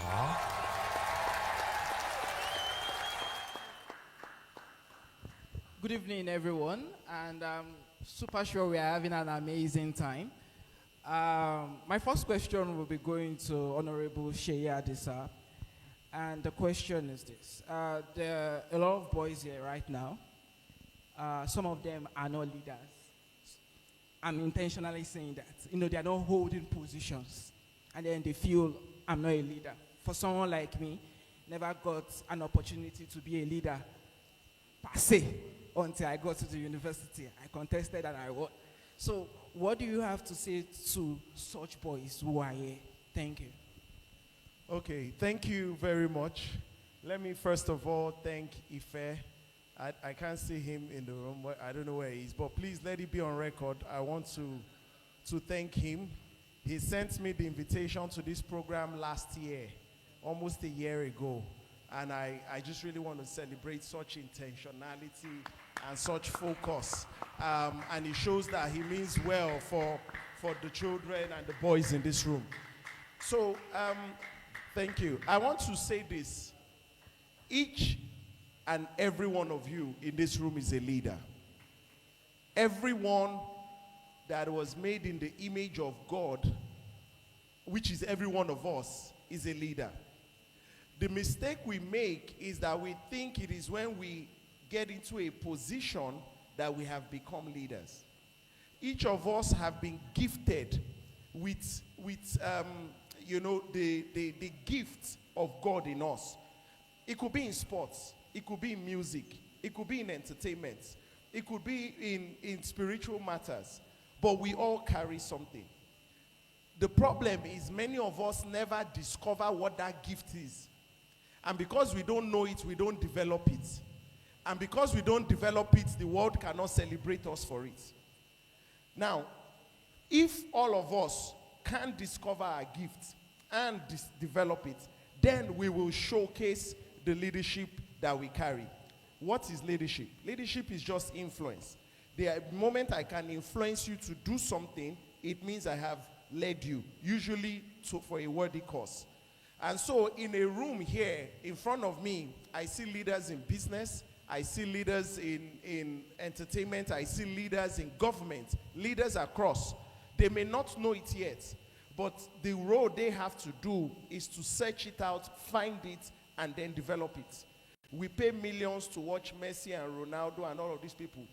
It means we are being influenced by them. They are leading us. But when Messi or Ronaldo goes to church, that same leader will be led by another leader, because that leader is now in his own space, and then he will succumb to that person's leadership. And then we go somewhere else, and then another leader that has developed his gift will lead, and everybody else will succumb to that leadership, who will allow you lead us. So in this room, all of you young men, you are all leaders. Your duty as you grow in life is to discover what God has put on your inside. It's going to require you, asking God, praying to God, and discovering life as you do things. Once you discover your gift, your talent, start to work on it, start to develop it. I'll just quickly end with this story. I'm mindful of time. When I was 13, that was when I asked God, please, God, I don't want to be we used to call it NFA, no future ambition. So I was praying to God, it was in GSS 3, that God, I want to know what my life is going to be about. Please, God, tell me. And God said, you're going to be in government. Now, at that time, Abacha was the president or head of state. And I don't have anybody in the military or anybody in government. So I was asking God, why would you tell me government? I can't even tell my parents government. But it stuck with me. And so I saw Bill Clinton that was also in government, and Bill Clinton was a lawyer. So I told my parents I'm going to be a lawyer, because that was the best I could understand as to how to get to what I thought God had told me. And so I decided to be a lawyer. I studied government and all of that. When I got to college, instead of just choosing law, I chose politics. When I was at university, I was studying constitutional law. So you see that what God had told me, I was following it every step of the way. So whatever God shows you, start following it as well. And of course, eventually I became a lawyer. But not long after I became a lawyer, I got the opportunity to come into government. And I've been in government for almost 14 years now. So that's how it works. You take steps of faith on what God has shown you. Thank you so much. My question will be going to Pastor Victor. And I will say, the first time I met you, I saw someone who was super confident. In fact, the way you talk and your demonstration, I'm like, I was a student, 200 level. I was like, who is this man? Is it that you built it over time, or is an inbuilt thing? Because there are a lot of potentials here in this room. A lot of boys are here, and they have ideas. They have different things they want to do. In fact, some people will say, Pastor Victor is confident or is bold because he's a pastor. But no, he's beyond being a pastor. I want you to address that, sir. Okay, good afternoon, everybody. Thank you, sir. It's an honor to share this platform with you. I want to celebrate Sir Ife for this rare privilege. Can we please celebrate this great man? Let's celebrate him. Okay, I personally believe that God's hand is upon everybody. 10 years back, What would I have done better? I would have spoken more boldly than I do currently speak. I'm confident about the fact that when you come into knowledge, knowledge should inform actions. It should inform the steps you take. It should reflect in your words. Every time you speak timidly, it is because you have little or no knowledge. Every time you come into knowledge, you are propelled to want to share. You are propelled to want to speak with confidence. So you are as timid as the ignorance in you, and you are as bold as the knowledge available to you. And guess what? The veil of knowledge is torn. Anyone can access it. But the fact that anyone can access it does not mean anyone can use it. The ability to move from access to owning things is now where the honors lies on everybody. Just like Honorable said, everyone has that potential. What are you doing? Everybody's online, but what are you doing with the internet available to you? What are you doing with the gadgets available to you? What has it done to you? Has it moved you from point A to point B? If there is no traceable progress in your life with the knowledge available to you, then it is not good knowledge. So you are as bold as what you know. I grew up in a home where I was raised to look in the eyes of people. I mean, talk them in the eyes. I mean, in Africa, you really don't look at people. But, you know, I had to learn boldness that way. Again, I like the fact that Honorable spoke about the time of Sonny Abacha. I loved his rule. I'm sorry. I just loved military rule because everybody had sense. Everybody had sense during military rule. You know, nobody drives anyhow. Nobody talks anyhow. Everybody just does things the way they ought to do it. And I loved it. The day he died, we're coming from a birthday, myself and my last brother. And I saw the great calm, you know, on the streets. So I was trying to wonder what exactly was going on. And they started whispering, he has died, oh, he has died, he has died. Why can't you even say it out loud? You know, so all I wanted to be was a soldier. All I wanted to be. That was my greatest ambition, to be a soldier. But guess what? I'm still fulfilling it today. I'm a soldier of the Lord, and I'm doing well. Thank you so much, Pastor Victor. My next question will be going to Honorable Seyi Adisa. And the question is this. When you think about Honorable Seyi Adisa, you think about Oyo State, you think about Nigeria, you think about Africa. And one thing is peculiar to you. It's called mentorship. In fact, I knew you because you used to do mentorship class far back as 2016. What do you think the boys need when it comes to mentorship? All right, thank you very much. I think one of the best ways for leadership development is not just telling people. You should also show them. So I tell you, I do it, you are watching me. The next time I'm doing it, you're watching me. The next time you are doing it, I'm watching you. The next time you are doing it to other people, and then it continues like that. And I think, everything we've heard since I came in has been the lack of good role models, the lack of people standing up for the boys to say, this is how to go about it, this is how to go about it. And so what we have seen over the period is people having to find or define who a man is, who is different from male. There is a male gender and then being a man, you know, and people are having to find what does it mean to be a man, what does it mean to be masculine, and so on and so forth. So for me, I was a beneficiary of having a mentor, you know, and I knew that my mentor was shaping my life. And whenever you have privileges, for me, it becomes responsibility. Anytime I am blessed with something, I believe it's not just for myself, it's for me to find a way to share it with other people. I think that's the best way to learn, is to be a teacher. You understand? So I had someone that was mentoring me, my late boss, when I was in government. I was 27 years old when I got into government. I didn't know you could be a politician at 27. I thought people would be like 50 and more. But this man, I was watching him, I was being mentored, and then sometimes he would take me and say, don't do this, don't do this. You see why people have problems? He would teach me. And I realized that, that started to shape me. For example, there was one day, it was a party and people were describing other people. And he said, Seyi has the personality, or he has the model to be a great person. He's modular, he's assertive, and he is, MAA personality. Modular, assertive, and adaptable. But I want him to work with his assertiveness. He was indirectly telling me that you have the potential, but you need to be assertive. You need to be a bit more firm. Don't say, oh, it's okay, it's okay. People will dribble you. You need to be more firm. And what he told me that day, I never forgot it. Now my team and people I work with say, oh, guy, you are too assertive. I have now done the assertive overdrive. So the point is this: having mentors help you.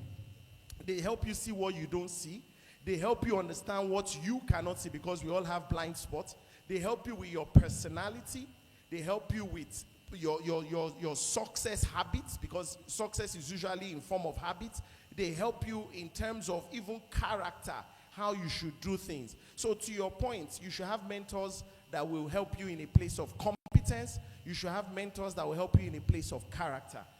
Every time we talk about one of the greatest kings, his name King David, they said he led the people with the integrity of his heart and the skillfulness of his hand.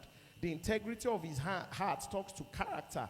The skillfulness of his hand talks to competence. I think every man, and you are all men, have to understand the place of building character and building competence. And if you have those two in your armory, you will go very far, regardless of which sector you go into. So I believe strongly in mentorship. I believe that it should be mentored in a place of competence. You should be mentored in a place of character. And whether you are in media, you are in entertainment, you are in politics, you are in education, you will come out very well because you have been mentored by someone that has gone before you. Thanks so much for the answer, sir. Please, we can clap more better. Please, let's put effort. Let's clap for Honorable Seyi Adisa. My next question, before the final question, is to Pastor Victor. And the question is regarding leadership mindset. Whether you're in church, whether you're in school, whether you're within your family, you need certain leadership mindset. And I want you to speak on that, sir. Okay, thank you, sir. As much as I started leading at the early stage, when I say leading in the church circle, for instance, I remember when we joined the church where I was, a mother church, I was a teenager, and I remember my brother coming to me, saying to me somebody was fighting him. The first thing I did was to go defend him. So the way they knew me in the church was the fighter. That was introduction, okay? That same year, just like Honorable spoke about, my mentor, Dr. Adetutu Oshofowora, made me, presented to me the most responsible teenager. Now, other teenagers were wondering, how would you be the most responsible teenager? We saw you fight. You cannot have been the most responsible teenager. But that did something to me. It made me see that someone saw something others were not seeing. Okay? As a teenager, I was able to now lead as teams president for about 5 years. I led till when I was in my 200 level in University of Ibadan. And now, at that stage, I had people who were way bigger than I was. And if I say camp, during the camp, if I say light out, it is light out, because I believe I can face anybody. I wasn't that tall, but we had very huge people there. And I could look you in the eye, I'll tell you, you want to fight me, then if you don't want to fight me, you have to go on to sleep when everybody's sleeping. We got a cow, a goat, we killed it. That was my first experience, killing a goat. Telling the guys, hey, hold there. And you see, just like he explained, that is what leadership is about. It's about taking responsibility. It's about helping other people also take responsibility of the same. Do it while they watch you. Do it with them and allow them do it while you watch. Okay, so as much as possible, you begin to see how that it's important that we take our space in leading. Okay, so now being exposed to that, I got into school. I joined Psychology House of Rep. I became a honorable member in the Psychology House of Rep, University of Ibadan. From there, I was still doing church. But you see, there's a uniqueness about permit me to use the word politics, that the church leadership might not offer you. There are lessons to learn. Okay, I'm not. It's not up for debate. I can try to use doctrine on that, but it's not up for debate. There are things you learn there. You will deal with people who are not coming off to you in a churchy mindset or in a Christianese way. They are being themselves. You are seeing real politics, people for who they are. Okay, that happened in 100 level, 200. I became the vice president of the department. You know, I went for my first master's in the University of Ibadan in information science, and I became president of the faculty. Now, before I went for my other masters in UNILAG, and in all those things, they were adding line upon line, precept upon precept, the different exposures. So I'm simply saying that as a boy child, as a man here, while growing, do not shy away from taking responsibility. Look out for it. Go there. Where people are seeing problem, go there. Seek solutions. The reason you are seeing problem there is because God wants you to harness the solution. Not everybody is seeing a problem there. There's a thing that I get to see in an average African home. I don't know if you have experienced it somewhere. You go into an hotel, or you rent an hotel, you book for a night or two, and the next thing, you on the shower, you discover that not all the shower head is giving water.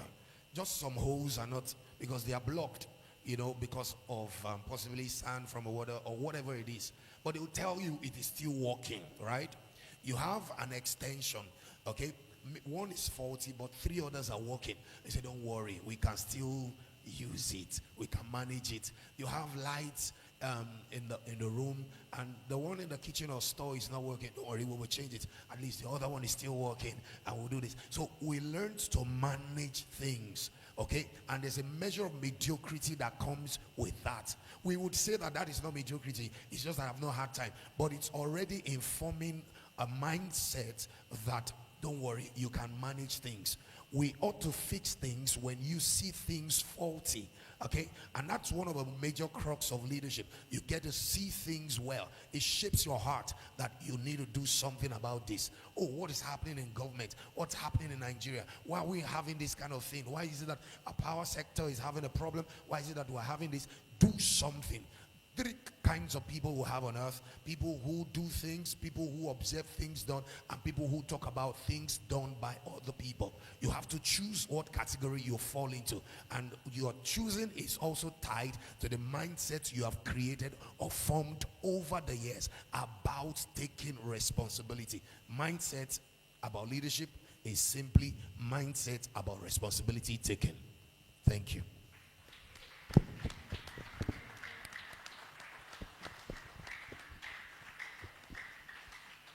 So my last question, and Pastor Victor will go first. What's that thing you would have told yourself if you were 10 years old today?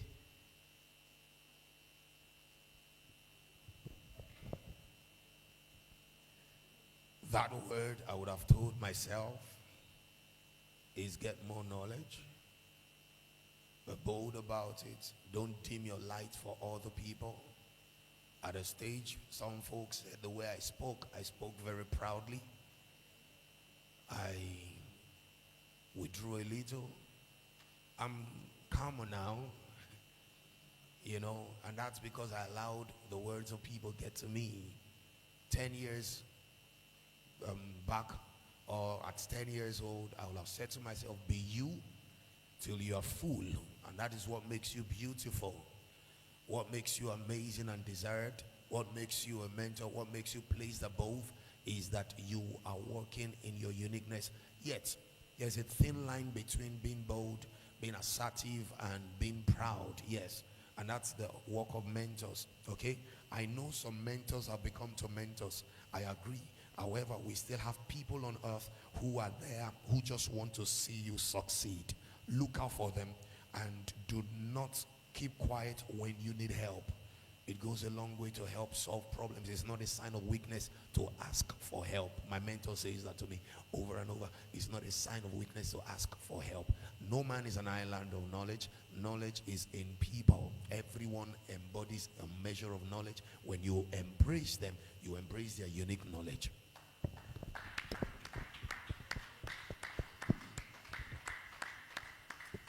So, Honorable Seyi Adisa, the same question. Okay. Can I speak to my brothers here? All right. So I want to say a few things to you all. As men, as leaders, you need to know who you are. The world will ask you questions. People will say, who are you? Who do you think you are? People will question your ability. People will try and put limits on your life. They will say you cannot do it. People will come and say people from your background don't try things like this. People will come and say things to attack you, to hurt you. They will tell you life is not fair. But I want to, if you don't remember anything else, please remember this. Please believe in yourself. Believe in the God that is on your inside. Believe that you can become anything you want to be. Because the honest truth is, if you believe you can, you can. And if you believe you can't, you can't. Pastor was just telling us now, everything starts in the mind. If you will make it, your mind will tell you you will make it. When I was running for elections, they said people like you cannot win elections. I won with the highest margin we have ever had. The point is this, that people will tell you every reason why it cannot work. But it is up to you whether you want to believe them or if you want to believe the God on your inside. So, whatever class you are, you will hear people that cannot do it because their mind tells them they cannot. They want to also limit you like them. They also want to put you in the same box with them. They will say, don't try it. People that try it fail. But it's better to try and fail than not to try at all. It's better to go for it and know that I have the mark of trying than the mark of regret that I never tried. There are many people that die today and they are looking back and say, I should have written that book. I should have done this thing. I should have done that time. Let that not be you. Everybody in this younger stage, if you don't have anything, you have more time than anybody else. Use it wisely. Be focused. Be determined. Be who you want to be, that God has called you to be. Have that vision and go after it. You are not competing against Nigerians. You are competing in a global world. You are not competing against Ibadan. You are competing against a global world. And they are not better than you. Did you hear me? They are not better than you. When I was in law school, the people in my class were from Oxford and Cambridge. I was a bit afraid. I said, I've been hearing of Oxford, University of Oxford, University of Cambridge, until I entered class with them. And I realized even I know book more than them. Don't think they know more than you. Don't believe the lie of the media in some cases. Don't believe the limits they put on you. You can be anything you want to be. And so this is what I want to leave you with. That as you continue to look at yourself, have the identity and the attitude of somebody that will make it. Because you will. Did you hear me? Have the identity and the attitude of somebody that will. The difference between the lion and other animals, as I like to say, the lion, is it the fastest animal? Is it the strongest animal? Is it the tallest animal? Is it the biggest animal? Why are they calling it the king? The lion, you said bold, the lion has the attitude of a king. The lion doesn't turn back to anybody. Even when he's hurt, the lion will still face you. I know of a story where people went and attacked a lion that killed somebody. The man that said they attacked the lion said for days he could not sleep. He just saw the face of the lion in his face, even in his dream. Because the lion has the attitude of a king. You have the same, but you have to believe in yourself. And I believe God will help you. Thank you very much. Let's appreciate Honorable Seyi Adisa and Pastor Victor Akuwa for an amazing session. Let's take pictures. Thank you.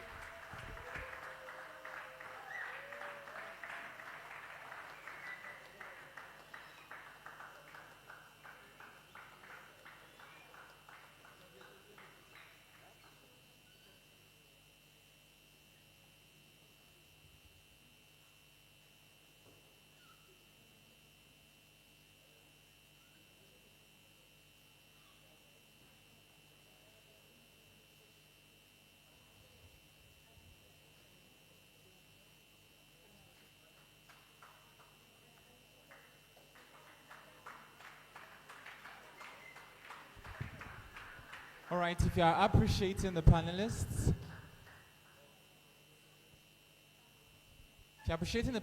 you can please put your hands together for them better than that.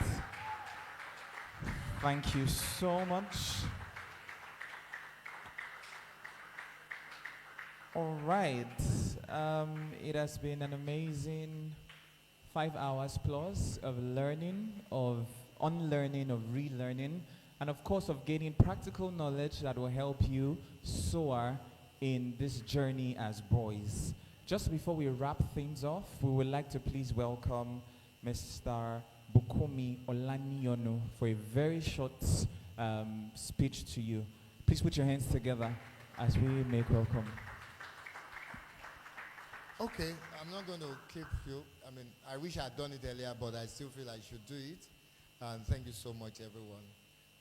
I'm so proud of you, and I really celebrate God's grace upon your life. What I want to say, he didn't tell me to say it, and he didn't tell me to do it. But I just feel that we have to support this gentleman, and we have to find a lot of people have left, but hopefully the message will go out there. And I would like you to, the screen is not working, but I'd like someone to come and share the account details for this project, because I would like us to find a way to continue to contribute to what is being done here. A lot of work still needs to be done. This is a drop of water in the ocean. It's a good drop, but we need to continue that engagement. And I believe that other events, sub-events should follow this kind of things. Closer engagements within the schools, they will need resources for that.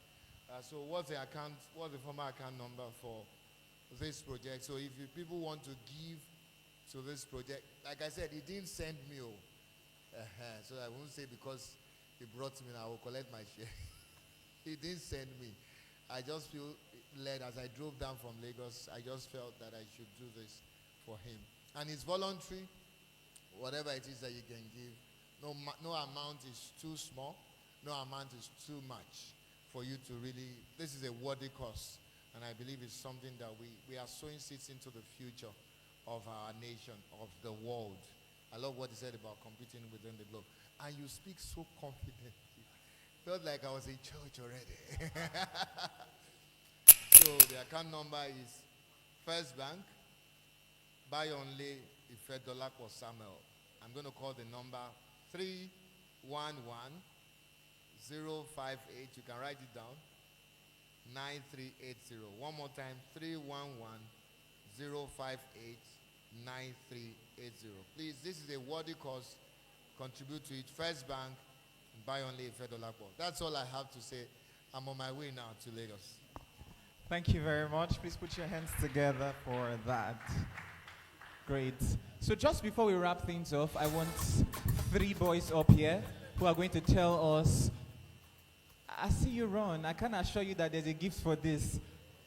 Thank you. Thank you. No, just 3. So what you're going to be doing for us is share with us what you have learned in the course of the program. What is your take home? what you'll be going home with. Are you going back? Bro, you were almost climbing this stage with me. All right, just tell us what you have learned and what you'll be taking home. What stood out for you in the program today?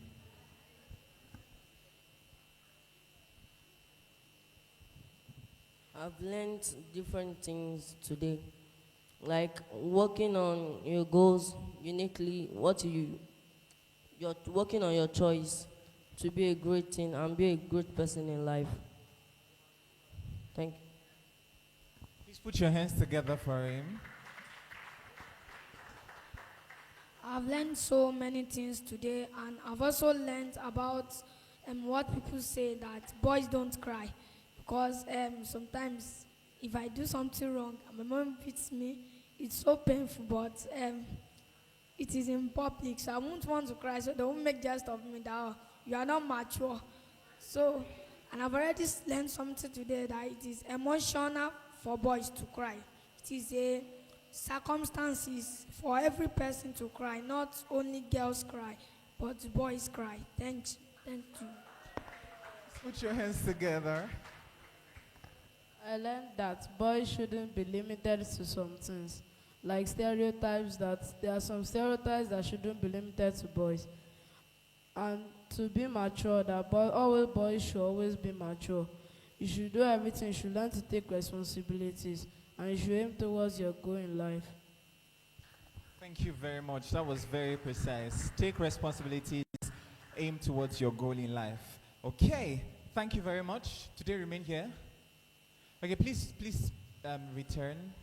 We have little gifts for you. I think this.